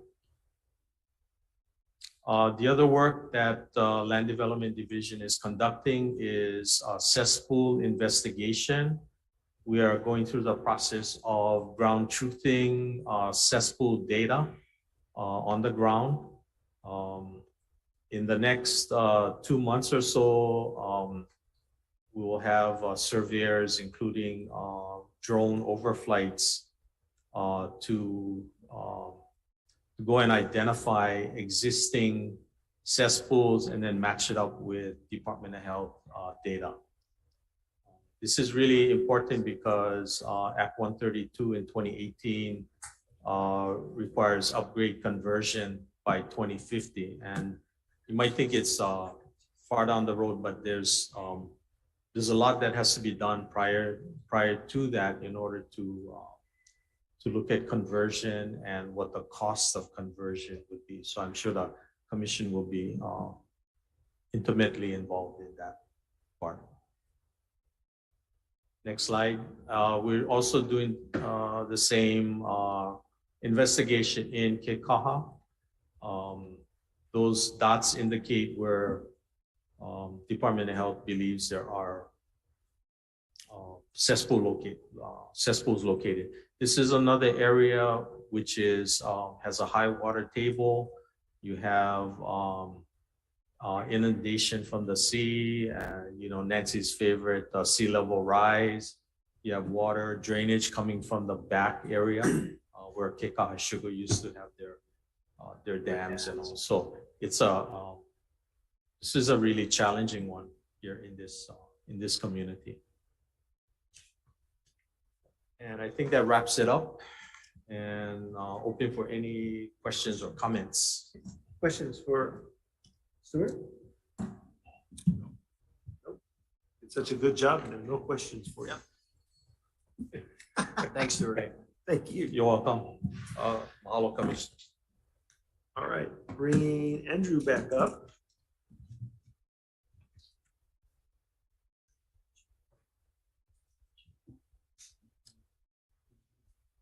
G1, Andrew?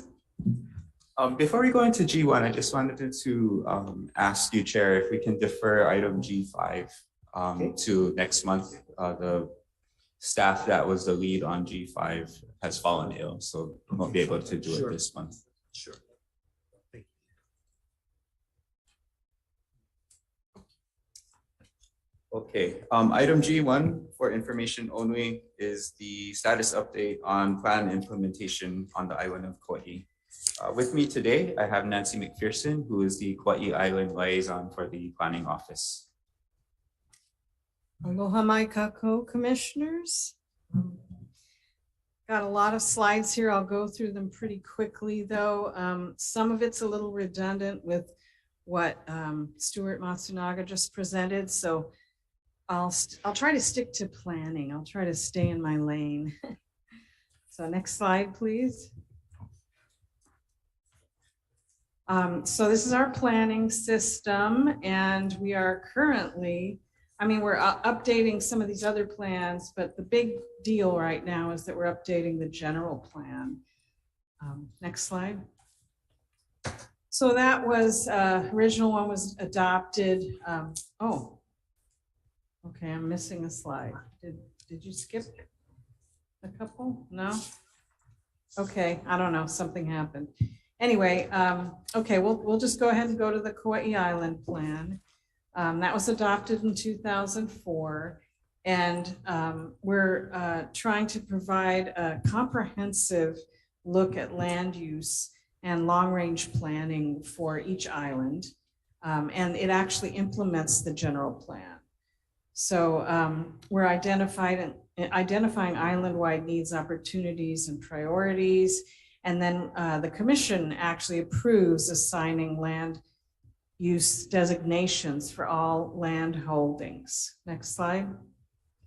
These are the planning areas on Kauai, going pretty much all the way around the island. As you can see, Waimea and Anahola are the biggest land holdings that the commission and the trust have.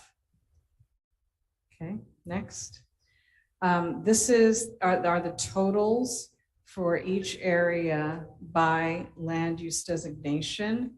When doing this kind of planning, there's a lot of beneficiary consultation, and the idea is to try to balance land uses because one of the general plan goals is to create healthy communities, and that requires an appropriate balance of land uses.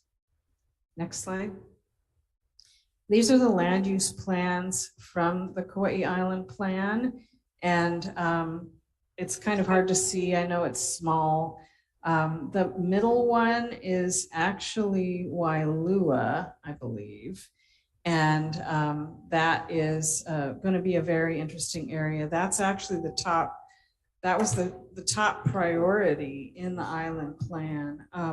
But there's challenges with, we do have a well, and there's going to be production for that well that's going to be adequate, but we're going to need backup well and storage and transmission lines. So there's also transportation issues. As you can see, the situation in Anahola is pretty complex. There's a lot going on there. And I'll talk about that a little bit more in a minute. So next slide. Okay, so these are the specifics for these homestead development priorities and their status. As you've heard, Hanapepe is underway. Anahola, Pi'ilani Maikekai is underway. As I just mentioned, Wailua is waiting for an infusion of funding to get that going. Not in the Kauai Island plan are the two big Kuleana homestead lot projects that have just recently been approved. We have settlement plans and final EAs for both of those projects. Next slide. So these are, it's the thing about island plans and land use is it's kind of a moving target.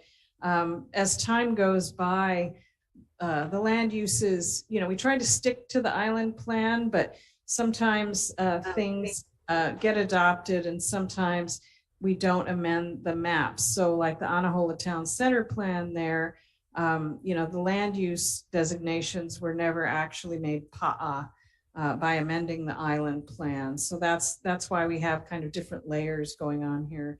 And then you just saw Pi'ilani Maikekai. So, one of the challenges is as development goes along and as the engineering is done, the actual configuration of the land use areas may change.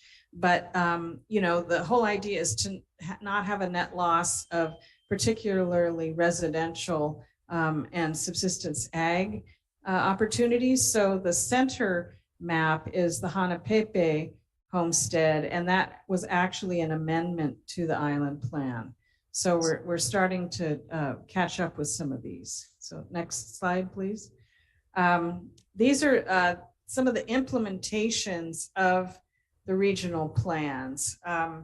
Some of them, like Wailua, we haven't had a champion for the project, so that hasn't moved along, but we have moved along with the water sources, several other of these that you'll hear momentarily with Andrew talking about water, and also the wastewater treatment plant. That's an interesting conversation we've been having with County of Kauai.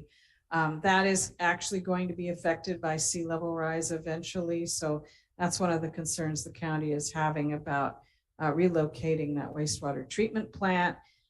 Expanding it could also really benefit development of our lands in Wailua. So next slide, please. Oh, this is hard to read. I'm sorry, it's pretty small, but we do have movement. Portions of the Anahola Town Center plan were implemented. The commercial kitchen was constructed. The clubhouse and park in Anahola had a lot of improvements done by County of Kauai. We're still looking at securing and managing surface water resources, and I'm glad, Chairman, that you talked about the issue of, we may have to temporarily decommission those dams, but long-term, especially the Kuleana Homestead folks are very, very interested in having those surface water resources for agriculture. The Kanui Kapono School needs partners. So during the regional plan update, we've been looking at those potential partnerships, and the school is already using different sites to do their sort of outdoor classroom activities. So that's moving along. And then we're in conversation with the State Department of Transportation. There are definitely highway improvements that are needed through the entire Anahola in particular community. They are making some improvements, rumble strips and restriping, but there's definitely some intersections that are troublesome and there's some safety issues. So we're continuing that conversation with state highways here on Kauai. Next slide. Okay, West Kauai. There's the Pu'uopai, that was the agriculture and water plan. So that was actually turned into the farm and irrigation plan that Kekaha Hawaiian Homestead Association put together. And we sort of designed the Kuleana Homestead settlement around that as a central community use. We're also working with KIUC, hopefully to get the West Kauai Energy Project going, which will result in a lot of infrastructure improvements to that somewhat remote area, which has challenges with access. We're also looking into the multi-purpose evacuation center in the Mauka area of Waimea. There's some interest in doing that. The Kekaha Enterprise Center was completed. Also renewable energy. We're always looking at renewable energy opportunities. We had Albizia logged because of green energy in Anahola, and West Kauai, it's the KIUC that West Kauai project.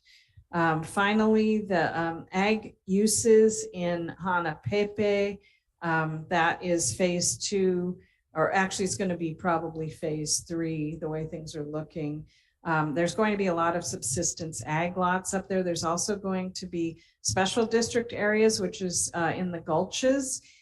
There are potential areas for farming down in those gulches, and we really want to make sure when this is implemented that many of the folks on the applicant list here on Kauai are from Ni'ihau or descended from Ni'ihauans, and so they're very excited about being able to grow their own food. So next slide, please. Okay, last but not least, the Anahola Regional Plan update. I'm giving you a little status update on that. Next slide. We've had four community meetings. The commissioner has attended all of them, and it's been really awesome to have his participation. We've had good participation. It's always a little bit of a struggle at the start to get everyone to sort of wrap their heads around the planning process, but we've come a long way. We've got a refined project list, and we've got priority projects. Right now we're meeting with the various project champions and looking at implementation steps. So that's one reason the draft plan isn't in front of you today. Next slide, please. So there's a draft vision statement, which I think is really beautiful, very heartfelt, very culturally grounded. And the regional values are also very inspiring. It's a very holistic way of doing community development and for the long term. So I think this will definitely give the community a jump start in healing and working together. So next slide. These are the preliminary list of priority projects. This is still at the draft stage. Again, the managing surface water resources has come up again. So that's a big, priority for folks. There's also the idea of developing a home building resource center. The idea that there's going to be a lot of folks as we implement these projects who are, they have some of the skills, but they need more. And it's also another way to train the youth. And so basically empowering folks to build their own homes and to have resources for materials, et cetera.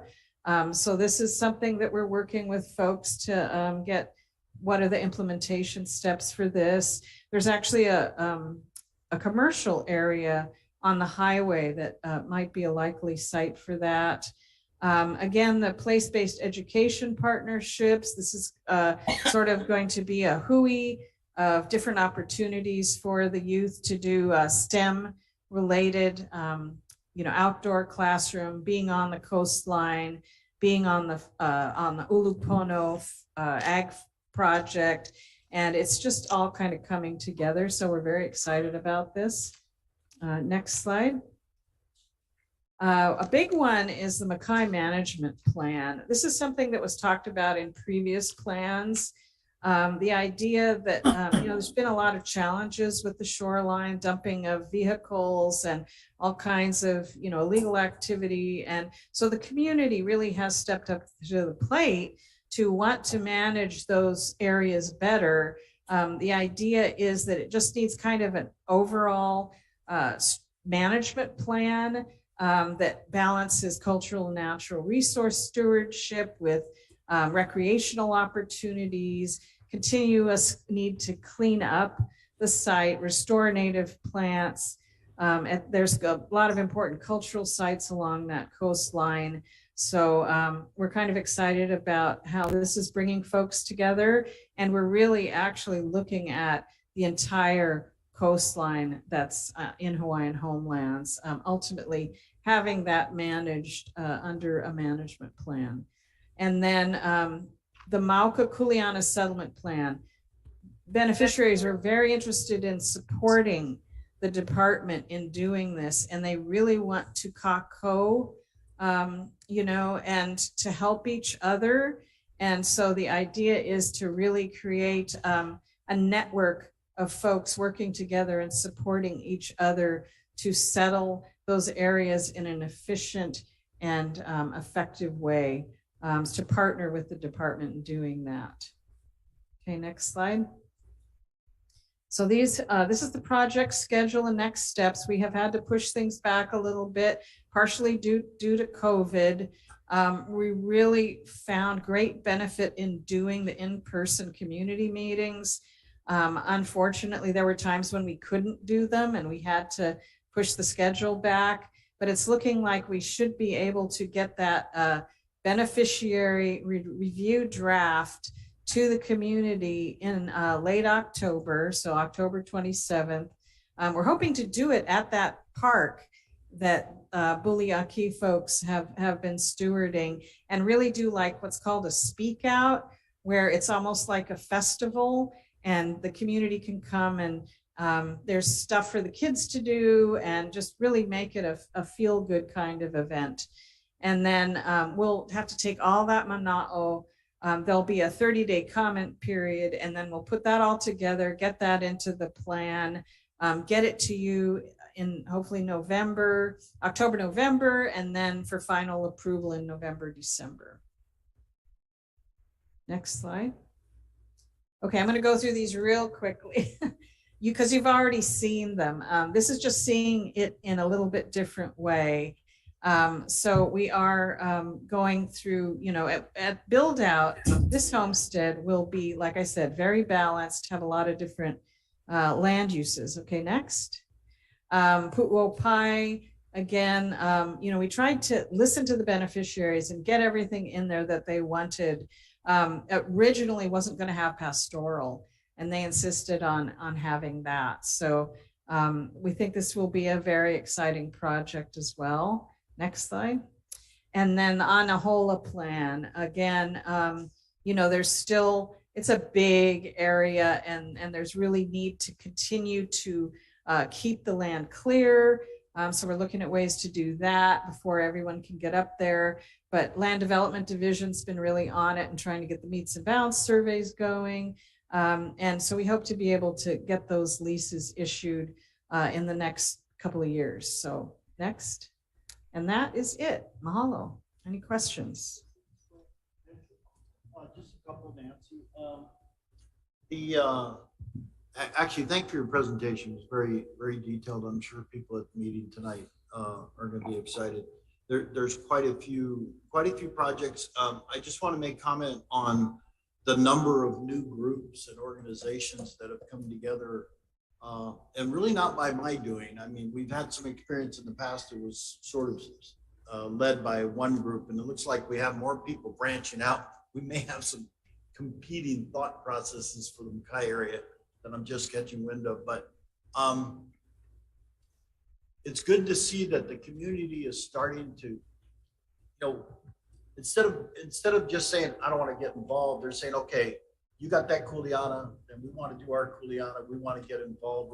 I'd rather have 10 groups trying to put things together than have one group try to run the whole thing. But it's really exciting to see them do that. And I think the presentation of the general plan on the area that Bully's handling, I think that'd be great, because that's basically a giant community area, and it'd be good for providing that final knowledge. Appreciate it. Thank you. Okay. Other commissioners? Comments? Questions? Okay. Thank you, Nancy. Thank you, Nancy. Thank you. Thank you, commissioners. And slides are in tonight's community presentation. Okay.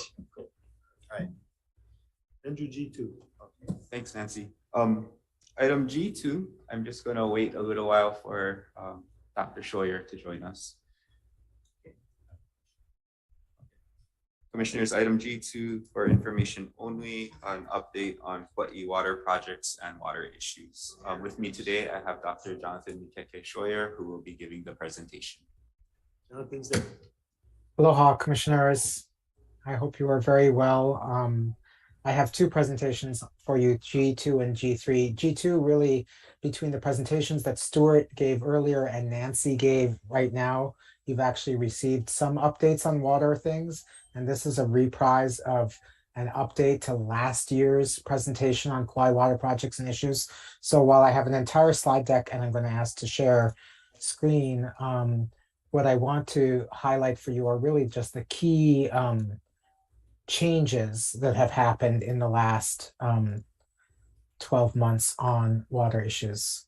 And those are, this presentation, I did not touch on the Anahola issues that Stuart updated so well on the current building plans and water improvements. The submittal you have addresses Wailua well number 1, which will provide for our future Wailua development. Water licensing by the state of Hawaii on the Wailua River that is related to that. Opportunities to take advantage of state water resources in Moloa'a and updates in the Waimea River settlement. So in the interest of time and your long days, I'm going to really focus on the updates to numbers 2, 3, and 4. And I can answer questions about any of the submittal. So going through regarding the Wailua River issues, just to remind you, on the Mauka area of the Wailua River, there are two old hydroelectric plants which were developed during the plantation era, sometimes known by the reference to this area that's on the slide, Blue Hole, which is part of the river that's popular for swimming and other activities. So water's diverted there, taken from one fork of the Wailua River, run through 2 hydropower plants, and gone sent to the second fork. They have to, in order for KIUC, who has taken over that project, to be able to operate in the long term, they need a long-term water lease, the same kind of lease that Hawaiian Electric Light Company is seeking for the Wailuku River, which we spoke to you about at an earlier meeting. On those water leases, DHHL have 3 distinct rights, and our beneficiaries have 3 distinct rights. One is seeking a reservation of water so that we'll have water available for our future uses, 30% of the water license revenue that's charged, as well as any traditional and customary practices that our beneficiaries may exercise on those waters.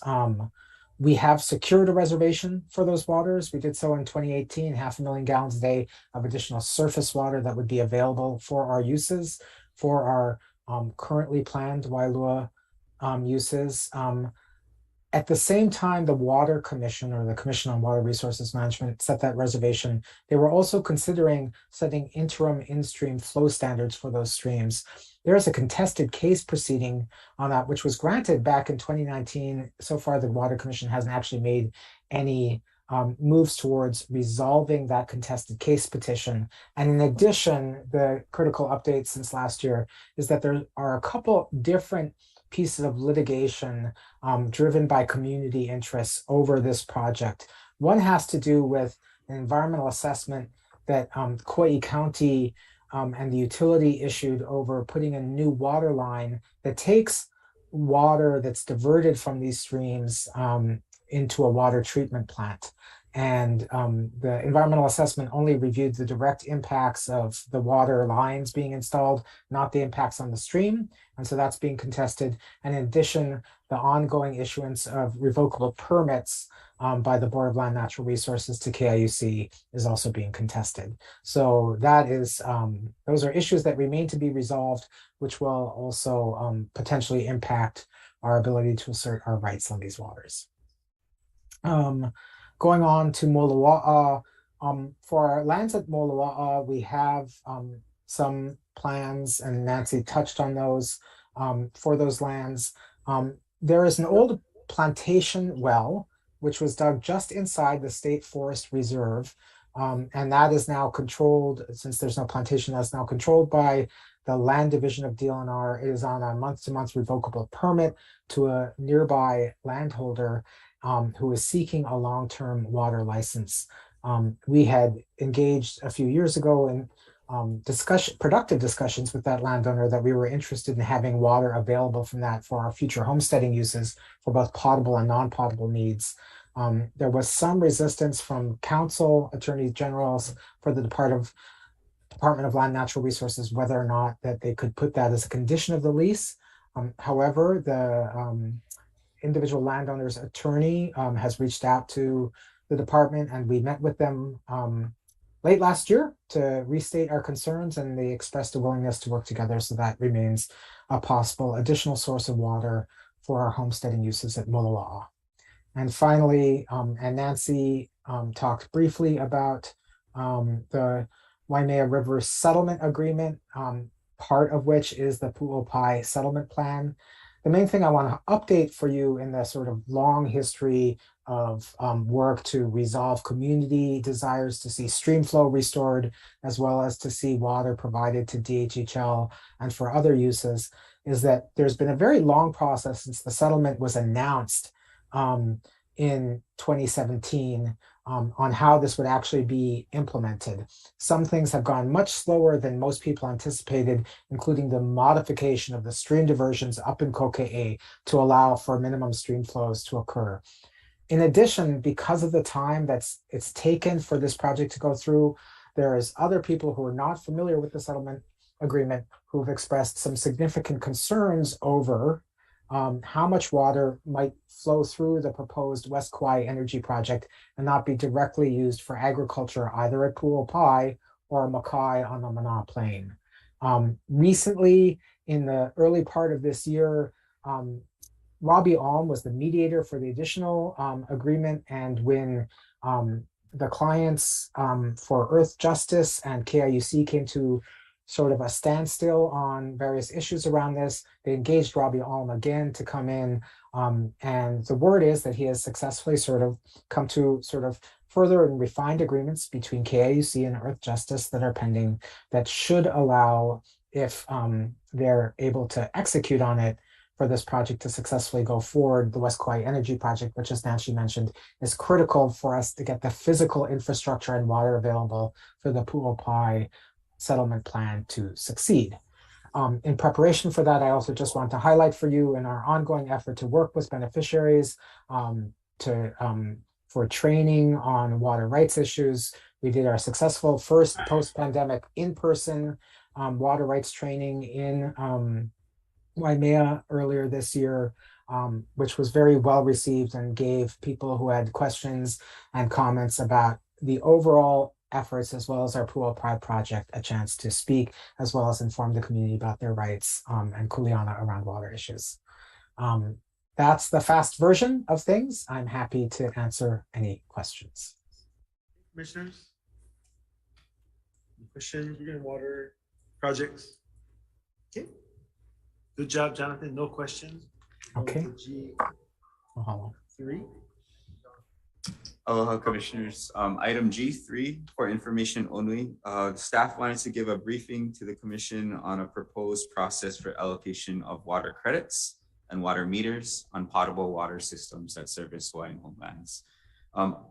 Again, Jonathan will be giving the presentation, and I believe Gigi will also be present for any questions at the end of the presentation. So with that, I'll pass it back to Jonathan. Okay. Thank you very much, Andrew. And as we'll talk about earlier or a little later in the presentation, Homestead Services Division, Land Development Division, Planning Office, the district offices all have actually a hand in how water credits and water meter issuance is managed. And so there's been a number of robust conversations over a number of years to get to this point of bringing to you a draft procedure for your feedback, which we will then later come to you with for approval, if you're comfortable with doing so. So very briefly, I'm going to give you a little bit of background on what water credits and water meter issuance is and what issues are involved for the Commission and the Department, the need we have for adopting priorities and procedures related to those. I'll discuss briefly the relevant legal authorities that enable us to issue policies and procedures regarding these. And I will go over the proposed priorities that the staff have come up with on how water meters and credits could be issued, as well as a very brief proposed workflow. So just as a background, this is an image of one of our two Ku'uluwai wells on Molokai. We talk a lot about water reservations, and so I'm going to just talk to you about that first. Water reservations are commitments that we secure, legal commitments from the Commission on Water Resources Management to basically kapu water for our future use. Whether surface or ground, that water is set aside for the future use of our beneficiaries, and it's supposed to be protected against any other users trying to get that. Water credits and water meter issuance is different but related. So water credits, which are a promise of a future water meter on non-DHHL systems, or our ability to issue water meters on systems that we own and operate, are critical trust assets that actually allow us to physically develop that water, issue meters, and develop homesteading opportunities for beneficiaries. To go into a little more detail, what is a water credit? Mostly issued by the counties, occasionally issued by a private water purveyor. They are issued in favor of the department or to other entities in exchange for developing some combination of source, new wells or new stream diversions, storage, new tanks, new transmissions, facilities, pipelines, or other kinds of considerations, including direct financial payment. One credit in all 4 counties is considered to be the equivalent of a future commitment for a 5/8 inch residential meter, which is a standard residential meter, which is assumed to deliver on average about 600 gallons per day to that particular dwelling unit. So a credit is basically a future homestead lot gets water. Currently, the department holds credits from the Maui County Department of Water Supply upcountry. Actually, I didn't put it on here, but also in West Maui, we have some credits. On Kauai, some of our homestead lots are serviced by our water system. Others are serviced by the county system. And we have water credits associated with the county system as well in Anahola. So in contrast to a credit, what's the promise of a future water meter? The department, as you know, owns 4 water systems on Molokai and Anahola, Pu'ukapu, and Kailapa on Hawaii Island. We have a limited ability, but an ability to issue new meters for both homesteading and non-homesteading uses on those systems.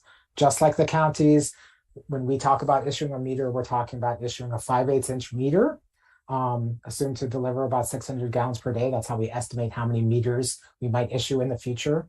And so we're talking in this proposed policy and procedure about how do we allocate these future water commitments, and both procedurally and in terms of priority. Why are we coming before you with this procedure? These are really critical trust assets. In some areas of the state, water credits are worth hundreds to thousands of dollars each, because they're water short in areas where there's not either enough water or enough water infrastructure. But when we talk about we hold and manage both the ability to issue new meters and the ability to we hold onto these credits, some basic fiduciary considerations have to come up. How are we accounting for them? How are we monitoring and keeping track of how many credits we have and how many meters we have available? Who gets to award them within the department? Which division, which entity? Are there charges that should be issued depending on what the credit or meter is being issued for? When water is short, which it almost always is, how do we prioritize issuance? Who gets a meter and who does not get a meter? Who gets a credit and who does not get a credit? I'll give you a couple examples of where this has come up in the last few years. On Kauai and Anahola, a homesteader wanted to subdivide their homestead lot, and they are on the county serviced portion of the Anahola area. And they could go through almost all the way through the county subdivision process, but the county said to them, you know what, you need a new water meter, and we're not going to issue a water meter until we get a credit that DHHL holds. So the question came up, okay, is this something that we issue a credit for? How much do we charge to this individual for a credit? Should they get it before somebody else? Should we hold on to them for a future development? Most recently, we faced an issue on Molokai where there's an ongoing executive emergency order regarding the drought and the deer population explosion. There was a request for a water meter from our system, the only system that could service this area, for a facility to process deer meat to help control the deer population. They needed potable water. They couldn't use MIS, Molokai irrigation system water, which was potable. Now, this was a non-homesteading uses, but an emergency situation. Again, how do we prioritize these things? How do we choose who gets a meter, how they get charged? Next section of the presentation, what allows the department and the commission ultimately to make these decisions.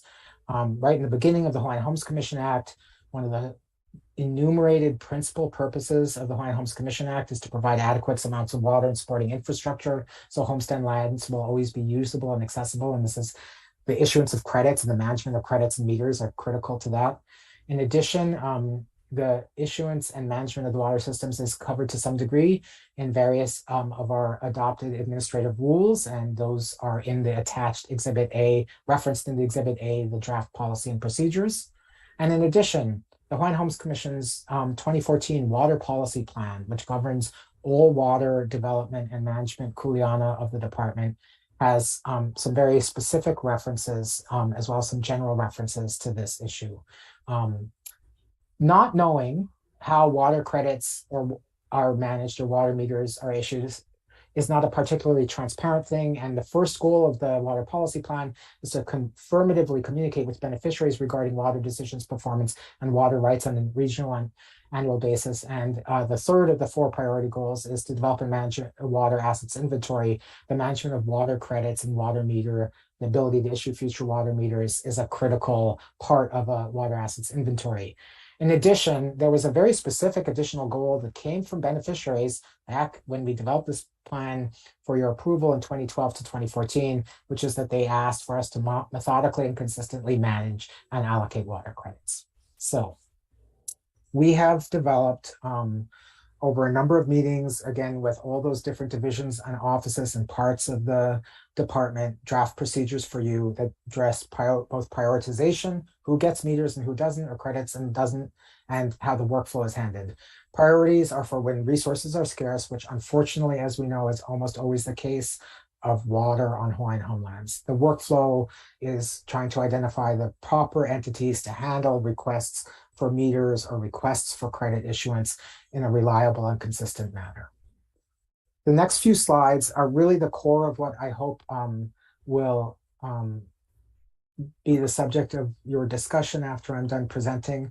This is our proposed looking at DHHL's not only priorities, but the authorities and mandates in the Hawaiian Homes Commission Act, how we're proposing to rank if requests come in, who gets credits above other entities. So the first use is for residential use on an awarded residential homestead lot. That is the highest priority for any credit from this from a potable system, for a potable system or a meter for a system we manage. Second is residential use on a on awarded residential, sorry, I should say agricultural or pastoral lots. So residential use again, but if it's going to be residential use on an agricultural or pastoral lot. Third priority are areas where DHL has invested in infrastructure development for residential use, but the development is in progress. So we might have those credits. We're not going to issue them if we know that that future demand is coming down the line. Fourth is for, as I gave on the Kauai example, lots eligible for subdivision for residential use, regardless of what kind of lot it is. The fifth would then be for non-potable uses for agricultural or pastoral uses. So after residential uses are provided for our beneficiaries, we would issue meters for non-potable agricultural or pastoral uses. Then followed by that, uses by a homesteader organization on a property interest that's been issued to them by the department where they need water and able to be able to fulfill that use. Finally, the next priority are ancillary community uses that are identified in island or regional plans or other land use designation actions. So a church, a community center, something like that. And then finally, commercial and non-homestead, non-community uses. So what's proposed in the policy is we would look at these and try and decide, okay, where on the list are you, whether or not we say, yes, you should get a meter, or no, you should not get a meter, depending on the number of meters and or credits that are involved. There's two possible exceptions to this that are provided. First of all, as was the case with the deer issue, if there's a state of emergency that can only be addressed in part by the issuance of a water credit or water meter, it allows the chairman to issue a meter in light of that emergency use. And then second, if there is, and this is just proposed language, if there's no proposed uses for these credits or these meters in the next 4 years, the chairman could recommend, with the Hawaiian Homes Commission's approval, an exception to this ranking. So if somebody comes in and says, hey, we want this for an agricultural use, we're never going to get it due to the amount of water we're available, but you're not going to need this water for the next 10 years. Could we at least get it for an interim basis? It allows for a process to exempt from this ranking. Finally, and this is the last slide, very briefly, the general flow of work is it assigns the planning office along with LDD to maintain a database of all the available credits, all the available future water meters. We then respond to requests that come in through the district offices, get passed to the planning office.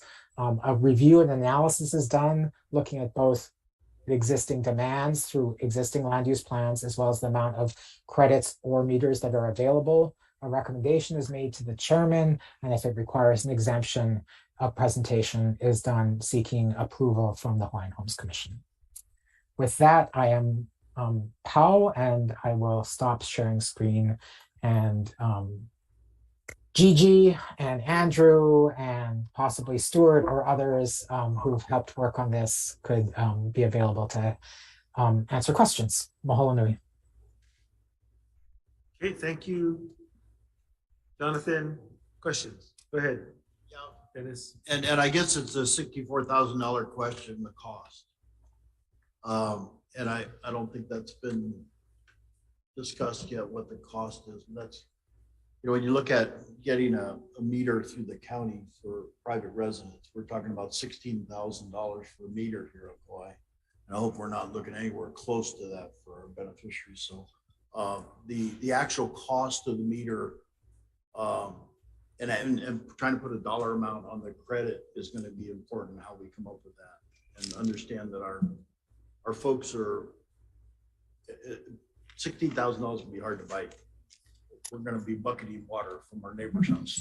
But I just want to make sure that, you know, we have some extensive conversation on what that number is going to be. And try to stay away from the enterprise thought process, because this is really a utility that's required for living in Hawaiian homes. And I don't think we should burden our beneficiaries with too much expense. Okay. Well, then perhaps part of the assessment or investigation should be for the individual systems, what does it cost? Right. Right. And then not making it a burden, but perhaps in new construction, making sure that it's included in the cost of the new construction. Correct. Thank you. If I may, Chairman, and that is actually addressed, and the idea is that it in the policies and procedures, that if it's your first homestead lot and you've been issued the lot, you should get that meter at no cost, and that has actually been the practice. However, it suggests for lower priority uses, particularly for private commercial uses, they would bear the full cost of issuing that meter or obtaining that credit, so that the department essentially isn't subsidizing a non-homesteaded use. Thank you. Thank you, Jonathan. Mike? Thanks, Chair. Jonathan, thank you for your presentation. Just a question for me to try to understand this better. So you talk about water credit and you talk about a meter. Do these two things go hand in hand, or can they be one by itself, or? Thank you very much, Commissioner. I'm sorry that it's a little confusing, and we had a lot of long conversation at staff level trying to disentangle these things. Let me try and respond and tell me if I've helped or hurt. This policy actually started out as just having a discussion about how do we manage our water credits that we have in various county systems.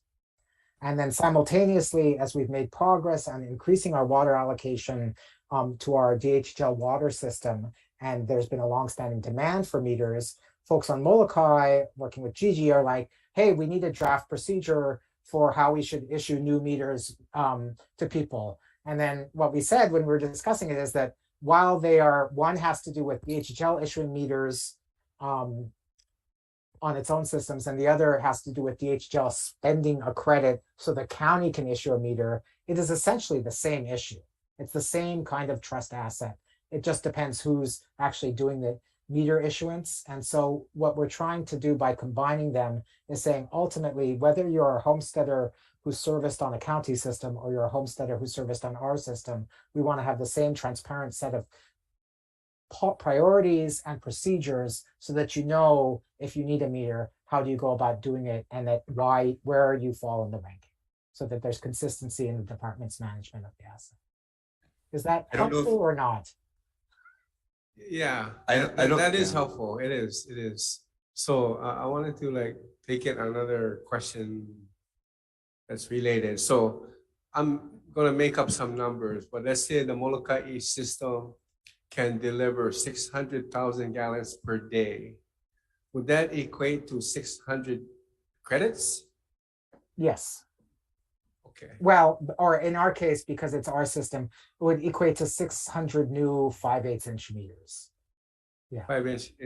And so how is the capacity of a water system determined? Thank you. That's a very good question. It's determined on some combination of how much source is available, how much storage is available, where the water can be transmitted to, and engineers who do this work look at both the needs for average daily flow as well as peak fire flow. And so, for instance, when we determined how much water we could reliably pump and deliver from the DHHL water system. On Molokai, the pump source ended up being the constraining source. So we have 2 wells there, and we took the pump capacity of the largest well, and we said if that is run 16 hours a day, because you typically do not run your wells 24 hours a day, how much water would that be able to deliver on a reliable basis? And it was 595,000 gallons a day. Actually, stunningly close to the 600,000 gallon number that you guessed. So. Okay. So, yeah. So I guess it would be safe to say once we understand the capacity, then we understand how much development we can look forward to. And exactly. credits. And that Okay. the system of getting awarded credits from the counties is slightly more complicated. And one, I'll just say in 2 sentences, one of our chief areas of advocacy has been that the counties typically, if we develop a well that can produce 600,000 gallons a day, if it ran 24 hours a day, they'll first say, we'll only give you 400,000 gallons a day because we're not going to run it 24 hours a day. We're only going to run it 16 hours a day. And then they say, of that $400,000, we're keeping a third for ourselves for other uses that we might have. And that is typically what they've done. What DHHL under Andrew and William's leadership have been doing with the particularly Kauai, Maui, and Hawaii counties is saying, we're a public trust use of water. Yeah, we won't run the well 224 hours a day, but don't take any of the water that we've just worked so hard to develop to get water for our beneficiaries. Don't take the 1/3 for yourself. And the counties have been recently, at least orally, more amenable to not exacting that extra thing, which means ultimately more houses for beneficiaries.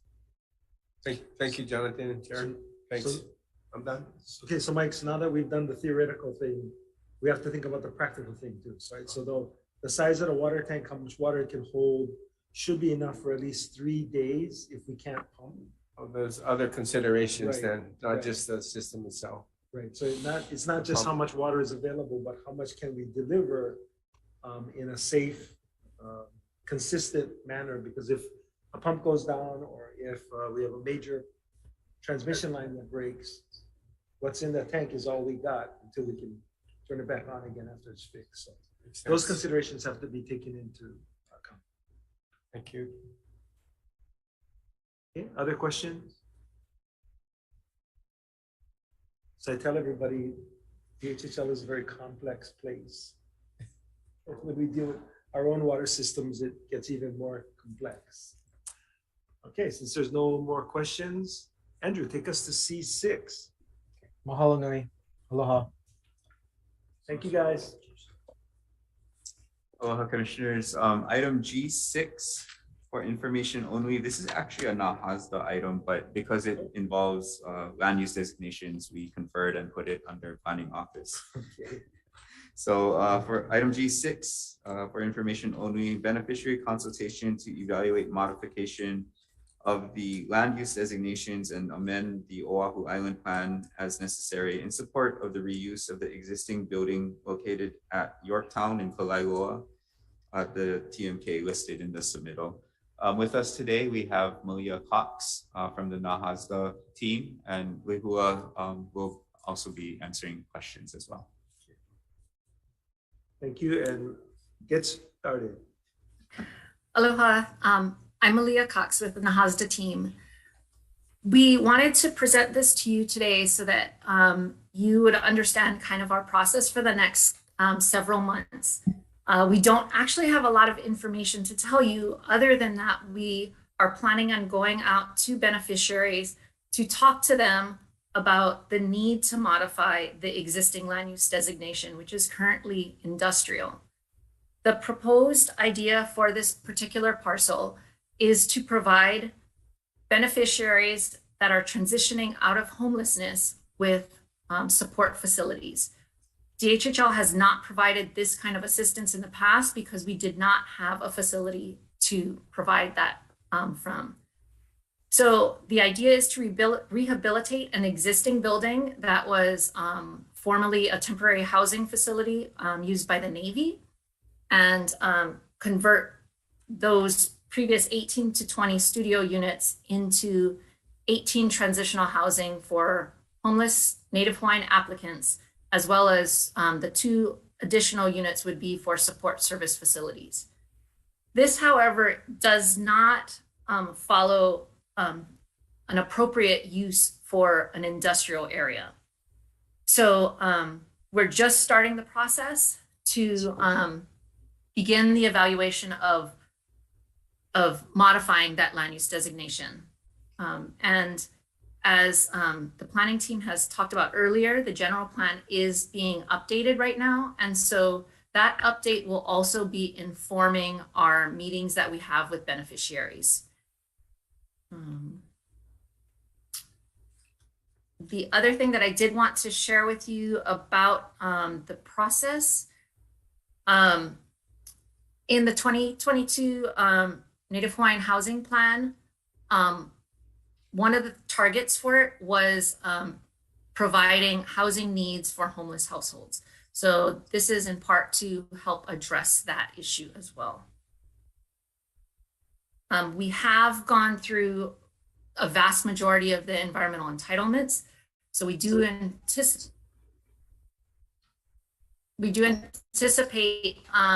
completing the environmental reviews in September. Our first beneficiary consultation meeting is going to be informational to help them understand the project and the need to change the land use designation. That will be next week.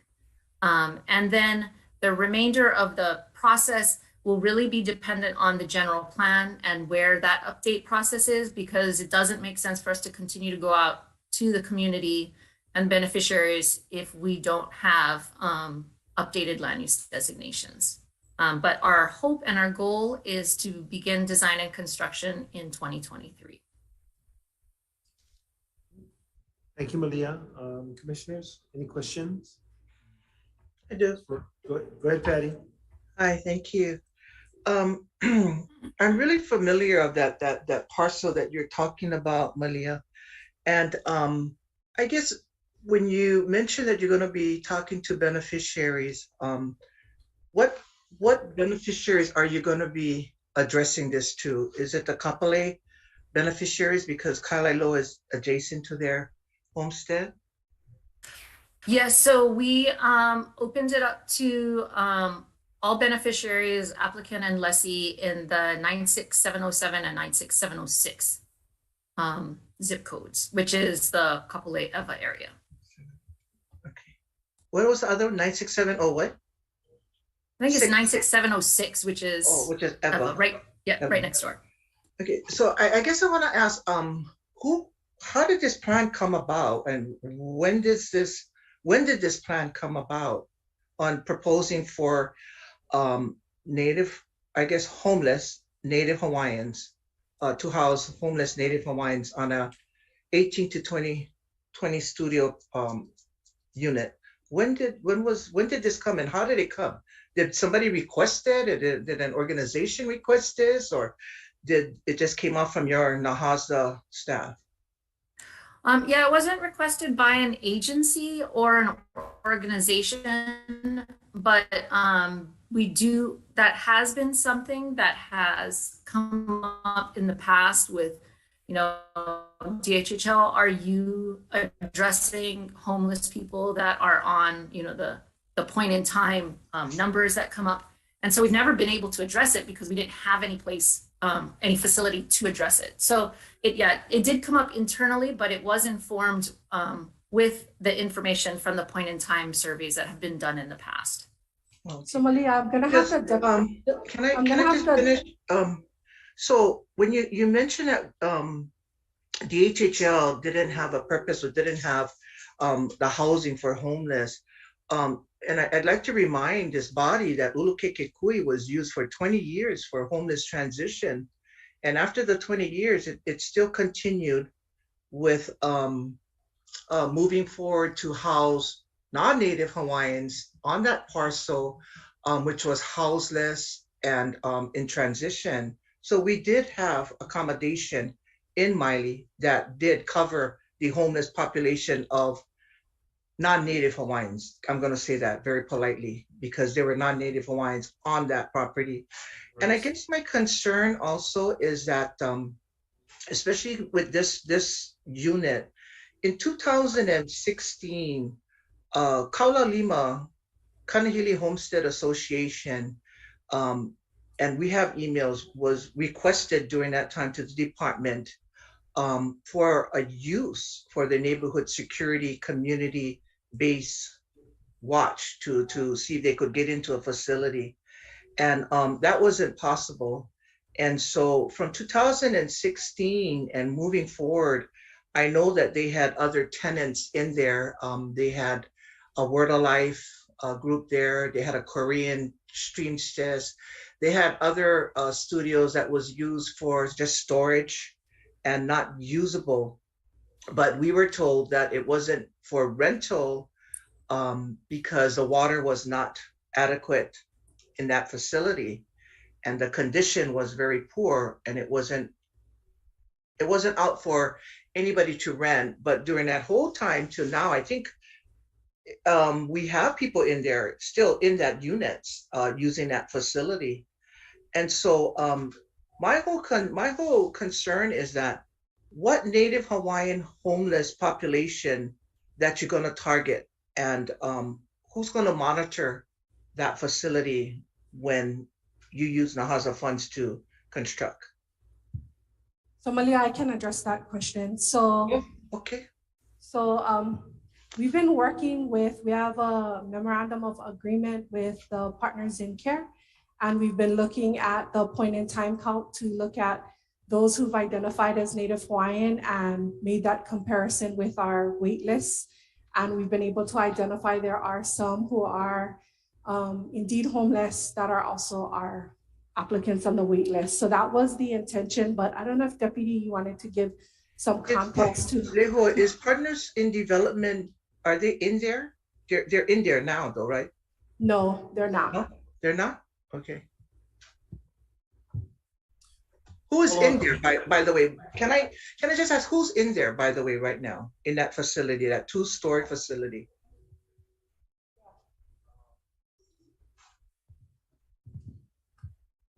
Hello, Commissioner Kahana Avenue.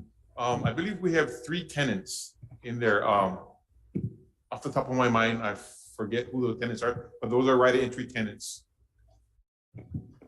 There are ROEs? Yes. Oh, okay, and so how much is the rental that they rent that studio? I don't have that information in front of me. I can get that for you though. I think it's $200, yeah? Or it went up to 256 or something. What was it? I would have to check just to Okay. confirm. Yeah, because I understand it was 200 at one time, maybe about 5 years ago. But if it went up, then it went up maybe little. I'm curious how much the rent is there and who is in there. Is there non-beneficiary Hawaiians in there that has the ROEs in that facility? Because when we went to the ROEs just recently in Oahu, I didn't see any ROEs that was in that unit, Kahana. Let me go and check that information and I'll come back. Okay, all right, thank you.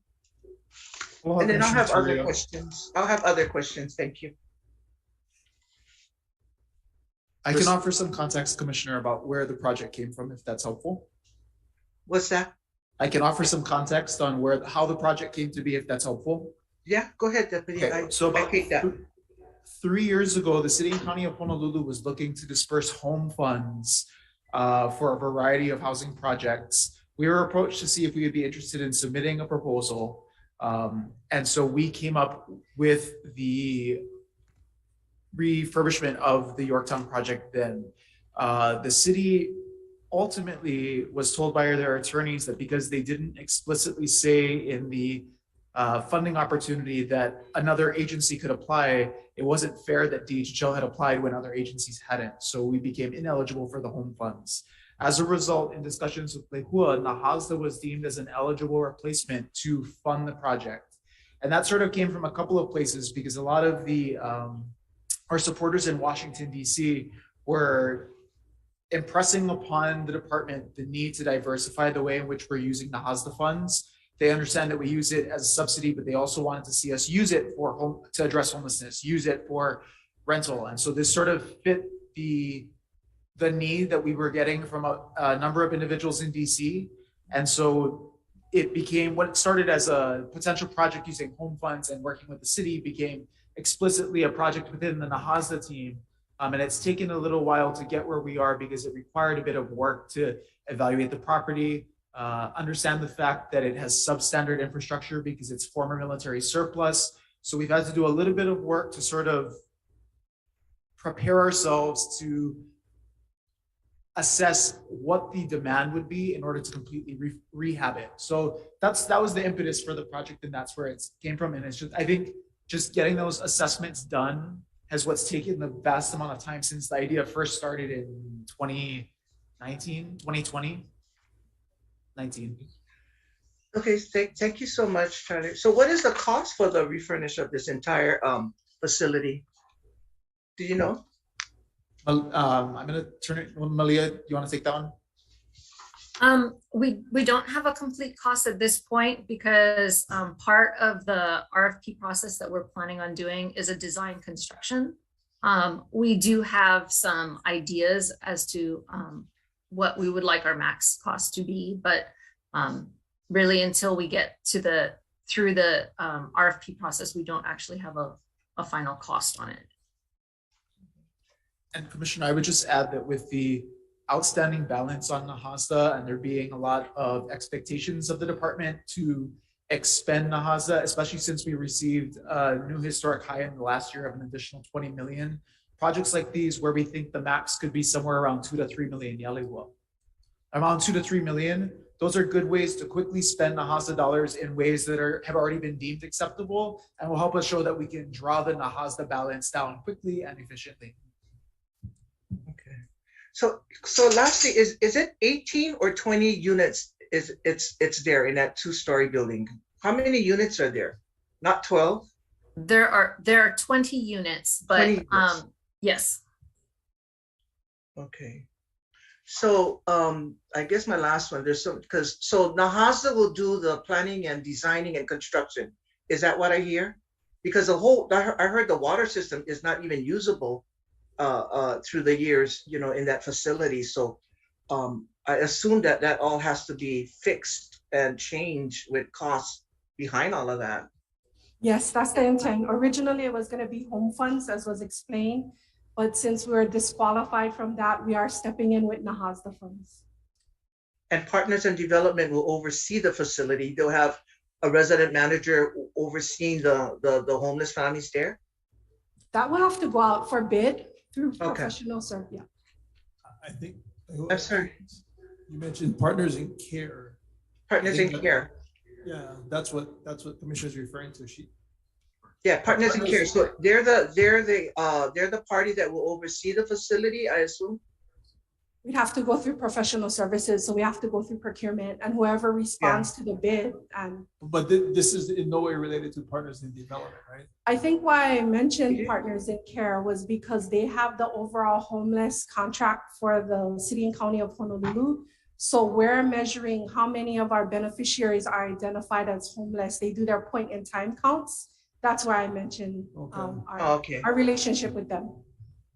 Oh, okay. So it will be opened up, Leho, understanding that even West Ke'olaho any homeless organizations will be able to submit their RFP when that comes out to be the care body of that facility, correct? Yes. Yes. Okay. Is this a general lease that we're looking at after the change of the zone? I'm sorry. Malia, did you want to cover that? I'm assuming it would be a general lease, but I think that's a little bit outside of my area. I apologize. I think the intent again is to get the facility up to where we can house homeless individuals that are beneficiaries on our wait list. And the disposition, I think, needs to be determined with LMD. Again, we're just at the stage of trying to get the facility up and ready. We're not even at the operational stage at this point. Okay, but I thought I asked, operational. You have it on the agenda. And so what you're asking is just a land use designation then right now? it's gonna come back in September for commission to get the land use designation in place, correct? No, the land use designation change request won't come back until the general plan is complete. And we've had time to go back out and talk with the beneficiaries to see which would be the most appropriate land use designation based on the new land use designations that are identified in the general plan. So we don't anticipate coming back to the commission for approval until December, because we need to have that time with the beneficiaries to have discussions about what the most appropriate land use designation would be. Correct. And so your aim target is to kind of complete this, get this all through the commission before the new administration come in, correct? That would be ideal, but at the end of the day, we also need to wait for the general plan. So if the general plan is not done, then it doesn't make sense for us to come through before then. So it's just dependent on the general plan mostly. Okay, great. All right, thank you. Thank you for the time. Thank you, Mr. Chairman. And if I may, Commissioner Teruya, this is Wait. Kahana. Just to give you information on the right of entries that was issued, well, renewed back in June. That would be right of entry number 638 to American Hauling. They have 2 units and their rent is $6,427, which has been increased to $6,620 at the June meeting. And then we also have, so they have 2 of those units there, and then you got one person, one tenant who has 1 unit, who is Eugene Cacho, right of entry number 607, and his rent, it was $77.13, which has been increased to $79.44. Oh my goodness, that was the rent. Come on now. Yes. Wow, what the heck? American Hauling was using two units for, my goodness, and paid that much. Oh my God. Office space. Office space. Yeah. Wow. Okay. Thanks, Kana. Thank you. And I would just ask Commissioner that American Hauling is run by the Hawaiians. So I don't know if they're beneficiaries, but they are Native Hawaiian. Yeah, they are. They're up Waianae Valley. Thank you. Okay, Dennis, your turn. Yeah, I just have a question. I'm looking at the TMK and it's a larger area, but it looks like we're only looking at one building in that TMK. Is that correct, Malia? That is correct. Just one building. It's a really weird TMK. I think because they were sort of adjacent, they included everything that touched each other. So it's about, I think it's about 22 acres, but we're only looking at about a little under 2 acres.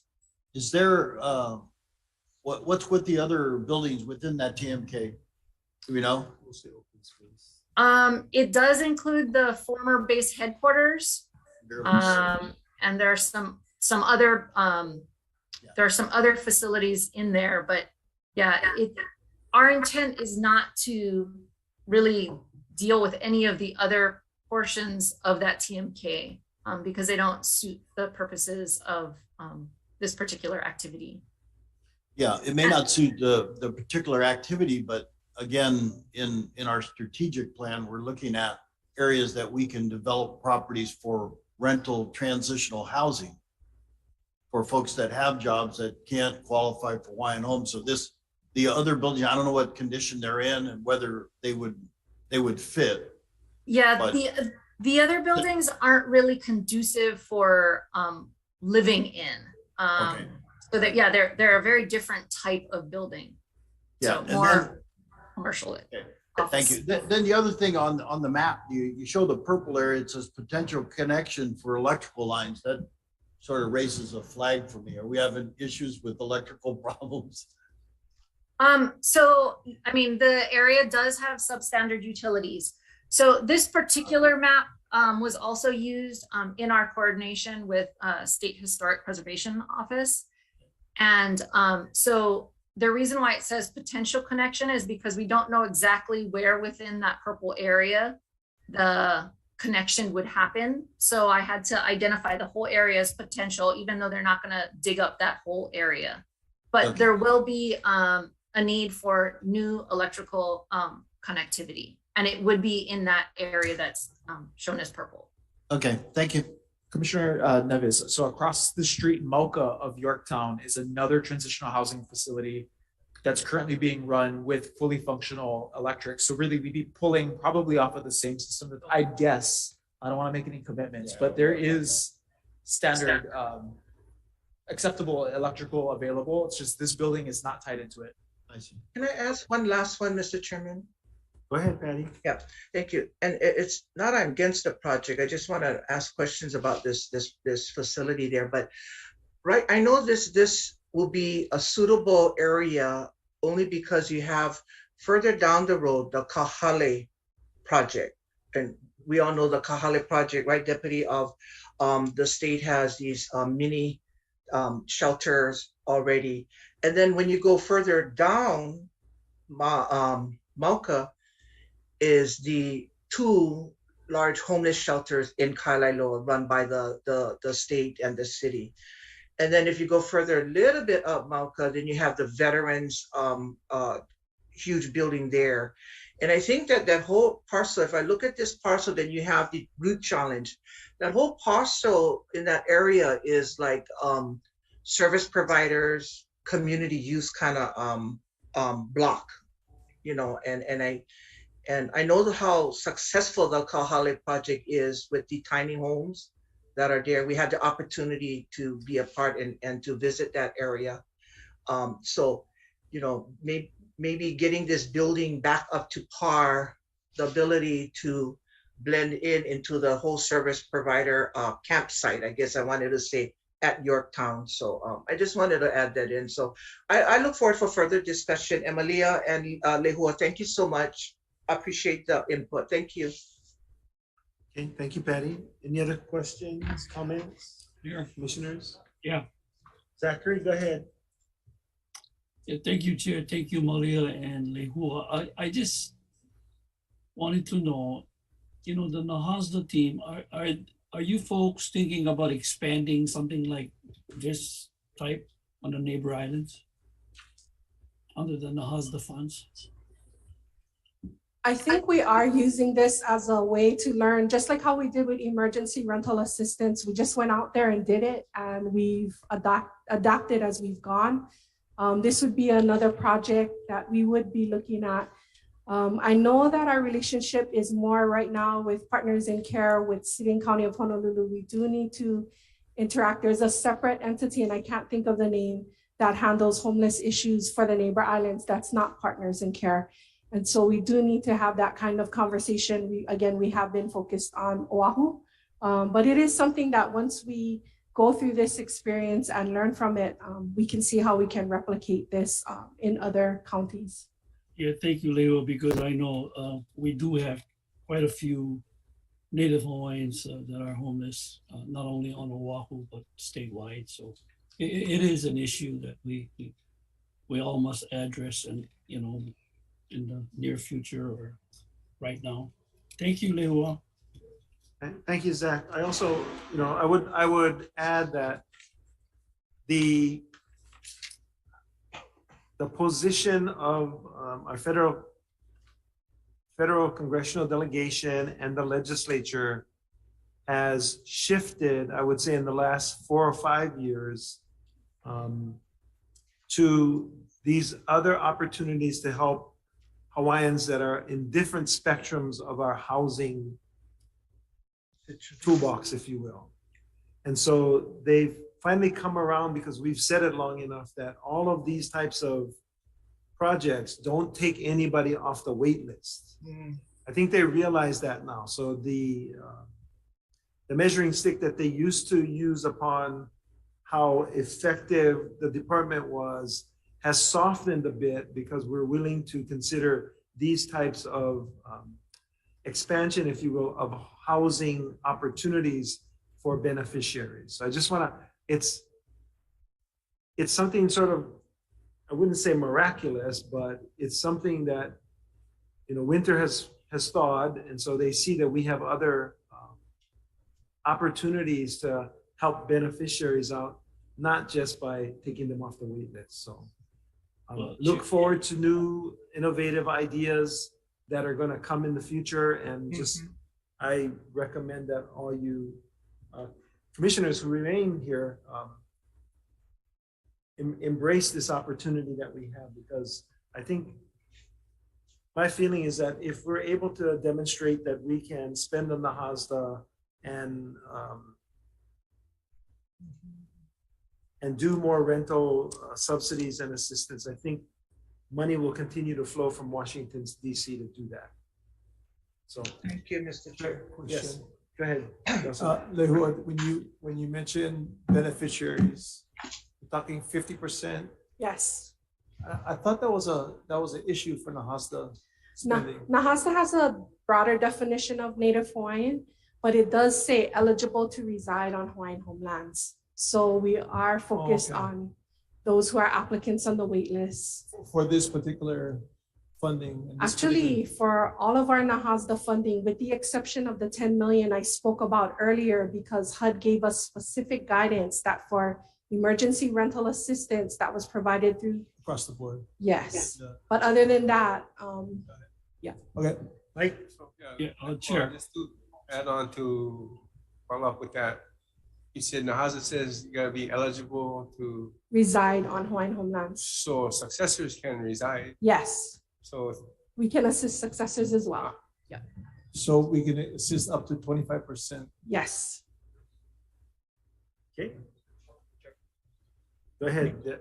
I think just to add to the response to Commissioner Helm about doing this on other islands, I think what was very attractive about this project is the building, one is in close proximity to existing infrastructure, but the nature of the building is also really great. So each of the studio units has its own private bathroom, and has room for its own private refrigerator and like a cooktop, which is a little more, the Kauai project is great. Commissioner Turia is correct, but it's a little more than what the Kauai projects sort of put forward, because there's no shared restroom, no shared kitchen space. So this is a really great opportunity to sort of utilize what was already in place. And I think if we do expand it, it's going to require us to look at the types of buildings that are available to us, and they might mean acquiring them, but it works because it's already suited to sort of that independent contained unit living.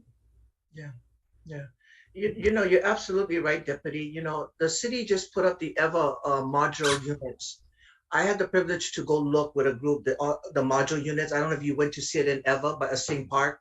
These units are private studio units, just as you said, private units with bathroom, showers, and cookery, you know, and it's a good, adequate space for a studio family. And so that works really well with that EVA, the mayor's vision of putting that modular units in EVA, you know, but absolutely.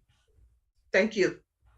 Hey, Zach, did you want to add something? Yeah, I just wanted to add, was there any agency or maybe the DHHL or any organization reached out to do a survey statewide regarding Native Hawaiian homelessness, if any of these people are on the waiting list? I think that would be a good idea to do something like that, because then then you can say these people are on the waiting list and they really need to be put on the land. I mean, it's just something that I think that would be something that we ought to consider in the future. Okay. Commissioner Helm, the annual point in time count asks for Hawaiian Homes Commission Act status. So as they're going out and this is assuming that PIT is being done correctly and evenly and they're hitting everyone, which I'm not going to say they aren't, but it is one of the questions. Okay, thank you. Okay.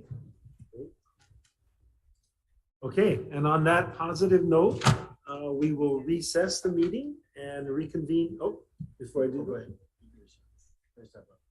Oh, why don't you do it before I recess the meeting? Just for the commission, dinner at 6 o'clock at the community meeting tonight for the commission. Thank you.